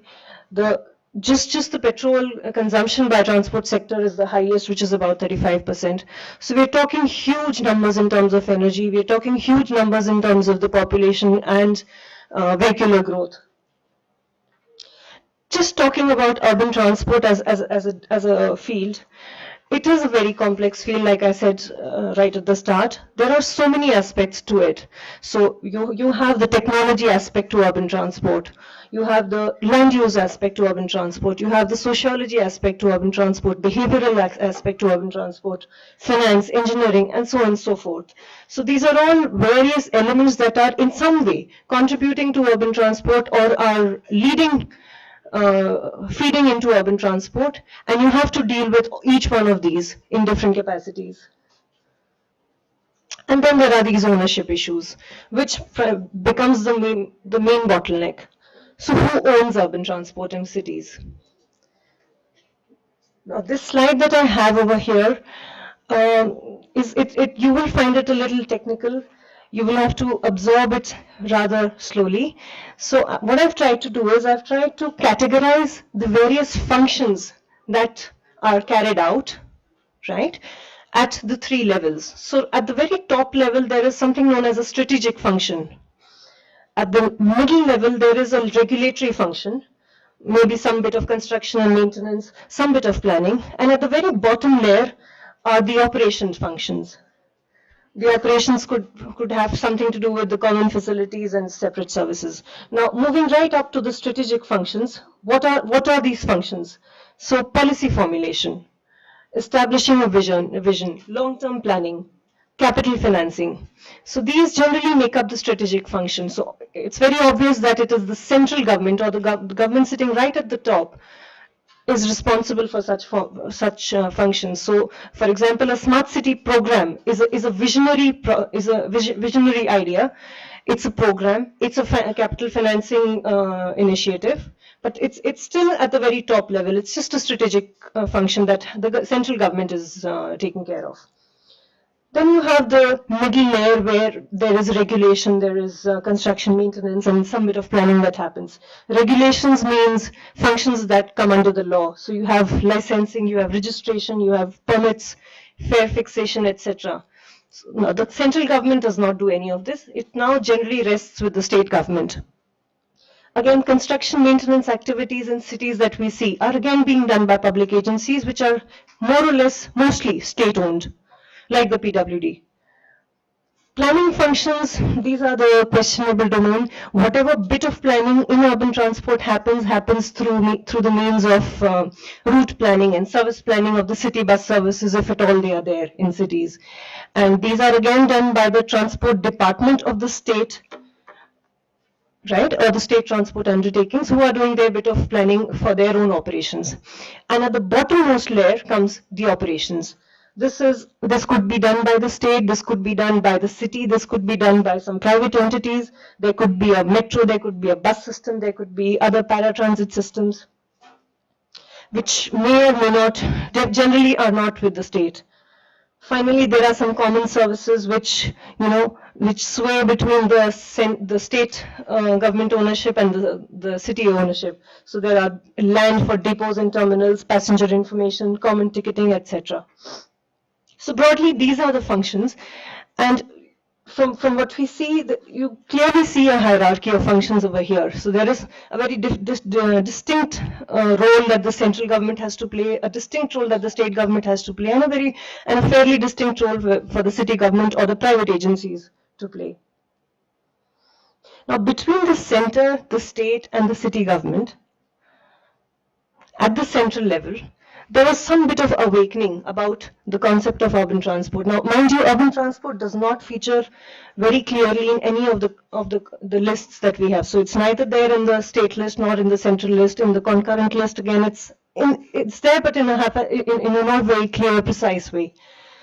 So the need for integrated city urban transport planning emerged only, the idea came up in 1986, and a subject was assigned to the Ministry of Urban Development to handle urban transport. The state government, unfortunately, does not have a very uniform pattern. So there are road transport systems like bus-based public transport, which come under the Department of Transport.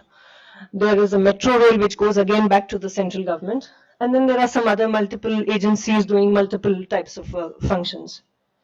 At the city government, other than the two states of Gujarat and Maharashtra, where the implementation of the 74th Constitutional Amendment took place to some extent, so there were some defined city-specific functions given to the municipalities of these two states. All other states in India, the role that municipalities typically are undertaking are limited to waste management, city cleaning services, or some property taxes, and that's about it.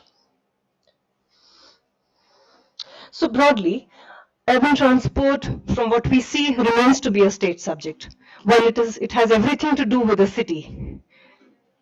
In the absence of any nodal agency taking care of urban transport and all elements of it, investments are haphazardly distributed and not exactly coordinated. And focus so far in the cities has unfortunately been on increasing of road space or just shifting congestion. So you have problem with your intersections. There is an immediate decision taken towards building a new flyover. So we are only allowing more and more road space, which directly relates to increased motorization. So we're just shifting congestion from one road to another and basically adding on to it. Now, in all of this, what is it that the GOI has been doing? So in 2006, the Government of India came up with the National Urban Transport Policy, which for once did bring up some amount of urban transport jargon that we use today. So the concept of non-motorized transport planning, the concept of intelligent transport systems, the concept of integrated planning, etc., did emerge from this policy. But it still remains to be an 8-page policy document, and you need institutions to take it forward. So this document lies with the central government. It's there for everyone to read. So you do get an idea of what the government intends the cities to, the steps that the city is supposed to take, but we don't have institutions to be doing that. Then came the JNNURM by the previous government. This was basically a large infrastructure funding program which was mostly reform based. So they used a carrot and stick approach. They were ready to give funds to cities with the fulfillment of a condition of a reform condition being met. And through the JNNURM, there were a lot of funding that went to cities for projects which, as per the understanding of the person sitting in the Ministry of Urban Development, whether or not a certain project falls under urban transport. So a classic example of this was the Pune BRTS project. So the Pune city, municipal corporation wanted they had plans of undertaking a huge road widening program in their city, and they didn't have the money.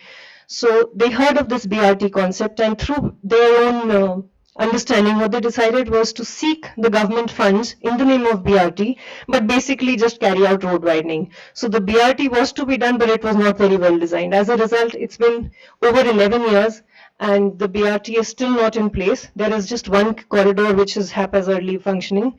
And there has been a lot of negative publicity because of the Pune BRT. The Delhi BRT came much later, but it was the Pune BRT which came first. But again, it was done with a different intention. And the ministry, in all its wisdom, accepted it as a BRT project and gave funds for it.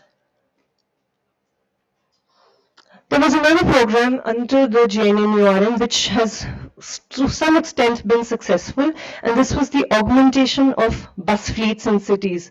So back in 2006, there were only 20 cities in the country which had some form of organized public transport system. So you had a DTC in Delhi, you had a BMTC in Mumbai, you had a CSTC and a few others in Kolkata.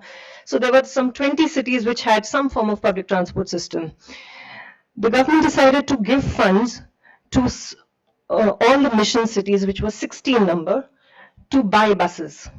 So the government was, and in return, the cities had to fulfill some reform conditions.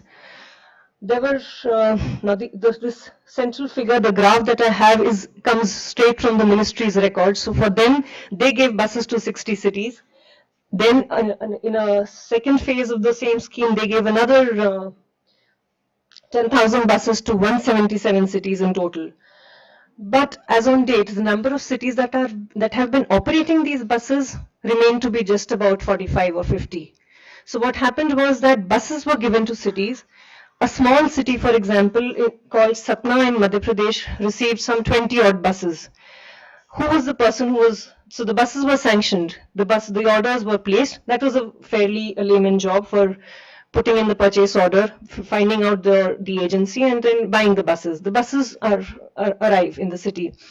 Now it's the responsibility of a sanitation engineer who has no idea whatsoever of bus operations to manage the buses, to find an operator, to make the contract for him and have the buses running. What happens to, who does the servicing for the buses? What happens to the workshop for these buses? What about the land? Where will these buses be parked? There was no answer to it.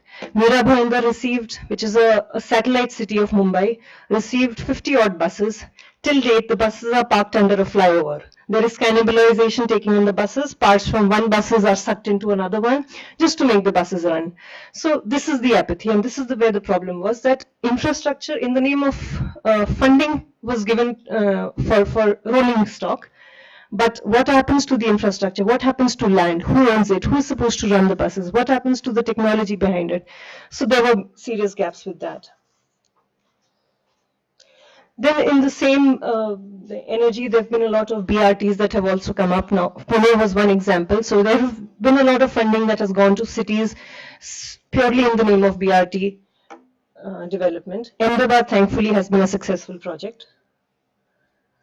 Again, couple of metro projects that have come up in the previous government's regime and also are continuously coming up in the current regime. So despite all of this funding being made available in the name of urban transport, mega projects by the central government were sanctioned, but who managed them and who monitored them? There is a serious question mark to that. Integration of services. So you have a BRT in the city, you have a metro in a city. Who ensures that the BRT station or the bus station falls right under the metro station for integration of services so that one person can switch modes? That there is no single agency which is looking at that. Then finally, land becomes a big problem. Most of the land in a city remains with the state. The city doesn't have much to do with land with them. And making land available for these major infrastructure works, associated infrastructure for any service to take place, that becomes a big problem. The smart cities mission of the new government has been an eye-opener, has been visionary for once. Now, this program is a very concept-driven and an idea-driven program. The focus is not on projects. The focus is on area development. So you could pick up a certain area within a city and develop it to your fancy. There are no guidelines as to what projects you need to implement. You could do beautification, you could do ITS in innovations. So there is a lot of scope for innovation, and they've left scope for only one project to be falling under the PAN city. So while most of their projects can be area based, one project that they are ready to accommodate is, on a pan-city basis, and that one project could or could not be urban transport project. So we don't know where urban transport fits into the smart cities mission. The cities may or may not pick up an urban transport project within them. Similarly, the Amrit has been is slightly different from the smart cities mission. Amrit is project driven, very clearly. It's the standardized way of central government scheme where there are certain projects that are highlighted, certain areas that are highlighted, and the cities have to pick up projects. But the funding being made available for 500 cities is fairly small. So urban transport needs to be accommodated in Amrit, for sure, but only through some waterways project or some non-motorized transport project, some bit of BRTS or some buses, that's about it. So we are still to see what is happening with the smart cities and the Amrit project, but we clearly know what went wrong with the previous schemes of the government. Then the one good thing that the current government has done is that it has aligned a lot of its projects. So they have the smart cities and the Amrit which are there, which are based on urban development, and they have linked. There is scope for aligning the projects with the other parallel ministry programs such as the National Solar Mission. So urban transport initiatives through the National Solar Mission can be looked at, developing, maximizing use of solar energy on rooftops of depots and terminals, etc. So that this is one good step. At least we are not working in silos. So Ministry of Urban Development is trying to align itself with the new Secretariat for Solar Alliance that has come up. Now, in all of this, the key success factors for any project, for any program to work are the three key elements of having the correct vision, having the correct policies, and then most importantly, having the right institution to drive the vision and to drive the policies. And there comes the problem. Where are the institutions? And this is the major bottleneck. In all of this, there is the World Bank that has been trying very hard to promote sustainable projects in the country. Just talking about what we are doing at the ICT and transport unit of the World Bank. So we're looking at rural and urban road projects. We're looking at freight and logistics, ICT, railways, and urban transport as well. Now, simply just this slide will just give you an idea of what we are doing in the different parts of the world. So as you know, the World Bank mostly works in the underdeveloped and the developing countries. And these are the six different regions where we're working in. And the orange section of the pie covers urban transport. So most of the urban transport projects we have are in the East Asia Pacific region, which is the Philippines, Manila, that part, Vietnam. And then we have some urban transport projects happening in the Latin American cities. You must be aware of the Bogota BRTS and the Curitiba BRTS programs, which have been very successful. So the Latin America region in the bank jargon is the most progressive.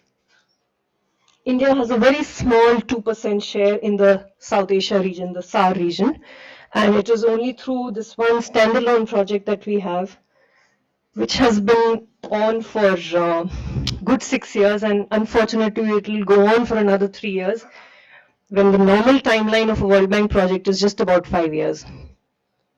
So the Sustainable Urban Transport project that the bank is doing along with the Ministry of Urban Development deals with 6 demonstration projects in 5 cities. So we are doing a BRTS in Hubli Dharwad right from scratch. We are part funding the BRTS of Pimpri Chinchwad.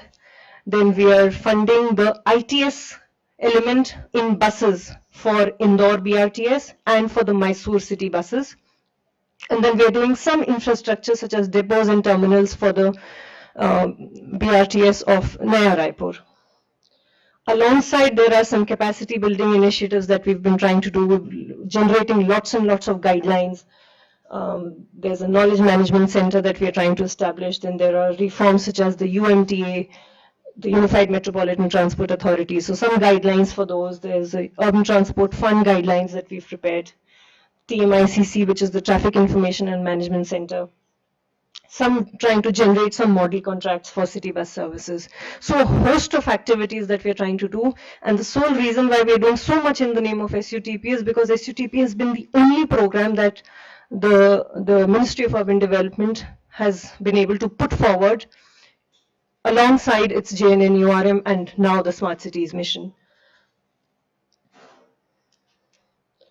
The problem with SUTP again, it was a 5-year project and it has extended to 8 years due to very slow progress. Why? Because there's weak institutional capacity. So we could be doing a BRTS in Pimpri-Chinchwad. So the infrastructure development can be done by the municipal corporation. But who is going to run the buses? For running the buses, there's a third agency called the PMPML, which is the Pune, Pimpri-Chinchwad, Mahanagar, Parivahan Mandal or something. So now there is no single agency that sits on top of the PCMC and the PMPML and gets work done, because this is a coordinated work. It can't be done by one single agency. There are a host of agencies. There is a road development agency, there's an enforcement agency. Who is in charge of all of these agencies, making sure that they work in tandem with each other? So there's absence of any single agency for management of urban transport. Then there is a problem of trust deficit. You want a lot of PPPs to take place, but the private sector is not very keen. At least we've run into major problems where you've had 1 or 2 people showing up in the pre-bid meetings for a bus contractor bidding, because there are operators out there, but they don't trust the government, so they're not ready to operate for the government. And finally, there's a lack of awareness about civil rights in public. We tend to get satisfied with very small givings. So we don't know what our rights are. We don't know that if there is a road being built, it is our right, and we can rightfully ask the government to make sure that there is a footpath that is built right along the road. The road has to end. The road is supposed to have an end boundary. What currently happens is that the PWD is in charge of building the road. There is no single agency which is in charge of ensuring that there is adequate space for the pedestrians to walk on the road. As a result, we end up walking on dust. There is congestion. We tend to walk on the road. There is mixing of traffic and there are accidents. Now, in terms of way forward for India, well, there are lots of things that are happening. I am not in the best position to comment on how successful will the Smart Cities program be, how successful will the Amrit be, because these are things that have just taken off. There have been lessons that the current regime has absorbed from the previous regime, but we still see a lot of challenges. So in terms of international commitments that the government has gone around, our speaker since morning who've been talking about new initiatives that need to be taken, and the government is supporting all of them. But in all of this, the bottleneck, like I identified right in the start, was, do we have the right institutions to be taking this forward? And if you do have institutions, are they manned properly? Do you have the right staffing and the right amount of capacity in these institutions? And finally, if you implement a project, who is in charge for making sure that the project comes to a logical conclusion successfully? Who is monitoring the results of these projects? We in the World Bank are very fond of linking every single activity that we do with projects and with benchmarks. So we have these result targets that we set right at the start of a project. So 5 years back in time, we would have set the targets, and we want to meet these targets annually, and we do try and track them. Unfortunately, nobody in the government is doing that. There are agencies sitting at the center trying to conceive something, but at the end of the day, it is being carried out by the person in charge who is sitting in the municipal corporation of a city, is he well equipped to monitor the project? Is he well equipped to monitor the success of the amount that the government is spending through him on these projects? And that is what the key bottleneck is, and that is the question I would like to leave you with. And this is where we need to do a fair bit of thinking, and this is where we need to encourage the government to take charge of what these bottlenecks are and fix those. Thank you.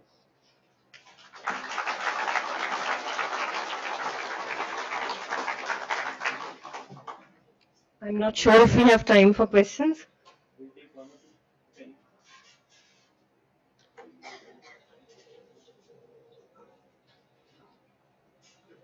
Please.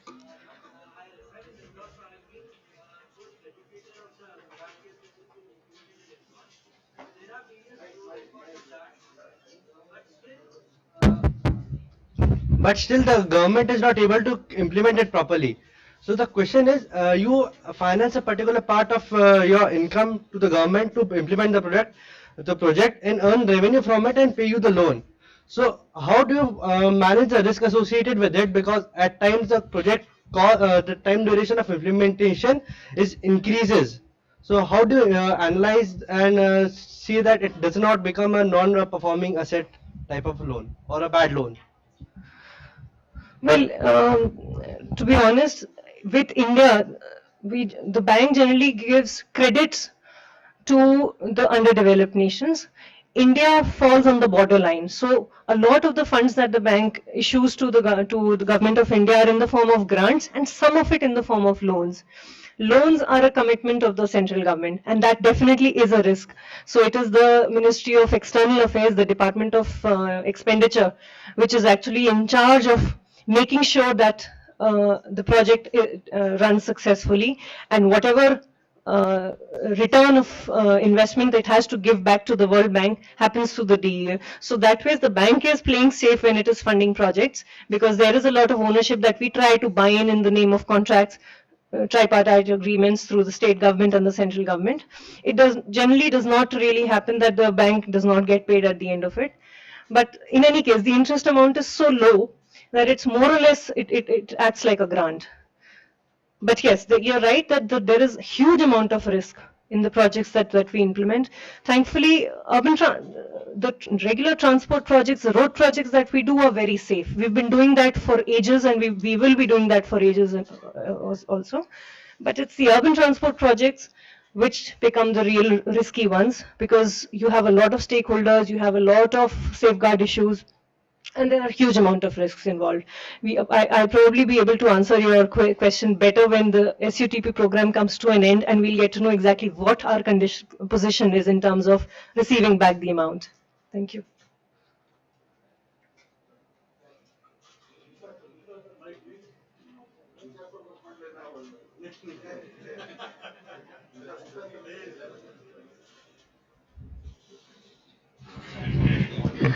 I would just answer the question, in fact, on your behalf, because I had also been working with Asian Development as a consultant for 1.5 years. Basically, the World Bank or Asian Development Bank, or for that matter, any multilateral development bank, they give loan only on sovereign guarantee. So they don't run any risk. They don't have any risk. The second thing is that India as such is also one of the contributors to World Bank and Asian Development Bank, and they always have upper hand. They don't request for loan, and they always guide the banks that where they want. They will take the loan for the states where they want. Yeah. They won't go according to the wishes of World Bank or Asian Development Bank. Then the third thing is that as far as risk is concerned, as far as rate of interest is concerned, it is it is based on some LIBOR or a dollar or whatever it may be, and the interest may be minor, but it may be soft, but it is not as soft as it looks. It comes to the tune of 7-8 or 9% consistent. I mean, that is to the tune of say 9%. And because of appreciation of dollar is definitely increasing, day by day compared to rupee, and rupee is devaluating. So in the end, they are the earners. Asian Development Bank or World Bank or KFW or African Development Bank, they all are earners in fact, because in their country, in the developed countries, there is no interest. They don't get any interest on the money that is kept by them in the bank. Or the bank charges money from them. So they are the earners. They have surplus money, and the developed or developing countries, they take loan and they pay them 7%, 6%, 8%. That is very beneficial for them. So that is what I think answers their question. No, absolutely. Yeah. And in fact, although the World Bank, again, we keep harping that we are not interested in funding projects for the rich states and we are only focused on the poor states. So, there is a problem. We are doing There is a dual talks problem here. where there is The government is not keen to give money, World Bank money to the poor state, but the bank is definitely interested in helping a Bihar rather than a Chandigarh. Yes, and then apart from that, what it does, to the poor states, World Bank or Asian Development Bank gives to the poor states, where you have implementation issues, where you have institutional capacity issues. So, but the one thing that is good with these multilateral development banks is that when they give loan to these states, they develop institutional capacity also. They help in capacity building, and they help develop systems. So it helps one way or the other to the state, and then money is available to the states, and the work somehow or the other goes on. We have in fact we have a problem with our system of planning. What we do, we when we get funds, we immediately make projects. We make project reports. We immediately, when we know that we'll get money from here, we make project reports as fast as possible. It is everywhere. I think my managing director, Mr. S. Verma, will also agree to that. That we do accordingly. The whole country does according to that. We make project reports. We go for immediate funding. We don't plan as we. I had been to France, Paris once, and we went to Monte Carlo. I went to Monte Carlo. There they were building a project. They were reclaiming sea, and then they were building a multi-story shopping complex. They had spent 70% of their time in planning. And they were, when they were monitoring the schedule that they had fixed, they were running 7 days, 8 days, 8 hours, 10 hours ahead of schedule. So that is what was the level of their planning. And we think in days, months, years. And that is why the project is 5 years. If it is tenured for 5 years, it goes on for 8 years or 10 years. So it is our system that works. In fact, one very classic example of excellent planning in the SAR region that we have here of urban transport is Singapore. So if you see the transport system of Singapore, you see that it's as developed as a London transport system or a Paris transport system. And surprisingly, Singapore became independent in 1965. By 1969, they had their long-term plan in place. They had an organization in place which was meant to do long-term planning for Singapore. They had a master plan which was to look at 20, 30 years in advance. The master plan was ready in 1970, and it had started. They started implementing it in 71. So since the time they got independent, within 5 years, they had their long-term plans in place, and we are down 60 or 70 years now, and we still are trying to figure out where our long-term planning is heading towards. So, of course, timely planning is something which is needed and is the ideal. And again, institutional capacity is the key. Singapore had its institution in place before it started getting into planning, and that is what we need to do today. Thank you.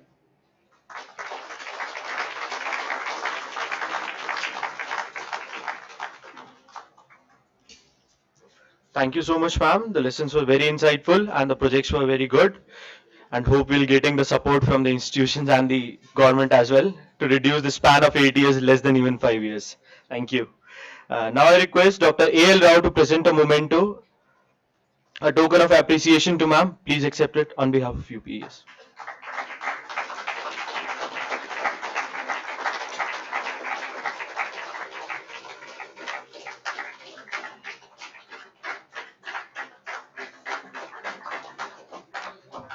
Thank you so much, ma'am. Now I request all the dignitaries and the participants to proceed forward for the lunch. I request all the team to please escort the dignitaries and please assemble back here by 2 o'clock. We'll be starting with the next session. I request the students to please be seated for a while.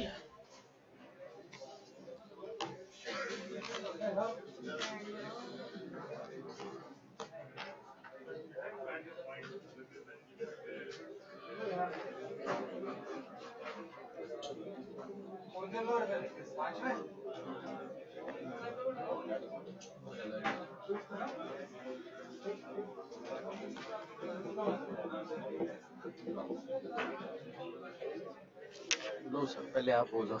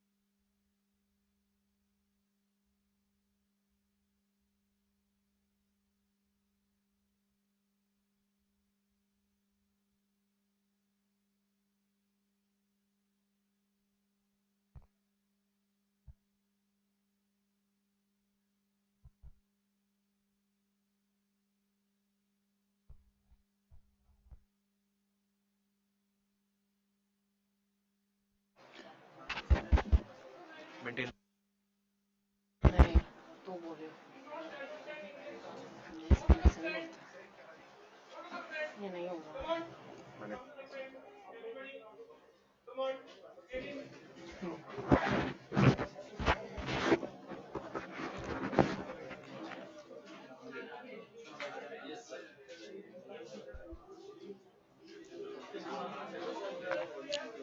I request everyone to please maintain silence.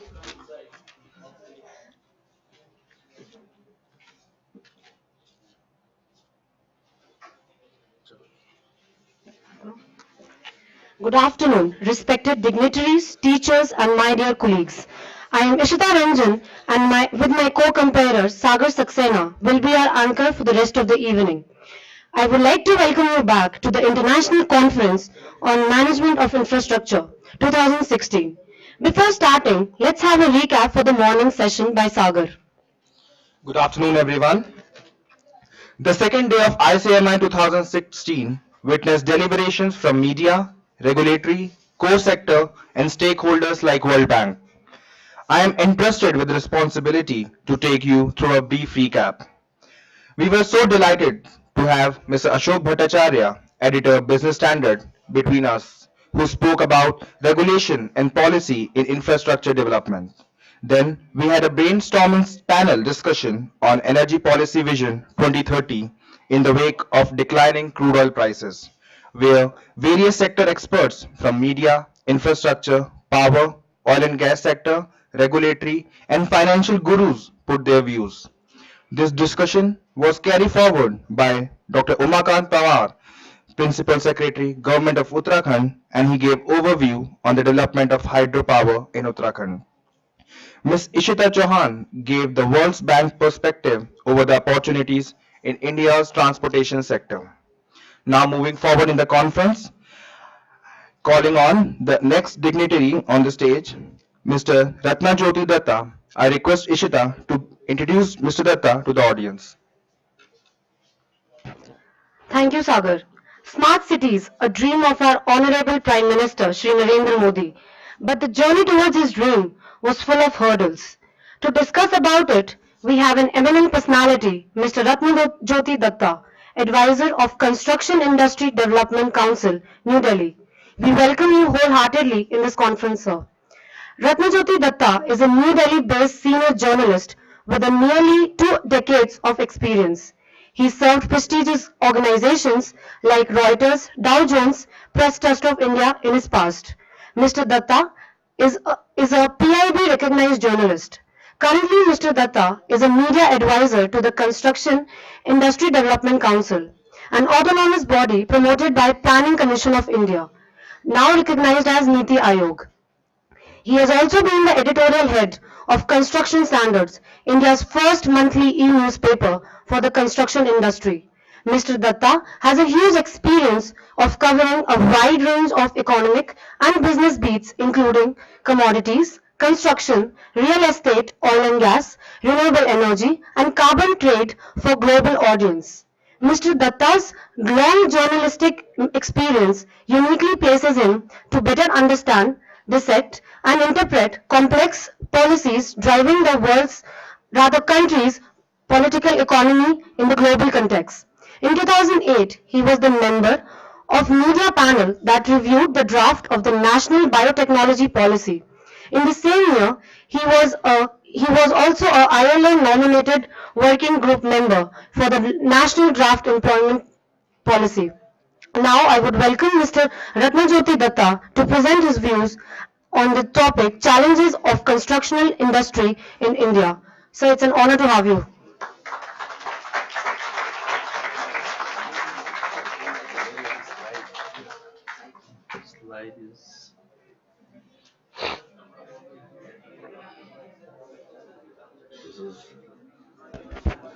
Good afternoon to everybody. Is it this? This is for this? Okay. Now, I stand here to talk about urbanization from the construction industry's perspective. Now, construction industry is very important industry as it is the second biggest economic activity generator in the economy next to agriculture. The construction industry, now the objective of this presentation is to glance over the topic from construction industry's perspective as the industry has spiral linkages with the rest of the economy. No talk, please. Can't you understand? I'm sorry, sir. I mean, the construction industry, as I have mentioned, it is the second biggest economic sector after agriculture. It has wide linkages with the rest of the economy. It is second to agriculture. In terms of GDP contribution, it shares about less than 10%, that is around 9%. In 2011-10, I mean 2011-12, it contributed about 9%, and agriculture sector it contributes about 14 to 15% towards the national economy. So you can well imagine how important is this sector. But the current state of affairs in the construction sector is not good. I mean, Achhe Din is yet to happen to construction sector. And now, as I go on, I will explain.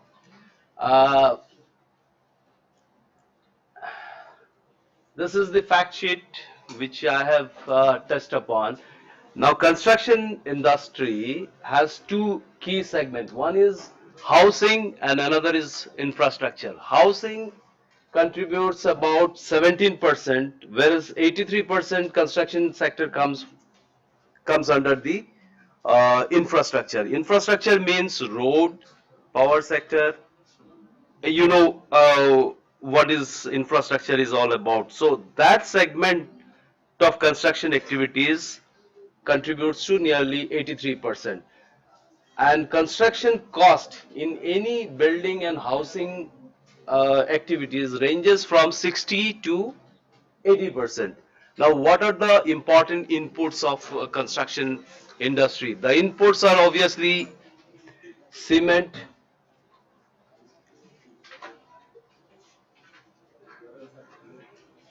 yeah, as the slides, the fact sheet shows that construction industry is not doing well right at the moment. For last 3 years, it has been going through a negative phase. So that's why Achhe Din didn't happen to construction industry. Construction is again the second largest economic activity, which I have already mentioned after agriculture, and it employs around 42 million people directly. And 6%, I mean, training is again an important aspect in construction industry, because a lot of unskilled laborers work in the construction industry. And with the mission of Skill India, there is a renewed focus to impart skill for the for the laborers engaged in construction industry. And fact sheet also highlights that there is high interest cost for project financing. As I have said, Achhe Din hopes are yet to translate, and the current government under Prime Minister Modi promised Achhe Din, but contrary to common expectation, it didn't happen. It didn't happen at the first word go, but now let's see what I mean. One can hope that the coming union budget will bring smile to every stakeholder's face. The budget is scheduled on the parliament's budget session will start from February 22nd. The first session will go until March 15, and then second part will again commence from April 25th to April 25th. Now, the first part in the budget session will obviously deal with union budget, wherein a lot of policy triggers for the infrastructure will come. I mean, there are talks that the infrastructure sector will get a major boost from Finance Minister Arun Jaitley. He is expected to announce major incentive for the infrastructure sector, and road is an important sector for infrastructure. Road construction under the National Highway Authority of India is expected to receive a big push in the coming budget. There are expectation that 50,000 crores of rupees will be pumped in for road construction activities, and 5,000 kilometers will be built under PPP model. That means wherein a private sector will have a major role to play. Now, when road construction takes place, that means lot of construction activities will take place, and probably Achhe Din didn't happen, but the supporter of government, they said that the government took about 20 months or 19 months to do their homework, and this budget will probably give policy trigger in tangible terms for coming fiscals. Now, what are the challenges before the construction industry? As I have said, building sector hasn't performed well over the last 3 years, Across India, housing starts fell by 40%. There new projects and work being awarded are very few. Although after September 30th, National Highway Authority of India has accorded awarded some projects worth 35,000 crores of rupees which were pending.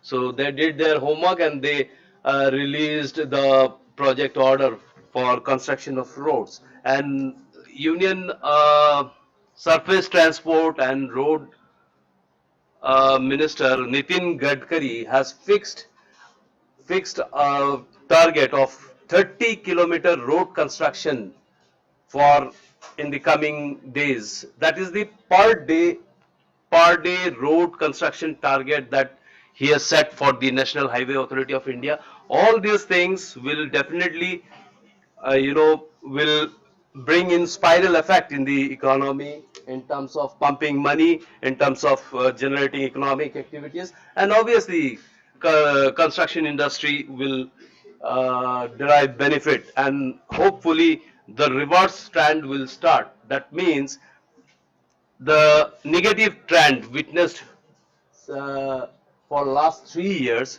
will probably reversed.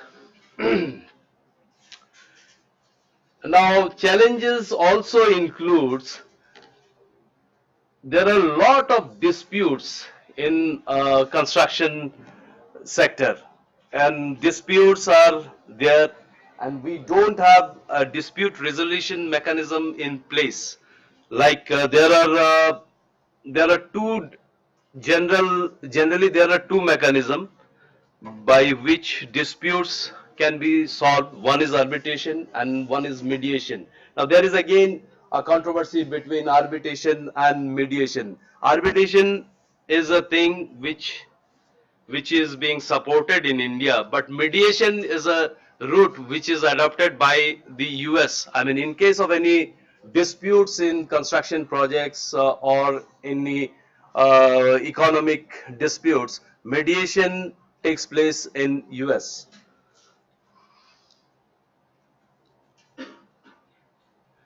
Now the real picture status of finance is again an important part in construction sector. If Achhe Din didn't happen, what is the reason behind?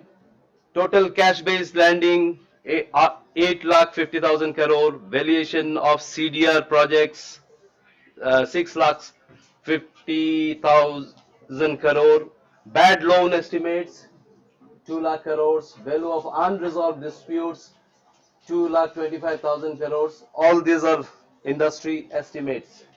And CDR, corporate debt restructuring. Now there are many companies in the construction sector that faced a bad debt. One of the case in point is Gammon India. It's a one of the leading company of India, construction company. It has adopted a route called the CDR route for debt restructuring, because they faced bad din because of not so much of a din in infrastructure. So projects were held up. They didn't get money to generate their activities. So ultimately, they had to recourse to corporate debt restructuring, which in their case was SDR. Now problems and challenges faced by the construction industry, I have dwelt upon some of them. Steel and cement, as I have mentioned, are the two key inputs for any construction activities. Now steel cement output showed a negative growth. Construction equipment industry almost static. Banks banks are not fond of lending infrastructure to the infrastructure segment. Problems faced by the construction industry: huge capital locked in disputes, projects suffer due to disputes, lack of clarity on policy to sort out issues, plucked for long, decision making not very good, project companies in the sector are under, many leading companies are under CDR. As I have mentioned, Gammon. Gammon is a very big company. There is a problem with that company, but there are mid-size and small companies. They are also facing the problem. Current affairs demand a concerted effort from the government, immediate action on pressing matters to provide relief and kick-start development on nation-building activities. Real crisis, these are all indicators. Construction industry showing negative trend, growth in cement sector negative, steel double digit negative growth, construction equipment negative growth, cement employment indicator is not very good, 12% in 14-15, and dormant subsectors, housing, surface transport, railways, hydro, thermal power generation, civic infrastructure. It's a real crisis in true sense of the term. Now, what the policy thrust should be? Now, Achhe Din didn't happen, but Achhe Din should happen. So the people who propounded Achhe Din, they must be doing something to bring in Achhe Din as quickly as possible. Otherwise, in 2019, they are not going to come and return. So there are two important bills which are very relevant for the sector and for the national economy as a whole. One is RADA bill, Real Estate Regulation and Development Bill. Now this bill awaits Parliament clearance. What will happen once once the bill turns into an act? We will have a national regulator and state regulator. So there will be a discipline in the real estate sector. So there won't be much disputes. Dispute resolution mechanism will be in place, and construction work will take off. Now bankruptcy bill, again a bill which covers all the companies. It is a bill which is again was introduced in last session of Parliament, but because of political reasons which we know why it didn't got final approval. Now if this bankruptcy bill, if it comes into reality, I mean if it turns into an act, then there will be I mean mechanism in place for any company which is facing bad debt to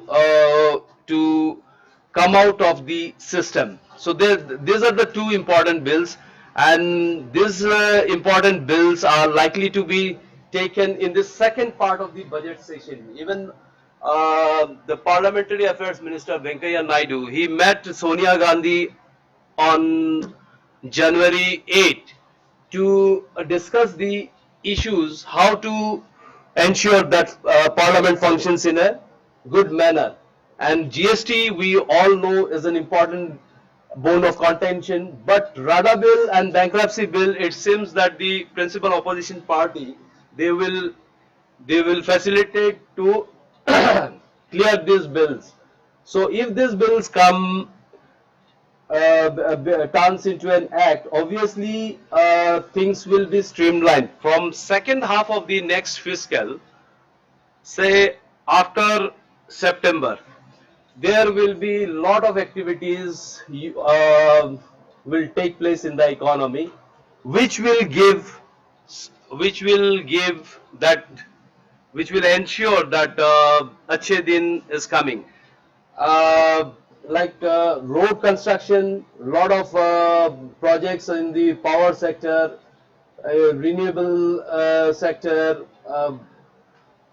skill development initiative. All these initiatives will, bring back the economy into vibrant mode, and that will help the economy to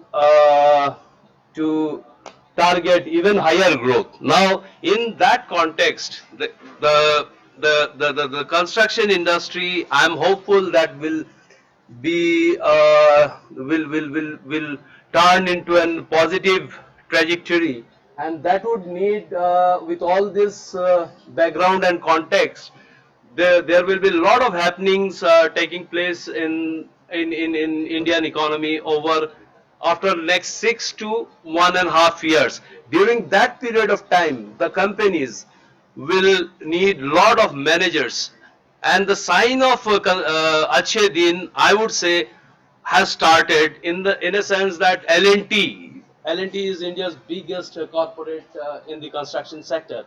It in its third quarter ended December 31st, it has posted a net profit of 1/5, around 19%.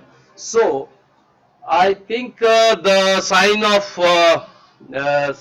Achhe Din is visible and will take off from second half of the next fiscal, once the our finance minister Arun Jaitley announces lot of policy triggers, and therein I think this audience will fit in terms of in terms of job opportunities. So construction sector in a window of 6 to 1.5 years will require all these bright students who are here.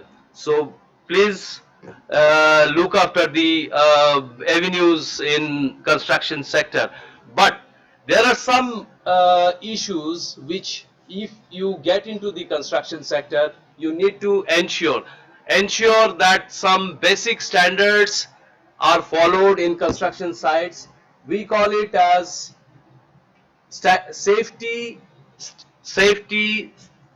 security and environment. When you get into a project, you ensure that safety, security and environment is being ensured at the construction sites. That is one of the mandate of our council. We ensure we work for, it's a development council, it's not trade body. So we have been working very relentlessly for the promotion of construction sector.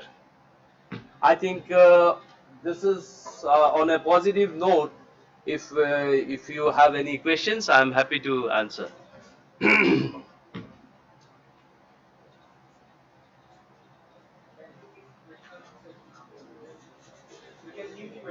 Okay, fine. Thanks for your patient hearing.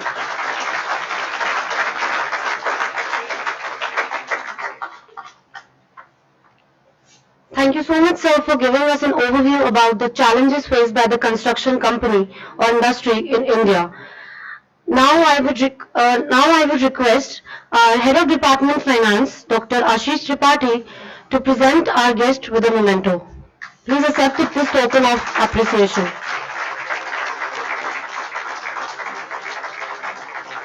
Thank you so much, sir. Proceeding further in the conference, now I would request Sagar to introduce our next dignitary, Mr. S.N. Verma. Thank you, Ishita.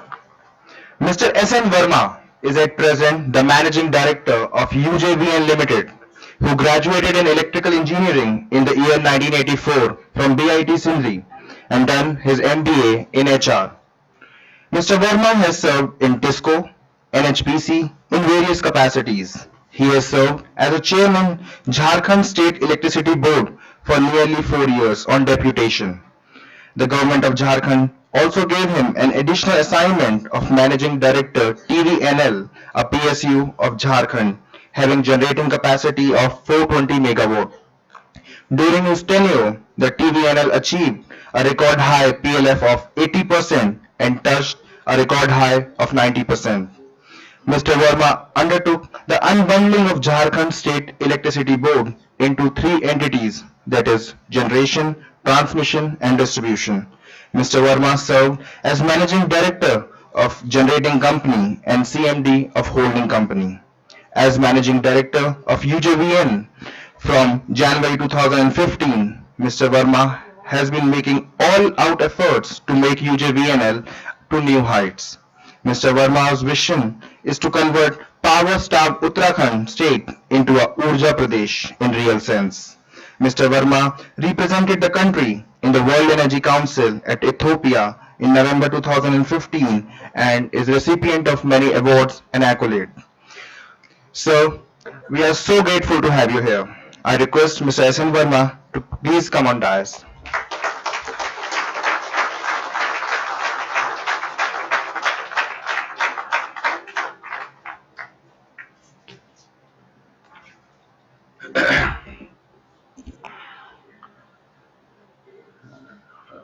Eminent dignitaries of the dais and dear students, I am really delighted to be here in such a beautiful campus of UPES. And you have heard already the Principal Secretary Power, Dr. Pawar, regarding the energy scenario here. So we will take you to the different level of hydropower and basically what is the actual energy generation in this state and what is the fate. I'll create some electrical spark within you because it is afternoon session after lunch. You must be sleepy. So let us greet this spark from my side. That what is electrical energy, how it is needed. You know the thermometer of the whole of the country or of the whole of the world for development is the actual electricity consumption by an individual. Well, we are very much behind the developed countries, but when we think of Uttarakhand, the actual resources which is available for Uttarakhand is the water. And the whole of the world, you know, that they have for electricity generation, they have gone for hydro generation first, then thermal, then nuclear, and of course, nowadays solar. Hydro generation is very important in the country to have a very stable grid in the country, and the ratio should be 40%. We have achieved 25% of the total generation in the country. So much work is to be done. And you see the neighboring state, one of the question was there to Dr. Pawar, that why Himachal has done everything, why we are stuck. Very relevant question today, why we are stuck. You know, an episode, a disaster in 2013, spoiled much in the Uttarakhand, and some of the learned people connected it to hydropower. I will always ask this question. There was a disaster, there was a apda in Kedarnath.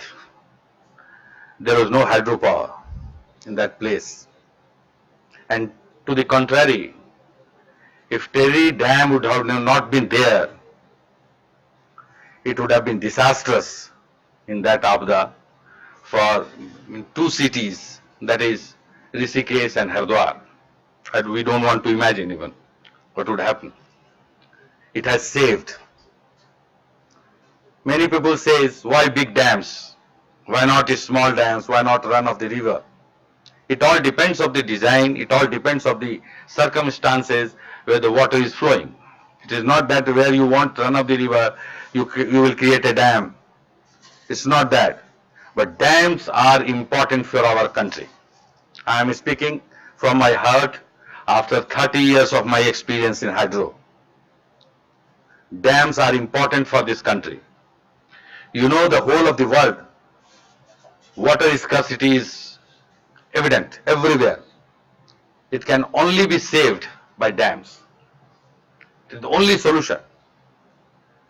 If you collect those waters from the rainy season or snow-fed water, you can create a dam and you can use it in the lean season. You can generate electricity you can go for irrigation, you can go for drinking water, and those things are, I don't know why, they are not highlighted properly. When you collect water, it is the mammoth press of the water which puts on the ground. The water table is high in kilometers all around. It has been proved in many places. And the greenery comes there.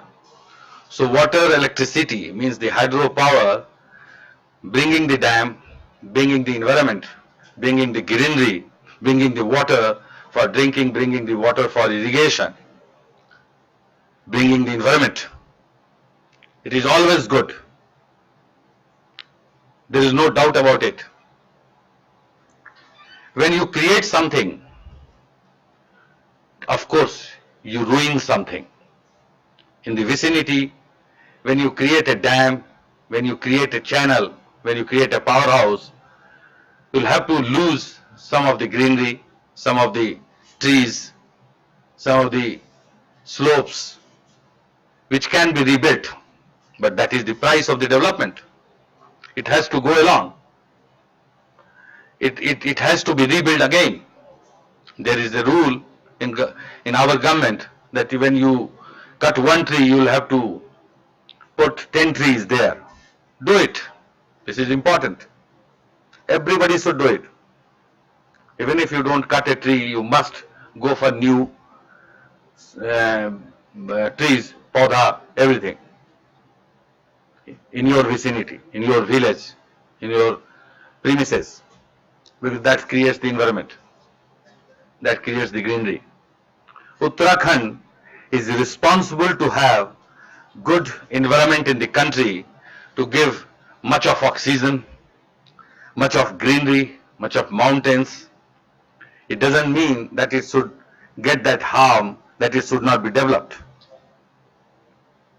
And development means the power generation.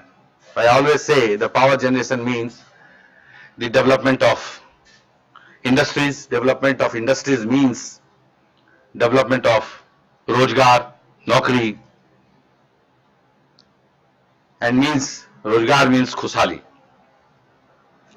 So it is, of course, the power generation has a very important role to have a developed country. In recent past, our so-called NGOs, environmentalists, they are connecting hydropower in a different manner, that it is creating havoc in the slopes, in the hilly regions, in the river. No, it is not. I have challenged them to come in front of me, come to the TV media, have a Shastrarth with me, prove me wrong anywhere. I am ready to do it, whosoever it is. They are not coming. I have taken head on with them, they are not coming. But they are writing their journals, writing in many magazines, writing in newspapers, giving affidavit to the Honorable Supreme Court. They do that. And we are not giving the fitting reply to them. They are destroying the future of the state. They are destroying the future of the country. The oil lobby should not work that hard that they ruin the country's progress. You will have to counter that. And I would love to have questions from your side, because many of you are power students. You must ask us where you have the doubt in your mind. We are here to clear it. So that we'll have to have a united front to go for it. That hydro generation is a must for Uttarakhand, and we must counter it fully. Institution of engineers, we have pleaded that you should come forward and go to with Halafnama to Supreme Court also, with all justifications. The why it will happen.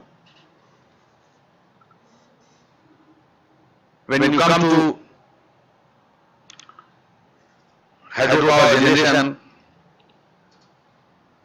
we are controlling the flood. We are rather taming the rivers. If you post scenario theory, you will find that whatever was available in the lean season in the Ganga is more now. There is one more facet. They say, I mean our dharmic guru, the Swamis, they say they need Avigal Dhara. What is Avigal Dhara? It should not be polluted. It should not be, it should be dirt free.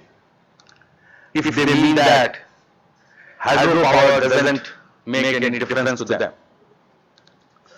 Hydropower means non-consumptive use of water. We don't use a single drop of water. But well, it is water electricity. The Avigal Dhara, the eco flow, what they are calling it, I don't know. They are talking of biodiversity, they are talking of flora and fauna. It has increased in post-agriculture. You can go there, you can see yourself. It is a subject of research that we are not anyway harming those things. It is basically we have to balance the development with all such things. We cannot be such extremist that we should plug all such developmental projects which has already been done in much harm to Uttarakhand in the past.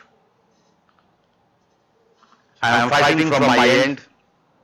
I am fighting with my organization to have such efforts till the Supreme Court also in front of Ministry of Water Resources, Ministry of Environment, that what is what, that it will be considered in that perspective.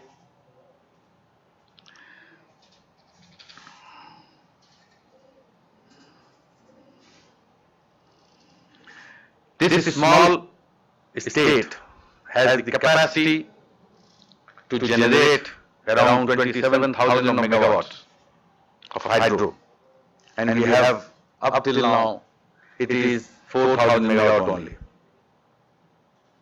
Much are there in the pipeline, much have been obstructed. There is a list of 24 projects which has been banned by the Supreme Court till the decision is there.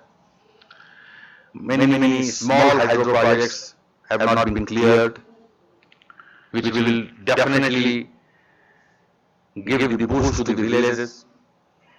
It has not been done. We are fighting for it, going for it. We are trying to have such DPRs approved so that we can go with the fast pace for hydropower generation, and then only the development will take place and we can match with the Himachal, with the neighboring state, and of course with the good results to show the country. Thank you very much. I would like that whatever questions you have, we will have a panel. We will sit with Mr. VCK Mishra also, is our Director of Operations, so that whatever questions are there, we are ready to answer. Thank you very much.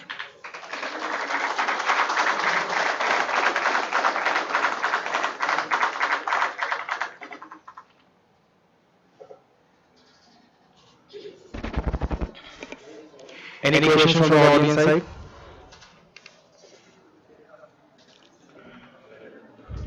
Okay, we can take all the questions in the discussion. Thank you very much, sir, for sharing your profound knowledge with us. There are no words to express the gratitude for your valuable time.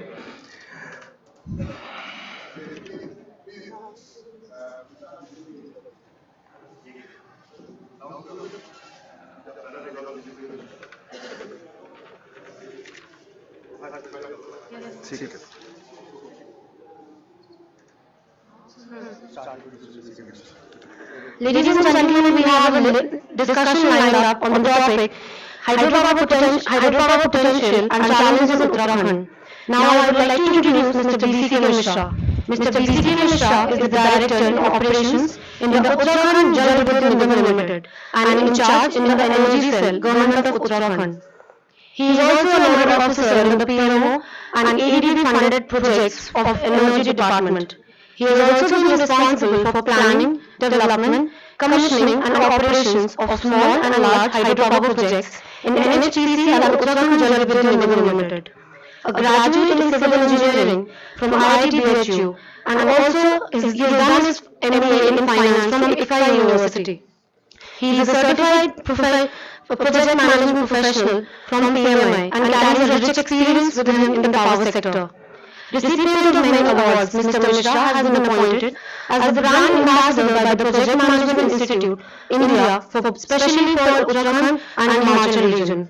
He has represented India in the International Conference of Measurement of Productivity in the Public Sector, organized by the Asian Productivity Organization, Japan, at Manila, Philippines, in November 2015. He has also traveled to different countries to attend the training programs. Ladies and gentlemen, please give him a round of applause and welcome him.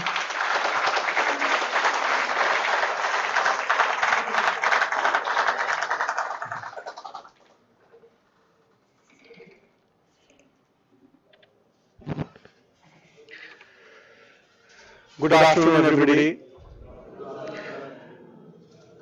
It's indeed a pleasure to speak in front of you all, young minds, young professionals, likely to enter a new era in life. In fact, long back during the times of Hitler, you must have heard the name of Goebbels. I think you all have heard Goebbels. He was a propaganda, propaganda master. So he used to repeat things innumerable number of times. It used to make up, it used to create a mark on the minds of the young people, and even the wrong things used to be adopted as true. So that is what is happening as far as hydro sector is concerned. Long back, hydros started with water wheel in 18th century, 1800 and odd. And 1882 it started with Faraday generating electricity. And then subsequently, I think Hoover Dam was the first dam that was built in 1882 or something like that.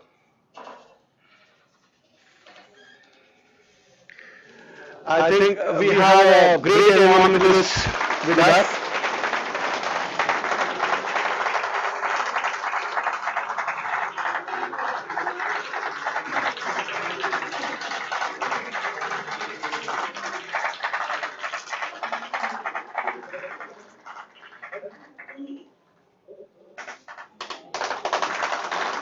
Please welcome with a loud applause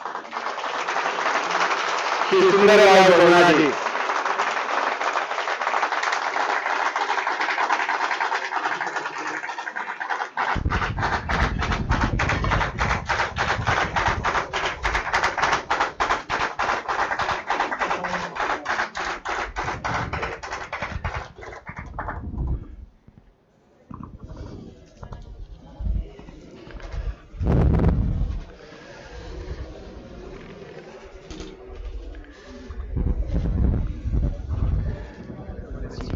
In spite of the fact that I am a speaker in this session, on behalf of all of you and power sector as well, I welcome Shri Sundarlal Bhavnaji, a revered person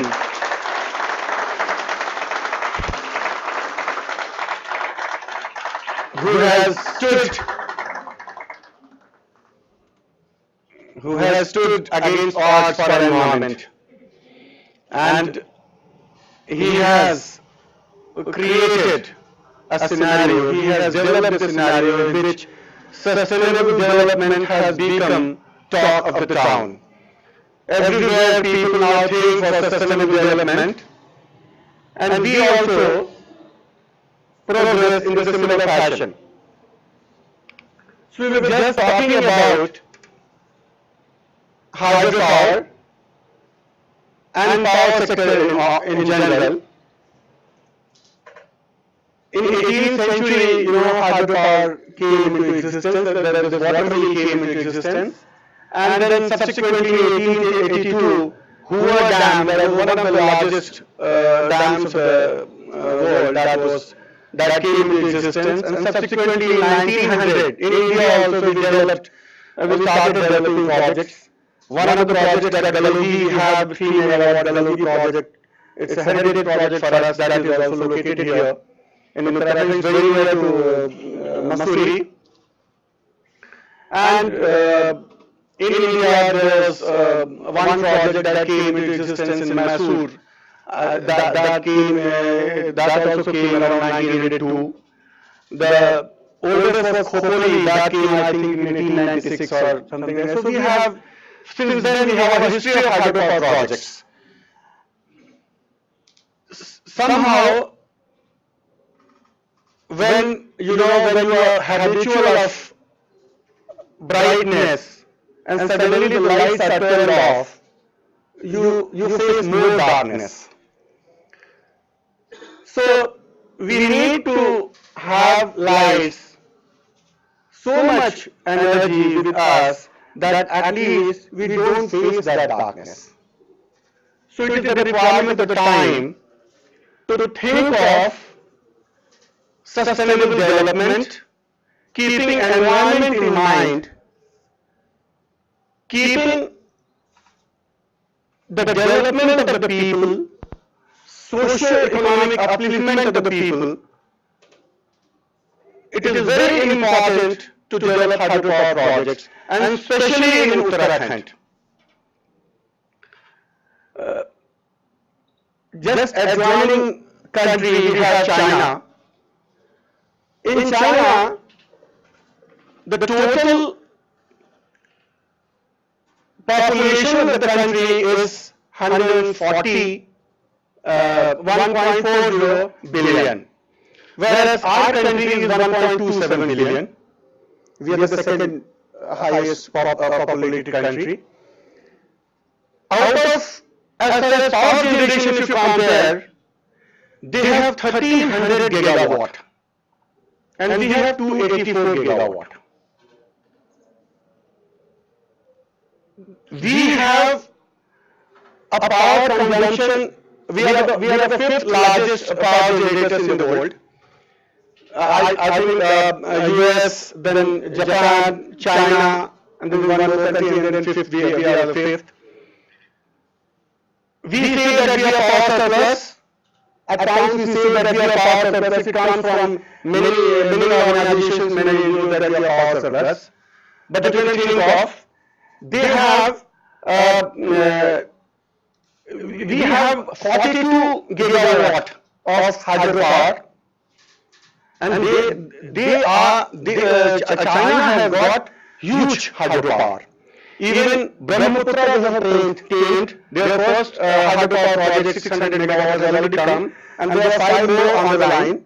5 more on the line. It is going to be maybe 6. I think 3,000 to 4,000 megawatts they are going to add on the Brahmaputra. 60 gigawatt of hydropower they are going, 600 gigawatt of hydropower they are going to add. They are planning hydropower like anything. We are getting skewed development. We are suffering on account of insufficient knowledge, and it is depriving the people of our country, people of our state from energy requirement. Many villages, remote villages, many industries, they are short of power, they are short of energy. So we need to develop a system in which development goes hand in hand with environment. Definitely, I will share an example, a story with you all. I went to Norway once for a 2 weeks training, and I found I was traveling to a project, remote project near Sweden border. It was all snow-capped mountain. There was big company's senior officer sitting with me, I found while traveling on the road that the many trees are being cut indiscriminately. I asked him that, see how these people are cutting trees so indiscriminately. In our country, even if you have one tree in your own hand, in your own house, and you have to cut it, you have to obtain permission from forest department. And it takes a lot of time to get that, lot of energy, lot of effort to cut that. They are cutting trees like anything without any permission. He says that no, it's his tree, his land, he can do that. He can always do that, it's no problem for him. I told him that he is damaging the environment. He says that we are rich people. His words, I am repeating his words. He says that we are rich people. There are many people to save the environment for us. Why should we do that? It's a true story I am sharing with you. That is what West is doing with us. You all need to understand that. It is not that we are the only fools, we are the only people who should be left behind in the path of progress. We have got this only one life. We do not know what we will be. उससे हमें अपने आप को बचाना है. The West is definitely, I will tell you, it is my opinion, with 30 years of experience, that power is essential for our growth, our economy, and hydropower is most important ingredient of economy. No energy, solar, wind, or for that matter, coal, gas can serve as hydro serves. In the state of Uttarakhand, almost 40% of energy is supplied by our organization, UJVN Limited. 40% of the organization. The rate at which we are supplying power to the state is 1 rupee 70 paisa. The average rate at which we are supplying power is 1 rupee and 70 paisa. The state of Uttarakhand gets the cheapest power in the whole country. The people of Uttarakhand get the cheapest power. The tariff is the minimum. It is not because we are taking power from outside. We are taking power from outside, but at the same time, the 40% power that we provide to the state is the cheapest at 1 rupee 70 paisa. Today, solar is costing now 5 rupees, around 5 rupees. Now the rates have come down to 5 rupees 50 paisa. That also has environmental impact. That is consuming a lot of land. Land is scarce. In our country, land is scarce. Zameen kam hai hamare paas. And even if you put solar panels on the land gets spoiled. You are not able to use it for any other purpose. So, hydropower, and then one more fact I will bring to your notice. 2% of the water that we have, our climate, it's tropical climate, tropical country almost, very near to equator. So whatever rainfall comes, it comes within a short period of 3 to 4 months, 5 months, that's the maximum. Most of the water that comes goes to the sea. Almost about 2% of the water is only saved and used. 2% of water. By 2050, half of the world population is going to be starved of water. पानी पीने को नहीं मिलेगा.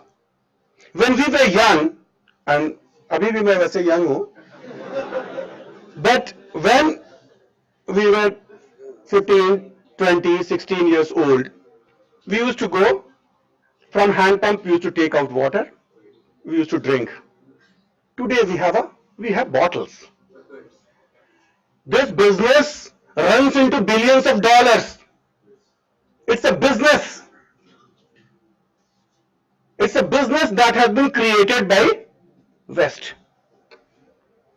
We are being guided by the people with vested interests and motives. We need to check that. Long back, I'll just share another story with all of you.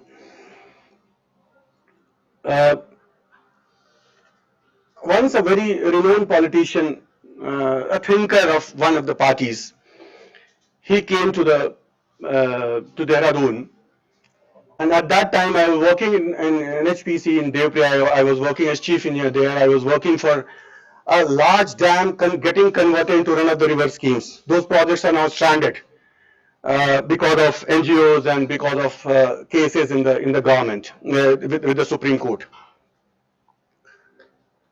So, in that context, I came to know that he is coming and he is going to deliver a speech in town hall in Dehradun, and I went and just started listening to him. He was talking about our country. We are not a country. We are a continent. We are almost a continent. We have subcontinents. We have such a resource. Agriculture is our base. Still, we have agrarian economy. Still, 65 to 70% people live in villages. We need to take development to that place also. Of course, hydropower does it best. No other industry does it in such a fashion.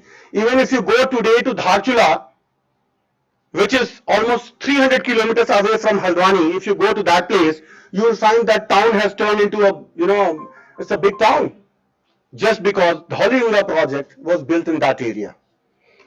So, when I was listening to him, he was talking about Swadeshi movement. He was talking about Swadeshi movement, that India should have Swadeshi, everything Swadeshi.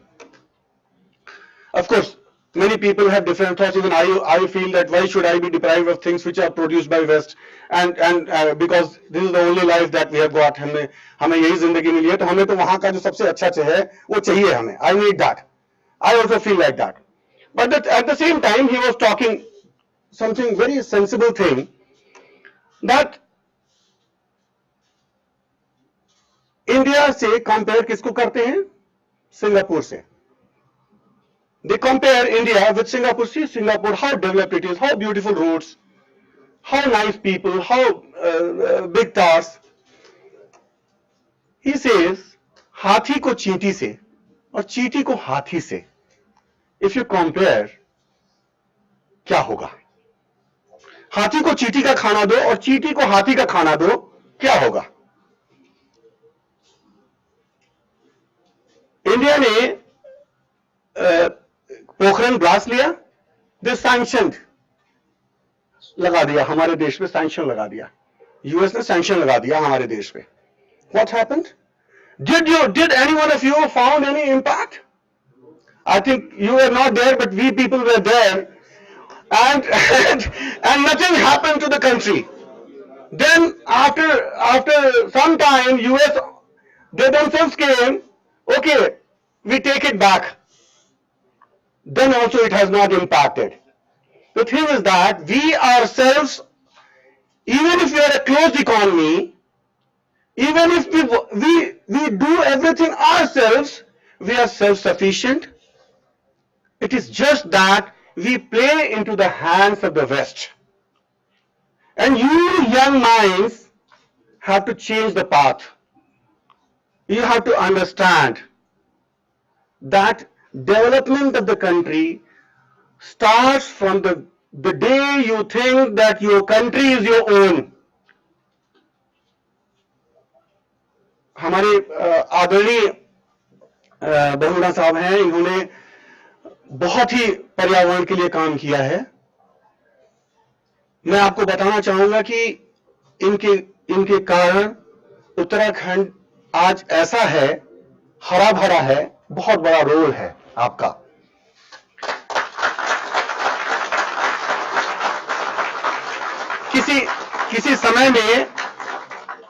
किसी समय में उत्तराखंड में जो forest cover है वो 61-62% होता था, आज 67-68% फॉरेस्ट कवर हो गया है। जो मसूरी था, किसी समय में लोग बताते हैं कि सफेद पहाड़ की तरह था, बिल्कुल सफेद हो गया था। आज पिछले 30 साल में वो पहाड़ फिर से हरा भरा हो गया है।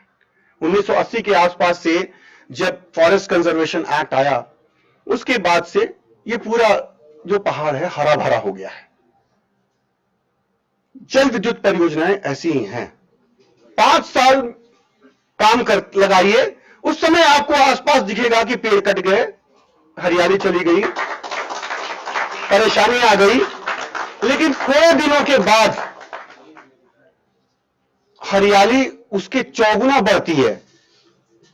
नेचर रिकूप करता है, दोबारा अपनी जगह बनाता है। हमारे प्रबंध निदेशक श्री एस.एन. वर्मा जी ने आपको बताया कि ग्रिड स्टेबिलिटी के लिए hydro power is badly needed. We have gone down to 15% from 40%. We were more than 40% hydro, and we have gone down to 15%. Grid has become very unstable. We need to think towards this positively. As far as Uttarakhand is concerned, it is a very rich resource for the state of Uttarakhand, hydropower. Uttarakhand should not pay the price for the whole of the country and the world. It should not pay the price for Norway. It should not pay the price for Sweden and Denmark. It should sustain for themselves. They should protect the heritage. They should protect the forest. They should increase the trees in the area, and at the same time they should develop hydropower. You go on Google, you do Googling, read hydropower. It is benign source of energy. It is the most powerful source of energy, and at the same time you cannot live without water. You need to have water. पानी पीने के लिए जरूरत पड़ेगी आपको। समुद्र का पानी रिवर्स ऑस्मोसिस करके आप नहीं पी सकते हैं, इतना महंगा हो जाएगा कि आप जिंदा नहीं रहेंगे। उसके लिए भी यूएस आपको एक मशीन बनाकर देगा और उस मशीन से रिवर्स ऑस्मोसिस करेंगे, नमक उसका आएगा, आपके जमीन को गंदा करेगा, उसमें और कुछ आप नहीं बो पाएंगे और वो पानी आप पिएंगे और जिंदा रहेंगे। आप सबको इस पर सोचना है। आपके लिए मैं यह प्रश्न है, यक्ष प्रश्न है आपके लिए कि आप विकास चाहते हैं या विकास नहीं चाहते हैं। हम सब विकास चाहते हैं और सस्टेनेबल डेवलपमेंट चाहते हैं। इन्हीं शब्दों के साथ मैं अपनी बात समाप्त करूंगा। Thank you so much.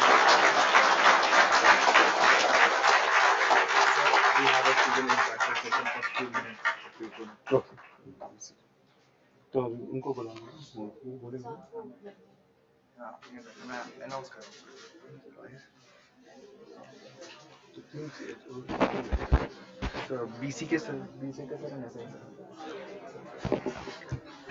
Thank you, sir, for sharing your words of wisdom with us. Now, there is an interactive session lined up, and you can ask all your queries from the distinct discussion members. The discussion members include Mr. BCK Mishra and Mr. SN Verma.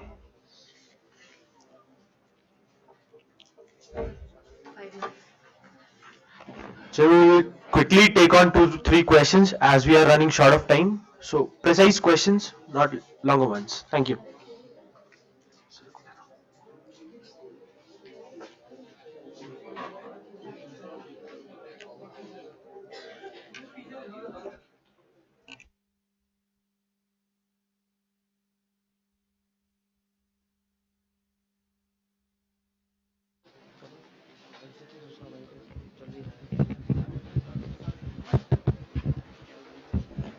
Good afternoon, sir.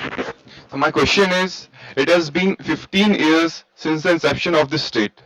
We were separated. Yes, sir. I'm from this state only. Yes, sir.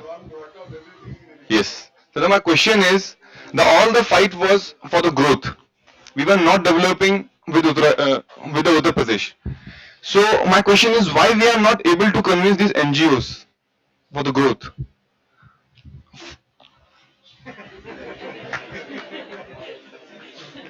As it is the biggest challenge for us.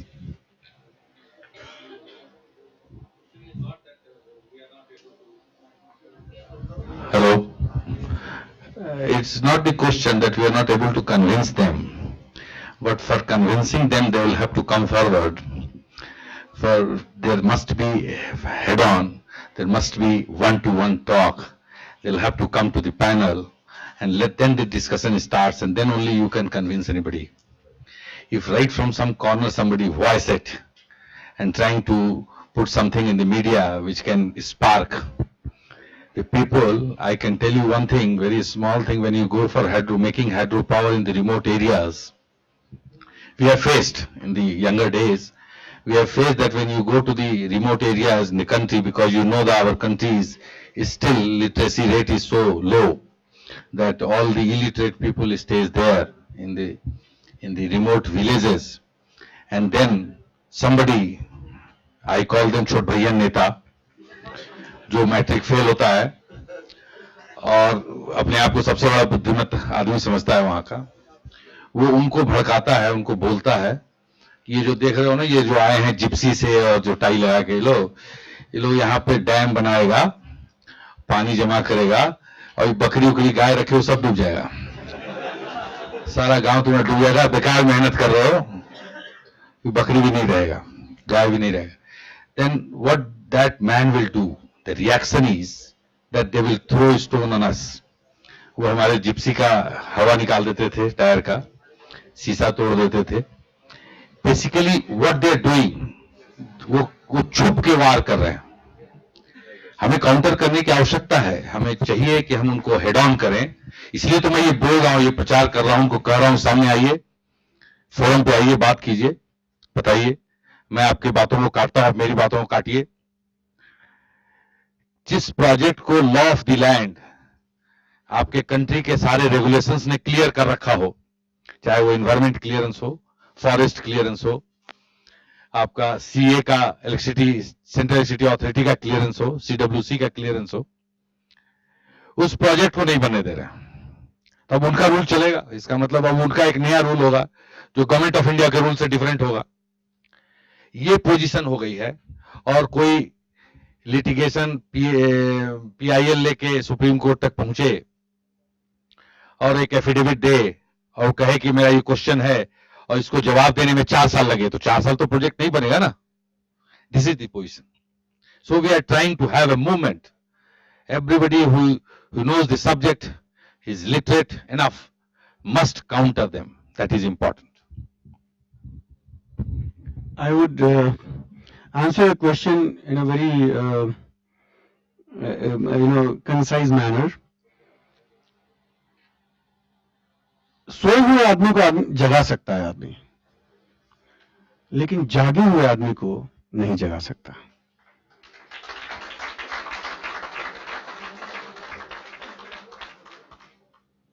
जो NGOs हैं, most of them, not all, most of them, they have similar minds. In spite of the fact that they do not know the subject, they will speak anything they want. This is the price of democracy that we pay, and that a common public pays. A project is started with your money, with the government's money. Investment is the government spends your money. It is not their money. You pay the taxes, and a project is started. Construction is started. It gets delayed. All clearances, as our MD spoke to you, all clearances available. Project comes to a halt in between. Now what to do? Whom to explain? And who is at loss? It is you, we, the whole country. सोए को जगा सकता है आदमी, जागे को नहीं जगा सकता. ये समझने की बात है, और यही आपको जागे को समझाना है.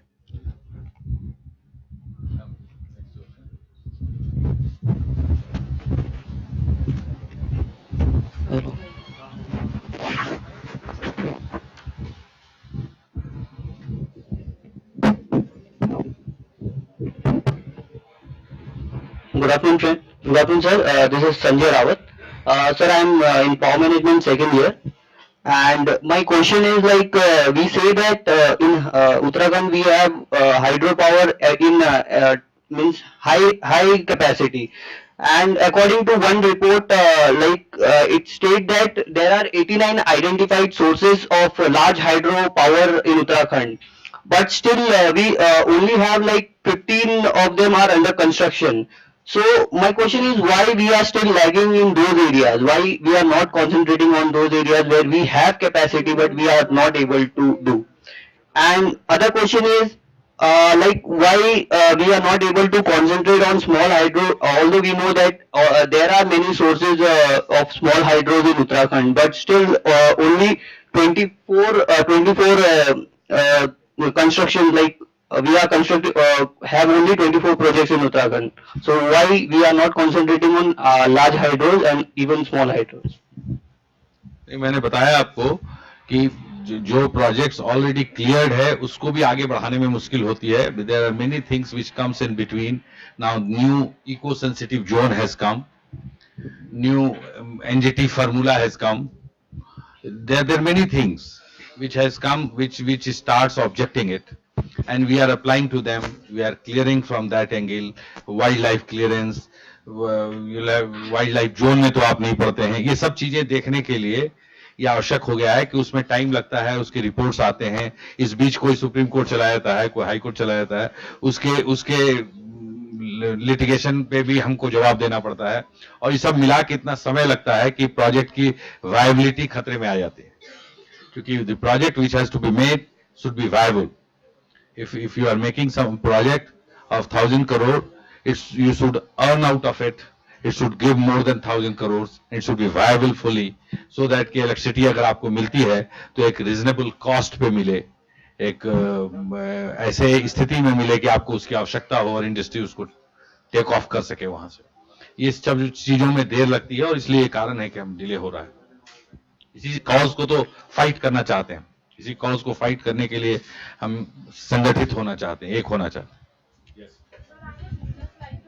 Not only the NGO issues, that NGOs are not allowing you to set up the hydro. In one of my projects, I read that more than 1,300 applications are required just for the environmental clearances, wildlife clearances, and that results in the cost overrun. So, is there some viability gap funding which is done for these purposes also in policy mechanism?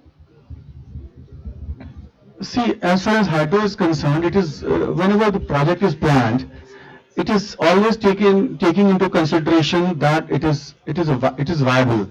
If for hydropower project no viability gap funding is planned, or it is not required, in fact, it is the cheapest source of energy, and it keeps on declining. The first year tariff is always more than the next year's tariff, so it keeps on reducing. It has a reducing tariff. So no viability gap funding is required. As far as environmental clearance and forest clearance is concerned, it is good to have all these systems, because the system, I'll just tell you that when we became free in 1947, at that time we had a capacity of 1347 megawatt, and subsequently, the construction, many projects came under construction, many hydropower projects like Bhakra and many other projects were conceived and were built. But the problem was that at that point of time we were not much concerned. We were not much concerned with the environment. We were not knowing how environment is going to impact, what construction activities are going to. So at that point of time, environment was abused. It was abused. There is no doubt about it. When I went to France once, there were many people who had come from African countries, Ghana and all that. So Ghana is in this, like these countries, they are in the similar state in which we had been there 25 years back, 20 years back. They are at this stage. So the similar thing is happening in their country. They are indiscriminately felling the trees. They are dosing the muck into the river. They are doing all those sort of things which we did 25 years back. So it is now these regulations which have come in force, they are good for the environment. They are needed. And that is why, even if it gets delayed on account of environment or forest clearances, it does not make difference. We should not pay the price at a later date. But once these things are done, once these papers are examined and the projects are cleared, then they should not be stopped. That is what our intention is. It is very important that once projects are cleared by the government authorities, they should not come to. What happens? The investor who has invested thousands of crores in the project, he loses faith in the government. That what kind of government it is who has given clearance and they are withdrawing it at one fine day. So they lose faith. They do not invest further in that kind of sector, and then the sector starts suffering. Then the people ultimately start suffering. So it is basically the procedures and methods may be there, but they should move things faster, and once cleared, the project should be allowed to be built. Good afternoon sir. Sir आपने बहुत सही कहा, सोए हुए को जगाया जा सकता है, जागे हुए को नहीं जगाया जा सकता, मगर जो जागे हुए हैं और आंखें मूंदे हुए हैं उन्हें झकझोरने की जरूरत है. It is fight sir, it is fight for our future. Sir मेरे अपने बच्चे नहीं है, मेरा परिवार नहीं है, सारे बच्चे मेरा परिवार है, मेरे बच्चे, इनका भविष्य देखना है. It's a question of life and death. Sir हम ये कह के आप लड़ाई अकेले मत लड़ो, इन सबको अपने साथ शामिल करो. All hydropower organizations throughout the country, throughout the world, they should make a symposium. आप कॉलेजेस में जाइए, स्कूल में जाइए, डिबेट्स करवाइए, उनको फंड कीजिए, लोग ऐसी चीजों पे ज्यादा रिसर्च करें. ये जो मिथ है सर, मिथ है देश में कि those who are talking in favor of hydropower project, they are anti-environment. This myth has to be cleared. Sir, we are talking about too much of climate change. It is because of fossil fuels, and fossil fuels because you do not have hydropower. So sir, what efforts? My specific question is to you and these students both. What efforts you are making to reach out to the community, to involve the students, to colleges, so they enter into this debate, they give a befitting reply to those who make Goebbels propaganda, the wrong propaganda, and make some fund for that, support them, give them incentivize, sponsor award for that. And see, we cannot always claim we are in democracy, we are in this. It is there. We have to fight with their rules. They are creating propaganda. We should create a bigger propaganda. And what are your specific programs in creating this propaganda? One more question. There is a problem with government organization. There are so many programs in paper. Maybe you have some but is it working or not? Review that. What efforts you are making on that? Onus is on you also, onus is on them also. बहुत बहुत सही कहा आपने, और हम अब वही करने निकले हैं। हम आपके पास यंग माइंड्स के पास ही आए हैं। मैं आपके यंग माइंड्स के सामने आए हैं, ये कहने के लिए आए हैं कि आप इन बातों को समझें और संगठित हों और इस प्रोपगंडा को खत्म करें। इंसेंटिवाइज करने की जरूरत सिर्फ संगठन में है। वो संगठन जब क्रिएट होगा, हम सामने आएंगे तो अपने आप होगा। इंसेंटिवाइज तो होगा ही। आप इस पे चर्चा करें, इस पे वर्कशॉप करें, डिफरेंट कॉलेजेस में करें, विलेजेस में जाके करें। हमारी मार्केटिंग यही है। हम इसको सही चीज को उनके सामने लाएं, यही हमारी मार्केटिंग है। हमें कोई प्रोडक्ट नहीं बेचना।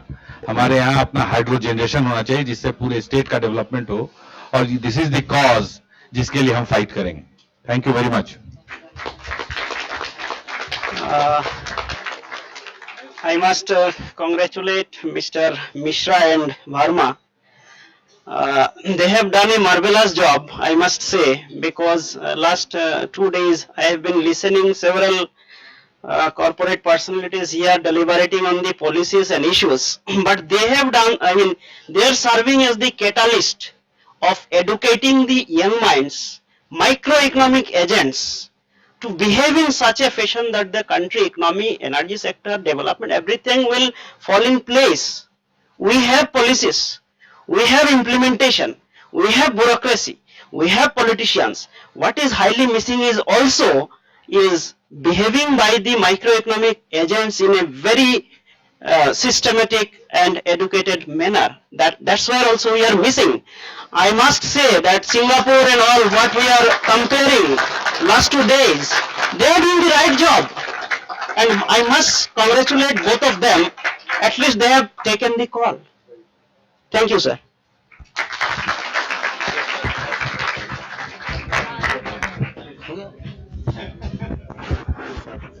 Thank you so much for sharing your profound knowledge with us. We all are enamored with your vast experience and knowledge.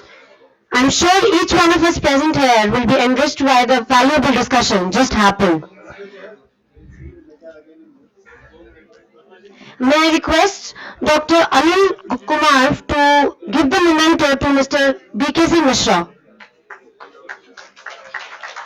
So please accept this. And may I request Dr. Raju Sundar Ganesh to present the memento to Mr. S.N. Verma.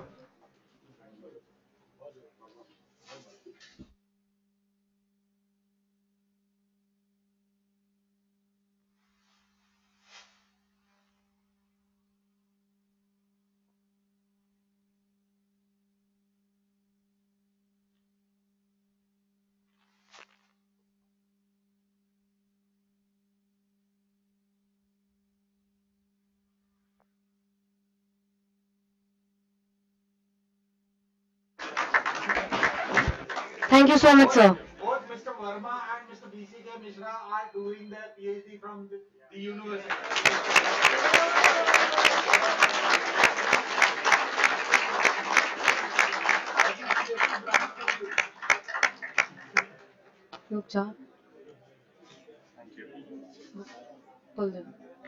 Thank you so much, sir.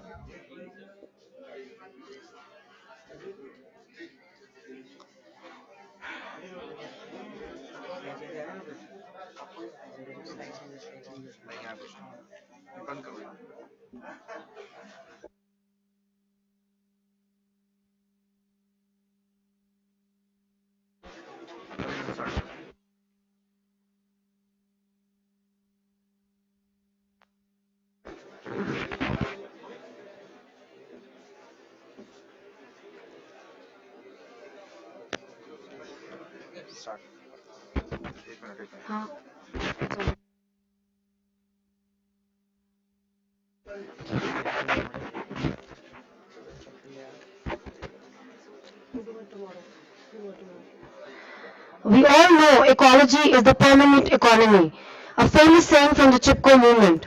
But do you know the man behind this movement? Well, Sagar will introduce the next personality, renowned personality.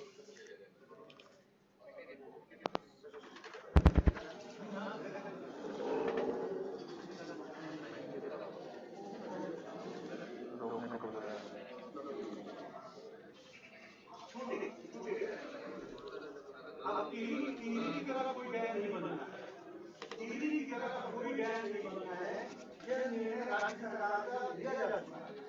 छोटे dam बने, छोटे बांध बने, उन नदियों के पानी को रोके ना।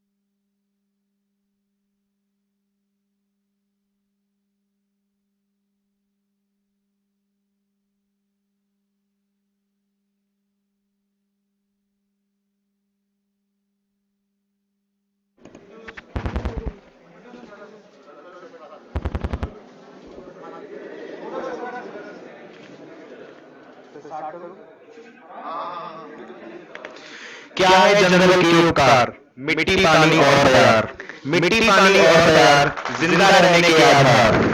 और इसी पंक्ति के साथ मैं आप सभी को एक ऐसी हस्ती से मिलवाने जा रहा हूं जिनके बारे में हमने बचपन से पढ़ा सुना है।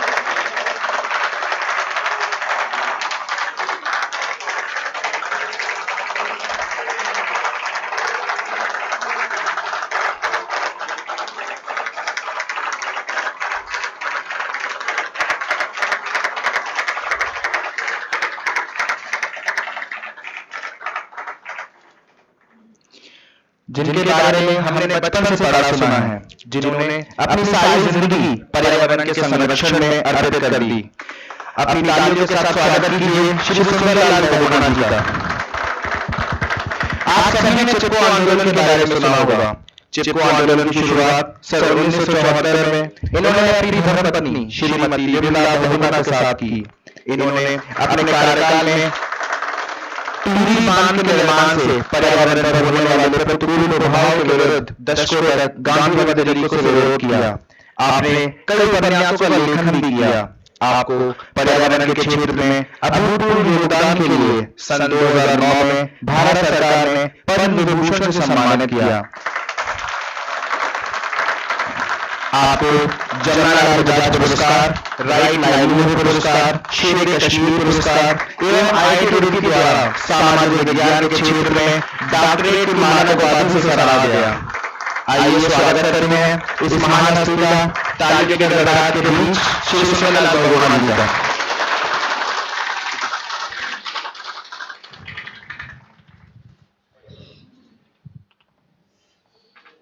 मेरे दोस्तों तालियां कभी नहीं चाहिए जोर से।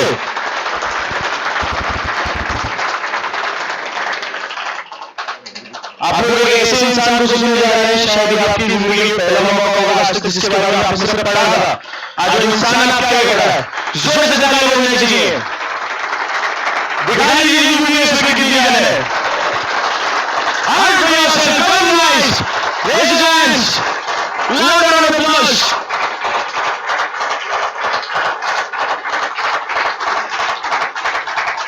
If you can still deliver an exact message, we are still young. And a lot of applause, come on guys.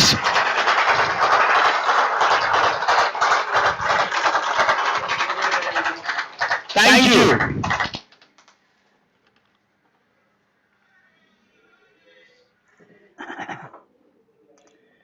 मित्रों,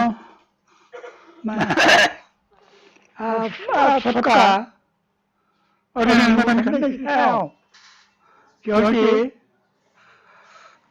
आप भावी भारत थे। हमारा जमाना गया, लेकिन भविष्य का भारत कैसा होगा वो आप तय करेंगे।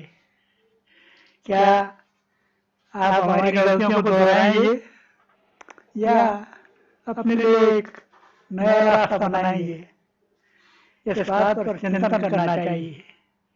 ये खाली हमारे भाषणों से नहीं बदलेगा, ये तो आपके कार्यों से बदलेगा।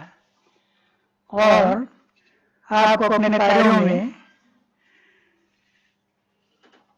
इस बात का ध्यान रखना होगा कि हम प्रकृति को नुकसान तो नहीं पहुंचा रहे हैं, कि आज दुर्भाग्य से विकास की जो परिभाषा चल पड़ी है वो है प्रकृति को नुकसान करो, प्रकृति को है ही नहीं और मनुष्य मालामाल बन जाएगा।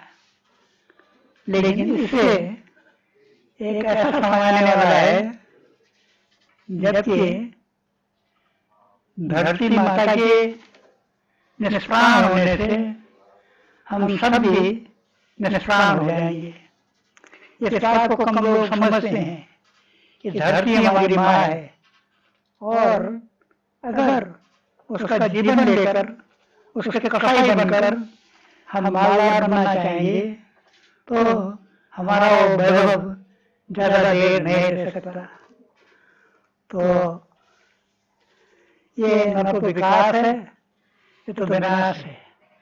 विकास उसे कहते हैं जो जो कुछ हमने प्राप्त कर लिया अगली पीढ़ी को भी मिले। अगर इस एक पीढ़ी के लिए ये सब कुछ करना है तो फिर अगली पीढ़ियां क्या करेंगी? हम अगली पीढ़ियों के उनके हित के संरक्षक हैं। इसलिए पहली बात हमें सोचनी चाहिए कि हमें अगली पीढ़ियों के लिए इस धरती को उपजाऊ रखना चाहिए, क्योंकि अगर हमारी पीढ़ी सब कुछ ले लेगी तो अगली पीढ़ियां क्या करेंगी? तो मैं आप सब नागरिकों का अभिनंदन करता हूँ इसके लिए आप भावी भारत हैं, आप वो भविष्य हैं जो कि भारत को बनाएगा। तो पहली बात ये है कि हम अपने दिमागी गुलामी से मुक्त हों, क्योंकि हमारे दिमाग में एक बात बैठी हुई है कि जो बड़ी चीजें होती हैं वो बड़ी आवाज़ है। असली बात तो ये है कि छोटी चीजें ही अच्छी होती हैं। Small is beautiful and big is horrible। दुनिया के प्रख्यात लेखक हुए हैं, उन्होंने ये नारा लिया कि small is beautiful and big is horrible. जितनी बड़ी बड़ी चीजें होती हैं वो सब नुकसानदायक होती हैं, वो सब भयावह होती हैं। तो आज दुनिया बड़ी चीजों के मोह से ग्रसित है और इसलिए दुनिया में कई समस्याएं पैदा हुई हैं। तो इन समस्याओं के निराकरण के लिए ये बहुत आवश्यक है कि हम आज जो अगली पीढ़ी है वो सक्रिय हो और वो हमारा विरोध करे। जहाँ पर वो देखें कि हम उनका हिस्सा खा रहे हैं तो वहाँ पर विरोध के लिए खड़े हो जाए, वो कहें कि हमें भी जिंदा रहना है, क्योंकि धरती सबकी माता है और हम इस धरती के पुत्र हैं। तो पहले निवेदन मैं आप सबसे कहना चाहता हूँ, कम से कम जिनके बाल सफेद नहीं हुए हैं, कि आप धरती माता की रक्षा के लिए तत्पर हो जाओ। धरती हमारी माँ है और हम उसके साथ मातृवत व्यवहार करेंगे। क्या हम चाहेंगे कि हम अपनी माँ को खलवाट कर दें, हम उसकी वनस्पति खत्म कर ले, उसका सौंदर्य छीन ले? तो हम सबको ये सोचना चाहिए कि अपनी माँ के साथ हम कैसा व्यवहार करेंगे। और सबसे बड़ी बात ये है कि नई पीढ़ी जो है वो इस बारे में जागरूक हो। आप हमारे तौर तरीकों को, उन तौर तरीकों को जिनमें हमने प्रकृति की हत्या करके और उसको विकास का लुभावना नाम दे दिया, उन तौर तरीकों के विरोध में आप उठ खड़े हों, तो फिर आप क्या कहेंगे कि क्या हम भूखे रहें? तो मैं आपसे यही निवेदन करना चाहता हूँ कि आप सुखी हों, आप सौभाग्यशाली हों, लेकिन आपका सौभाग्य जो है वो हमेशा के लिए हो, कुछ थोड़े समय के लिए नहीं। हमने दुर्भाग्य से विकास की एक ऐसी परिभाषा अपनाई है जिसमें जो क्षणिक विकास है उसी को विकास मान लिया है और आगे की पीढ़ियों के बारे में हमने कुछ सोचा नहीं। उसका एक सबसे बड़ा नुकसान होने वाला है कि हम जिंदा रहने के लिए जो चीजें आवश्यक हैं, जैसे पानी है, उसी को कमजोर कर रहे हैं। पानी की कमती पड़ रहा है तो पानी कहाँ से लाएंगे? और कई विचारकों ने तो कहा है कि अगर दुर्भाग्य से अगला विश्व युद्ध हुआ तो पानी के लिए होगा, क्योंकि पानी सबसे बड़ी समस्या होगी। एक देश से निकलने वाली नदियां जो हैं वो दूसरे देश को नहीं पहुंच सकेंगी, तो फिर क्या होगा? लोग भूखे प्यासे थोड़े रहेंगे, वो उसके खिलाफ उठ खड़े होंगे। तो मेरा आप सबसे निवेदन है कि आप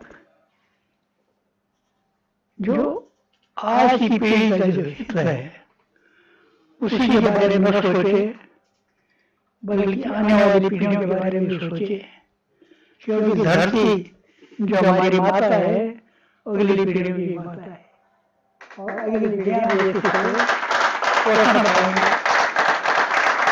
तो इस तरह का विकास जो अगली पीढ़ियों को वंचित करता है, तो उस विकास को अलविदा कर दे। तो आप कहेंगे तो फिर हम क्या करें? तो हमें तीन चीजें अपनानी है।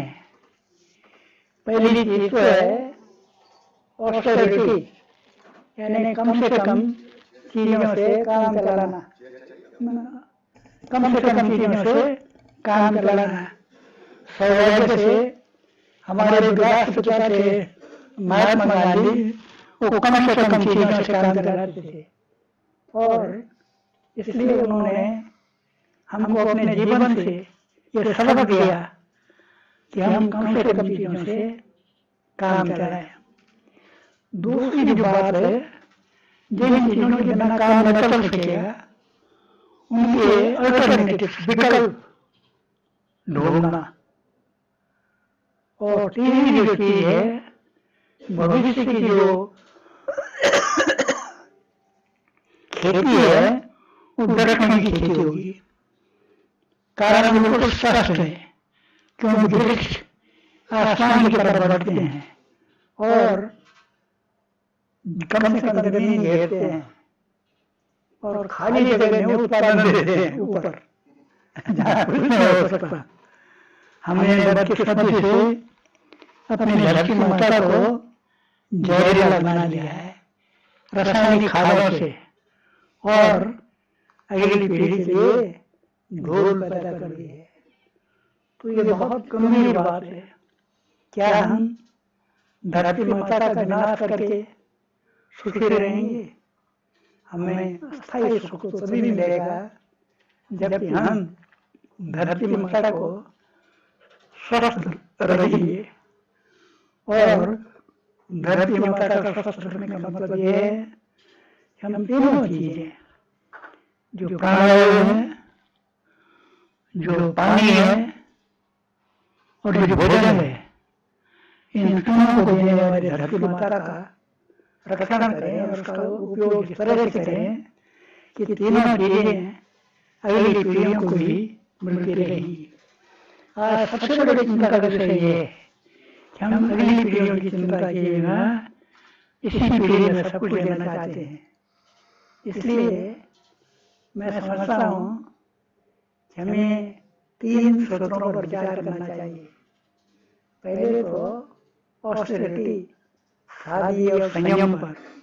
सादगी और संयम जो है वो एक जिंदा रहने का साधन है। दूसरा अल्टरनेटिव्स, यानी जिन चीजों के विकल्प न मिल सके उनके विकल्प ढूंढना। और तीसरा है एफोरेस्टेशन। और एफोरेस्टेशन से मेरा मतलब टिम्बर की खाने नहीं है, बल्कि ऐसे वृक्षों की खेती करना जो कि ज्यादा से ज्यादा खाद्य दे सके,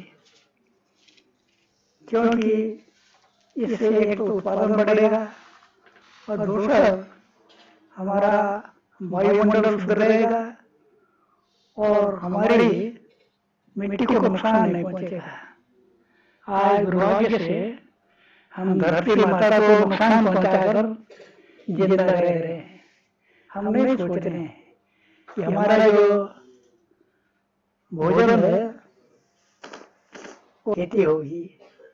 और मैं कम से कम नौजवानों से जो काले बादल हैं उनसे कहता हूँ कि इस मामले में वो हमारी पीढ़ी के खिलाफ बगावत करें, यानी हमारी पीढ़ी के जो बुरी प्रथाएं हैं, बुरे कार्य हैं, उनको छोड़ें और अपने लिए एक ऐसा रास्ता अपनाएं जिस रास्ते से वो सुखी, संपन्न और स्वस्थ रह सके। ये तीन चीजें बहुत आवश्यक हैं जीवन के लिए: सुखी रहना, संपन्न बनना और स्वस्थ रहना। और दूसरा, ये धरती हमारी माँ है जो कई पीढ़ियों से हमारा पालन पोषण कर रही है और अगली पीढ़ियों को भी इसका भी पालन पोषण करेगी। तो धरती माता के साथ जो दुर्व्यवहार है वो आज के मनुष्य को बहुत महंगा पड़ेगा। और जिसने अपनी माँ की हत्या कर ली है वो कैसे जिंदा रहेगा, अगली पीढ़ियां कैसे जिंदा रहेंगी। तो अगले उसके लिए नौजवानों को उठ खड़ा होना चाहिए कि हमें जिंदा रहना है। और जिंदा रहने का जो रास्ता है वो धरती को नशेबाज बनाकर नहीं, धरती को जहरीला बनाकर नहीं, बल्कि धरती को और स्वस्थ बनाना है। और धरती को स्वस्थ बनाने का तरीका है वृक्ष खेती। वृक्ष खेती से कई फायदे हैं। पहला फायदा तो यह है कि उत्पादन बढ़ेगा, क्योंकि वृक्ष आकाश की तरफ बढ़ता है और खाली जगह पर हमें उत्पादन देता है। बहुत बड़ी बात है, जहाँ कुछ हो नहीं सकता वहां से हमें उत्पादन मिल रहा है। दूसरी बात यह है कि वृक्ष हमें ऑक्सीजन भी दे रहे हैं, प्राणवायु, जिसके बिना रह नहीं सकते। और वृक्ष पानी का संरक्षण भी करता है। तो जीवन के लिए तीन चीजें आवश्यक हैं: हवा, पानी और भोजन।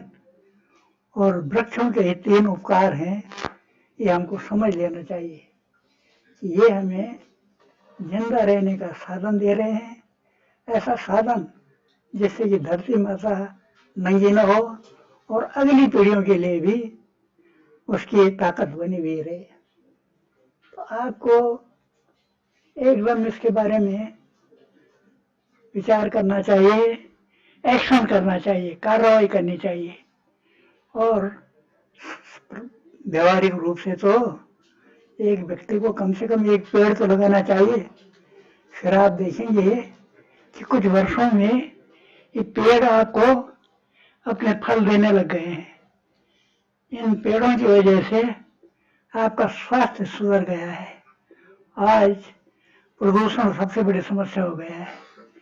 पुराने लोग तो प्रदूषण जानते नहीं थे। एक जगह इसी तरह चर्चा चल रही थी प्रदूषण की, तो बाहर एक गांव का आदमी खड़ा था। उसने कहा, साहब ये खरदूषण कहाँ से आया? ये तो मार दिया था, ये कहाँ से आया? और ये सब साहब लोग इससे डरे हुए हैं, मैंने कहा भाई क्या बताऊं, इनके अंदर छिपा हुआ है, इनकी जो आवश्यकता है उसकी वजह से इन्होंने धरती को खलवाट कर दिया है। तो प्रदूषण का मुकाबला करने के लिए जरूरी है कि हम वृक्ष खेती करें और संभव हो तो ऐसे वृक्षों की खोज करें। ये वैज्ञानिकों का काम है जिससे हमें नट्स मिले, काष्ठ फल, जैसे पहाड़ों में अखरोट होता है। काष्ठ फल ज्यादा देर रहेगा और इसकी पैदावार, वृक्ष खेती की सबसे बड़ी विशेषता यह है कि पैदावार बढ़ेगी। आज जो हमने धरती माता के साथ अन्याय किया है, उसको जहरीला बना दिया है रासायनिक खादों से, वो अन्याय खत्म होगा। इसकी तत्काल आवश्यकता है और वृक्ष खेती जो है वो इसका एकमात्र उपाय है। कौन ऐसा पापी होगा जो अपनी माँ का खून खाए? हम तो आज खा रहे हैं धरती माता का। तो इन तौर तरीकों को बदलने की आवश्यकता है और इनको बदलने के लिए हमको एक बात तो कम से कम करनी चाहिए, एक एक पेड़ लगाएं, एक ऐसा पेड़ जिससे काष्ठ फल मिले, ऐसे फल मिले जो कि ज्यादा देर टिकाऊ हो सके। फिर आप देखेंगे स्वास्थ्य भी अच्छा रहेगा और धरती माता का स्वास्थ्य भी अच्छा रहेगा। दूसरी बात मैं आपसे जो कहना चाहता हूँ वो आज जो आर्थिक नुकसान हो रहा है, प्रति वर्ष लाखों टन मिट्टी बहकर जा रही है समुद्र में। ये मिट्टी तो हमारा पालन पोषण करने वाली है, लेकिन जब हम जमीन को खोदते हैं तो उसकी मिट्टी बहकर चली जाती है और फिर हमारे लिए कुछ छूट नहीं जाता है। तो इस बारे में युवा पीढ़ी को विचार करना चाहिए कि हम ये जो खोदने का जो काम है इसको बंद करेंगे और इसको धरती माता का गौ मांस बहने नहीं देंगे। तीसरी बात जो मैं आपसे कहना चाहूँगा वो है कि हमारे चारों तरफ जो प्रदूषण हो गया है, पहले तो लोग इस शब्द को जानते नहीं थे, प्रदूषण की कहते थे खरदूषण हो गया। तो अब हमें ये सोचना चाहिए कि हमारी जीवन शैली ऐसी हो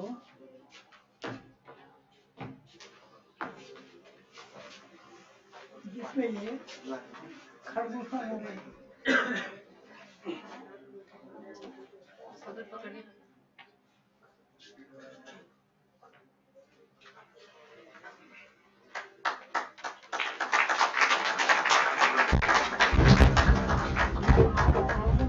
बोल दीदी। दूसरे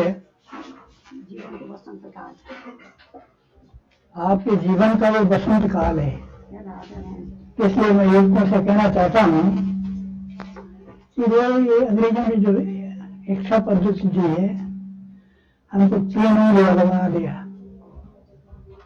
केवल पढ़ने लिखना, परीक्षा पास करना। हमको तो एक ऐसी जीवन पद्धति अपनानी है जिससे हमारी 3 शक्तियां, हमारा वक्त,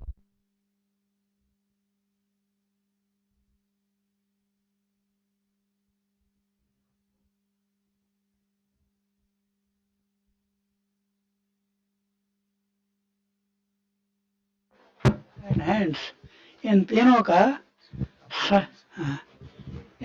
का समन्वय होना चाहिए। जब इन तीनों का समन्वय होगा तभी जाकर हमारा जीवन सफल होगा और तभी जाकर हम समाज के लिए भी कुछ कर सकेंगे और अपने लिए भी कुछ कर सकेंगे। क्योंकि अंग्रेजों ने जो शिक्षा पद्धति यहाँ शुरू की थी वो तो केवल क्लर्क बनाना चाहते थे। उन्होंने तो केवल लिखना पढ़ना हिसाब करना यही सिखाया, लेकिन संपूर्ण मनुष्य बनने के लिए, पूरे व्यक्तित्व के विकास के लिए इन तीनों शक्तियों का समन्वय आवश्यक है। हेड की मस्तिष्क की, हार्ट की हृदय की, और हैंड्स की हाथों की।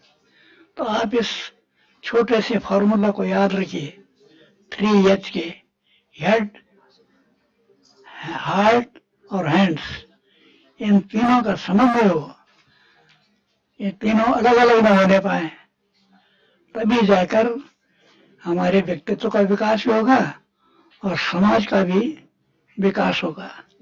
आज की जो शिक्षा पद्धति है, इस शिक्षा पद्धति ने केवल हमारा दिमाग तो इतना बड़ा बना दिया है, हैंड 3 उंगली वाले बना दिए हैं और हार्ट गायब हो गया। जरा इस पर विचार कीजिए, क्या हम पूरे मनुष्य हैं या अधूरे हो गए, या हमें पूरा मनुष्य बनना है? शिक्षा का उद्देश्य तो होना चाहिए कि मनुष्य का संपूर्ण विकास हो। हमारे यहाँ कहा हुआ है पुराने उसमें, सा विद्या विमुक्त वे, विद्या वो है जो मनुष्य को मुक्त करती है। आज तो विद्या बांधने वाली बन गई, अगर नौकरी नहीं मिली तो बढ़ रहे हैं। मेरी समझ में एक बात नहीं आती कि शिक्षित बेकार शब्द कैसे चल रहा, शिक्षित बेकार, अभी कैसे शिक्षा है जिसने मनुष्य को बेकार बना लिया, और उस उम्र में जबकि उसकी सारी शक्तियां अपने पूरे वैभव पर रहती हैं, युवावस्था में वो बेकार बन गया। आजकल बेकारों की फौज खड़ी कर रही है हमारी शिक्षण संस्थाएं। गांधी जी इसमें बदलाव चाहते थे लेकिन वो रहे नहीं, और उसके बाद उनकी बातों को लोग भूल गए। तो मैं आपको नई पीढ़ी के लोगों को कहना चाहता हूँ, अपनी इन तीनों शक्तियों को विकसित करिए, हेड को, हार्ट को और हैंड्स को। एक महापुरुष ने कहा है, from your head to your heart with your hands. आजकल तो सिर्फ ये है कि हेड से सीधा निकला और हैंड्स में, और हैंड्स जो है वो मारने पीटने वाले बन गए, हार्ट भी इसमें से गायब हो गया। क्योंकि मनुष्य की जो संवेदन शक्ति है वो तो हार्ट जगाता है, अगर हार्ट ही गायब हो गया तो फिर वो कैसे समाज के लिए कुछ कर सकेगा। तो मित्रों, आप पुरानी पीढ़ी की जो गलतियां हैं उनको न दोहराइए, और कुछ न कुछ हाथ का काम जरूर कीजिए। 3 उंगली वाले न बन जाइए, 10 उंगली वाले बनिए, हाथ का काम कीजिए। और कुछ नहीं कर सकते तो घर में माता जी के साथ रसोई बनाने में मदद कीजिए। अब मैं नहीं जानता कि कितने लोग रोटी बनाना जानते हैं, अब तो खैर रोटी बनाने की मशीन बन गई, लेकिन हमें अपने संपूर्ण व्यक्तित्व का विकास करना चाहिए, केवल 3 उंगली वाले न रहें। और मुझे आशा है कि हमारा ये मिलन तभी सफल होगा जब आप आज ही से 10 उंगलियों से काम लेना शुरू कर देंगे। और कुछ नहीं कर सकते तो घर जाकर माता जी के साथ काम कीजिए, रसोई बनाने में, बर्तन साफ करने में, क्योंकि खाते तो आदमी हैं, तो उसको बनाने में और ये बर्तनों को साफ करने में क्यों साथ में लें। उससे आपका नुकसान नहीं होगा, आपका फायदा होगा, क्योंकि आपकी शक्तियां उतना ज्यादा बढ़ेंगी। ये तो है, ये तो एक प्रकृति का नियम है कि मनुष्य की जब तीनों शक्तियां एक साथ जुड़ती हैं तभी उसका संपूर्ण विकास माना जाता है। मुझे आशा है खास तौर से तरुणों से जो काले बाल वाले हैं कि वे अपने पूरे व्यक्तित्व के विकास का ध्यान रखेंगे, अधूरे आदमी नहीं बनेंगे हमारी तरह, और वो आज ही से इस पर काम करना शुरू कर देंगे।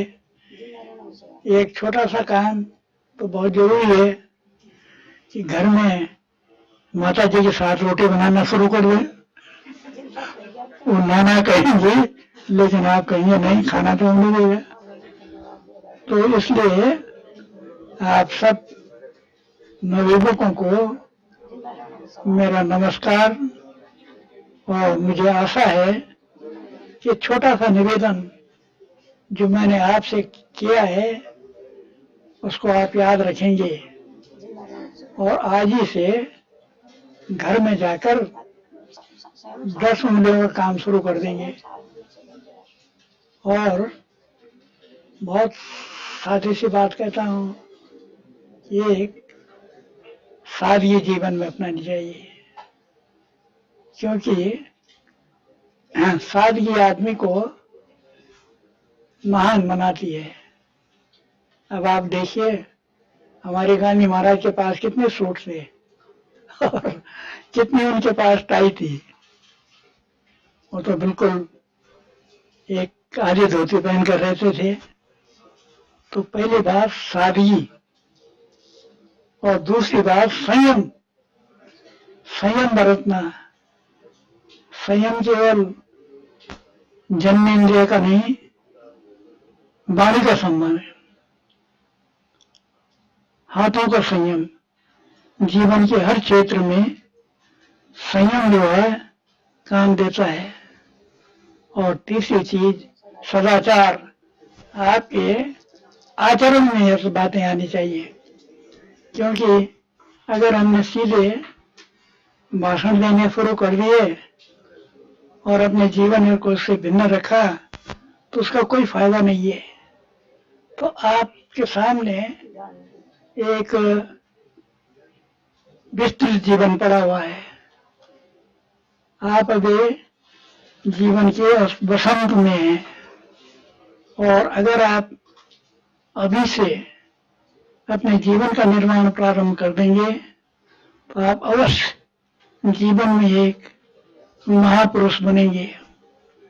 आप नवयुवक हैं तो नवयुवक तो बहुत काम कर सकते हैं, उनके शरीर में शक्ति रहती है। तो ये ऐसा नहीं है कि वो घर में जाकर माता जी की पकाई हुई रोटी खा लें और फिर नाराज हो जाएं दोस्तों पर।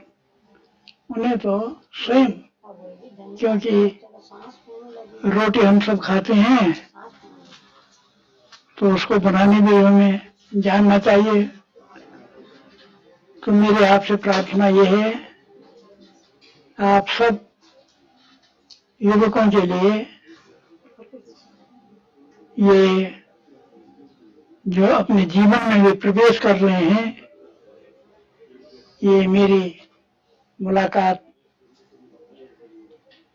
स्थायी हो गई और आप अपने जीवन में अपनी तीनों शक्तियों को, हेड की, हार्ट की और हैंड्स की, इन तीनों शक्तियों का उपयोग करेंगे और इनको मजबूत बनाएंगे। ये अंग्रेजों ने हमें 3 उंगली वाली शिक्षा दी थी, उनके लिए सस्ते क्लर्क चाहिए था इंग्लैंड से, इसलिए रीडिंग राइटिंग एंड अरिथमेटिक शिक्षा का उद्देश्य हो गया। अब देखिए कितनी प्राइमरी बात है, प्रारंभिक बात, रोटी हम रोज खाते हैं लेकिन हम कितने लोग रोटी बनाना जानते हैं। तो बस आप सबसे मेरा निवेदन ये है कि आप अपने जीवन में यशस्वी बने, आप अपने जीवन में कीर्तिमान बने और आप एक नई दुनिया बनाए जिस दुनिया को हमारे राष्ट्रपिता महात्मा गांधी चाहते थे, हम उनको तो भूल ही गए। हम तो अंग्रेजों वाली दुनिया बनाना चाहते हैं। अब मैं, आप बुरा न माने, आप युवकों से पूछना चाहता हूँ कि टाई का क्या मतलब है हमारे लिए। ये तो सिया है, उस क्रॉस की निशानी है, उस सूली की जिस पर ईसा मसीह को चढ़ाया गया था, क्योंकि इससे तो कोई खास शरीर को फायदा नहीं होता। तो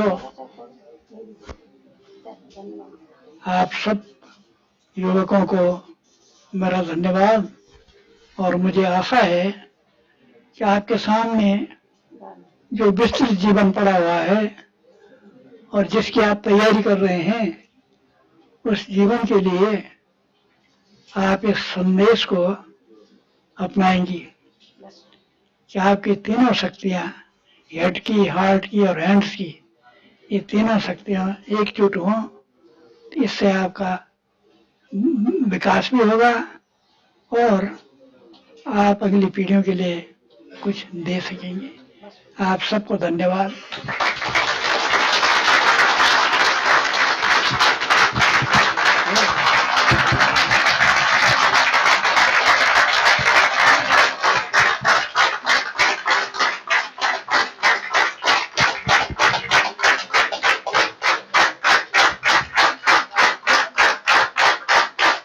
आप सबसे निवेदन है, जितनी ऊर्जा इस इंसान ने दिखाई है यहाँ पे बोलने के लिए, उससे डबल ऊर्जा दिखाई है इस तालियों के लिए।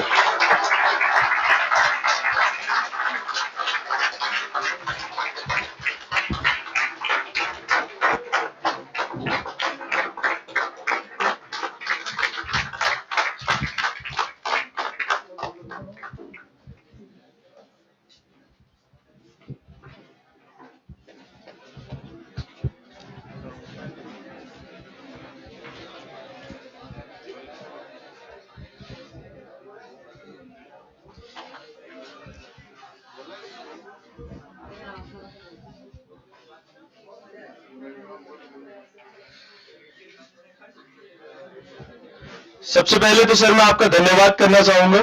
ये हमारा सौभाग्य है कि हम आपसे रूबरू हुए, और सर की तरफ से सर की सिखाई हर सीख को सिर्फ 2 लाइनों में समेटना चाहूंगा।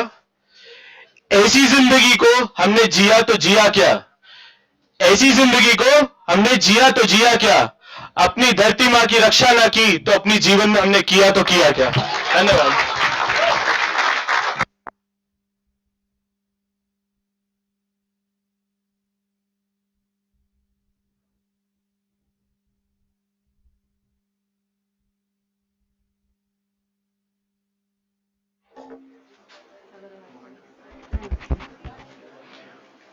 Thank you very much, sir, for your motivational speech. Now I request Dr. Anshuman Gupta to please present the memento to the guests.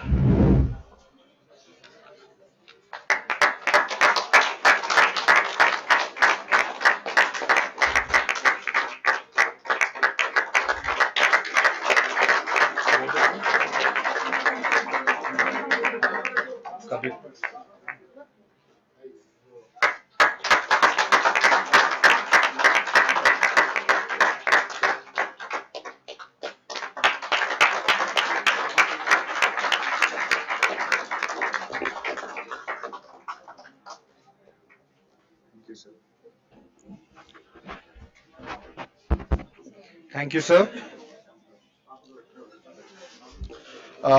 Thank you, sir, for such a big and a beautiful speech. Before we leave, there is a small announcement. Tomorrow we are expecting many of the dignified companies that have been part of UPS family as a recruiter. They were helping us with our internship. And there are many other dignitaries that will be visiting UPES, and they want to see some fresh blood, which will help them to at least see that yes, UPS stands alone and different. So I expect many of the crowd and many of you to visit the college tomorrow, to come to college tomorrow and make sure we see a full blood, a full spirit in you. Thank you.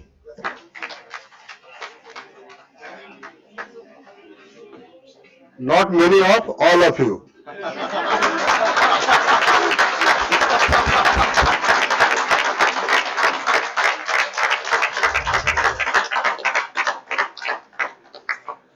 And here we are at the end of the Day 2 conference. Today was a very fruitful day. I would like to thank all the dignitaries for your valuable time and profound knowledge. I presently end for the day. Better don't leave the town when things are in process. Please have a seat. Please have a seat. Don't leave the thing when things are in process. Fine? Never leave before the guest. Please. You are host here right now. I have just another thing to announce. Tomorrow we are having Mr. Vinayak Chatterjee. Vinayak Chatterjee is considered synonymous to infrastructure in India. Even Government of India, whenever it wants to do something, it calls him. All big shot are soliciting advice from him. And we are going to felicitate him for his exceptional role of infrastructure since last 2-3 decades. That's why we announce we all have to be here. Thank you. Thank you, sir. So I presently end for the day, but would warmly welcome you all to join for the third day of the conference, 6th of February 2016. I request all the guests present here to proceed for the high tea. The high tea is arranged outside the building area. I would request the hospitality team to please escort our dignitaries to the venue. Students, please be on the seat so that the guests may arrive.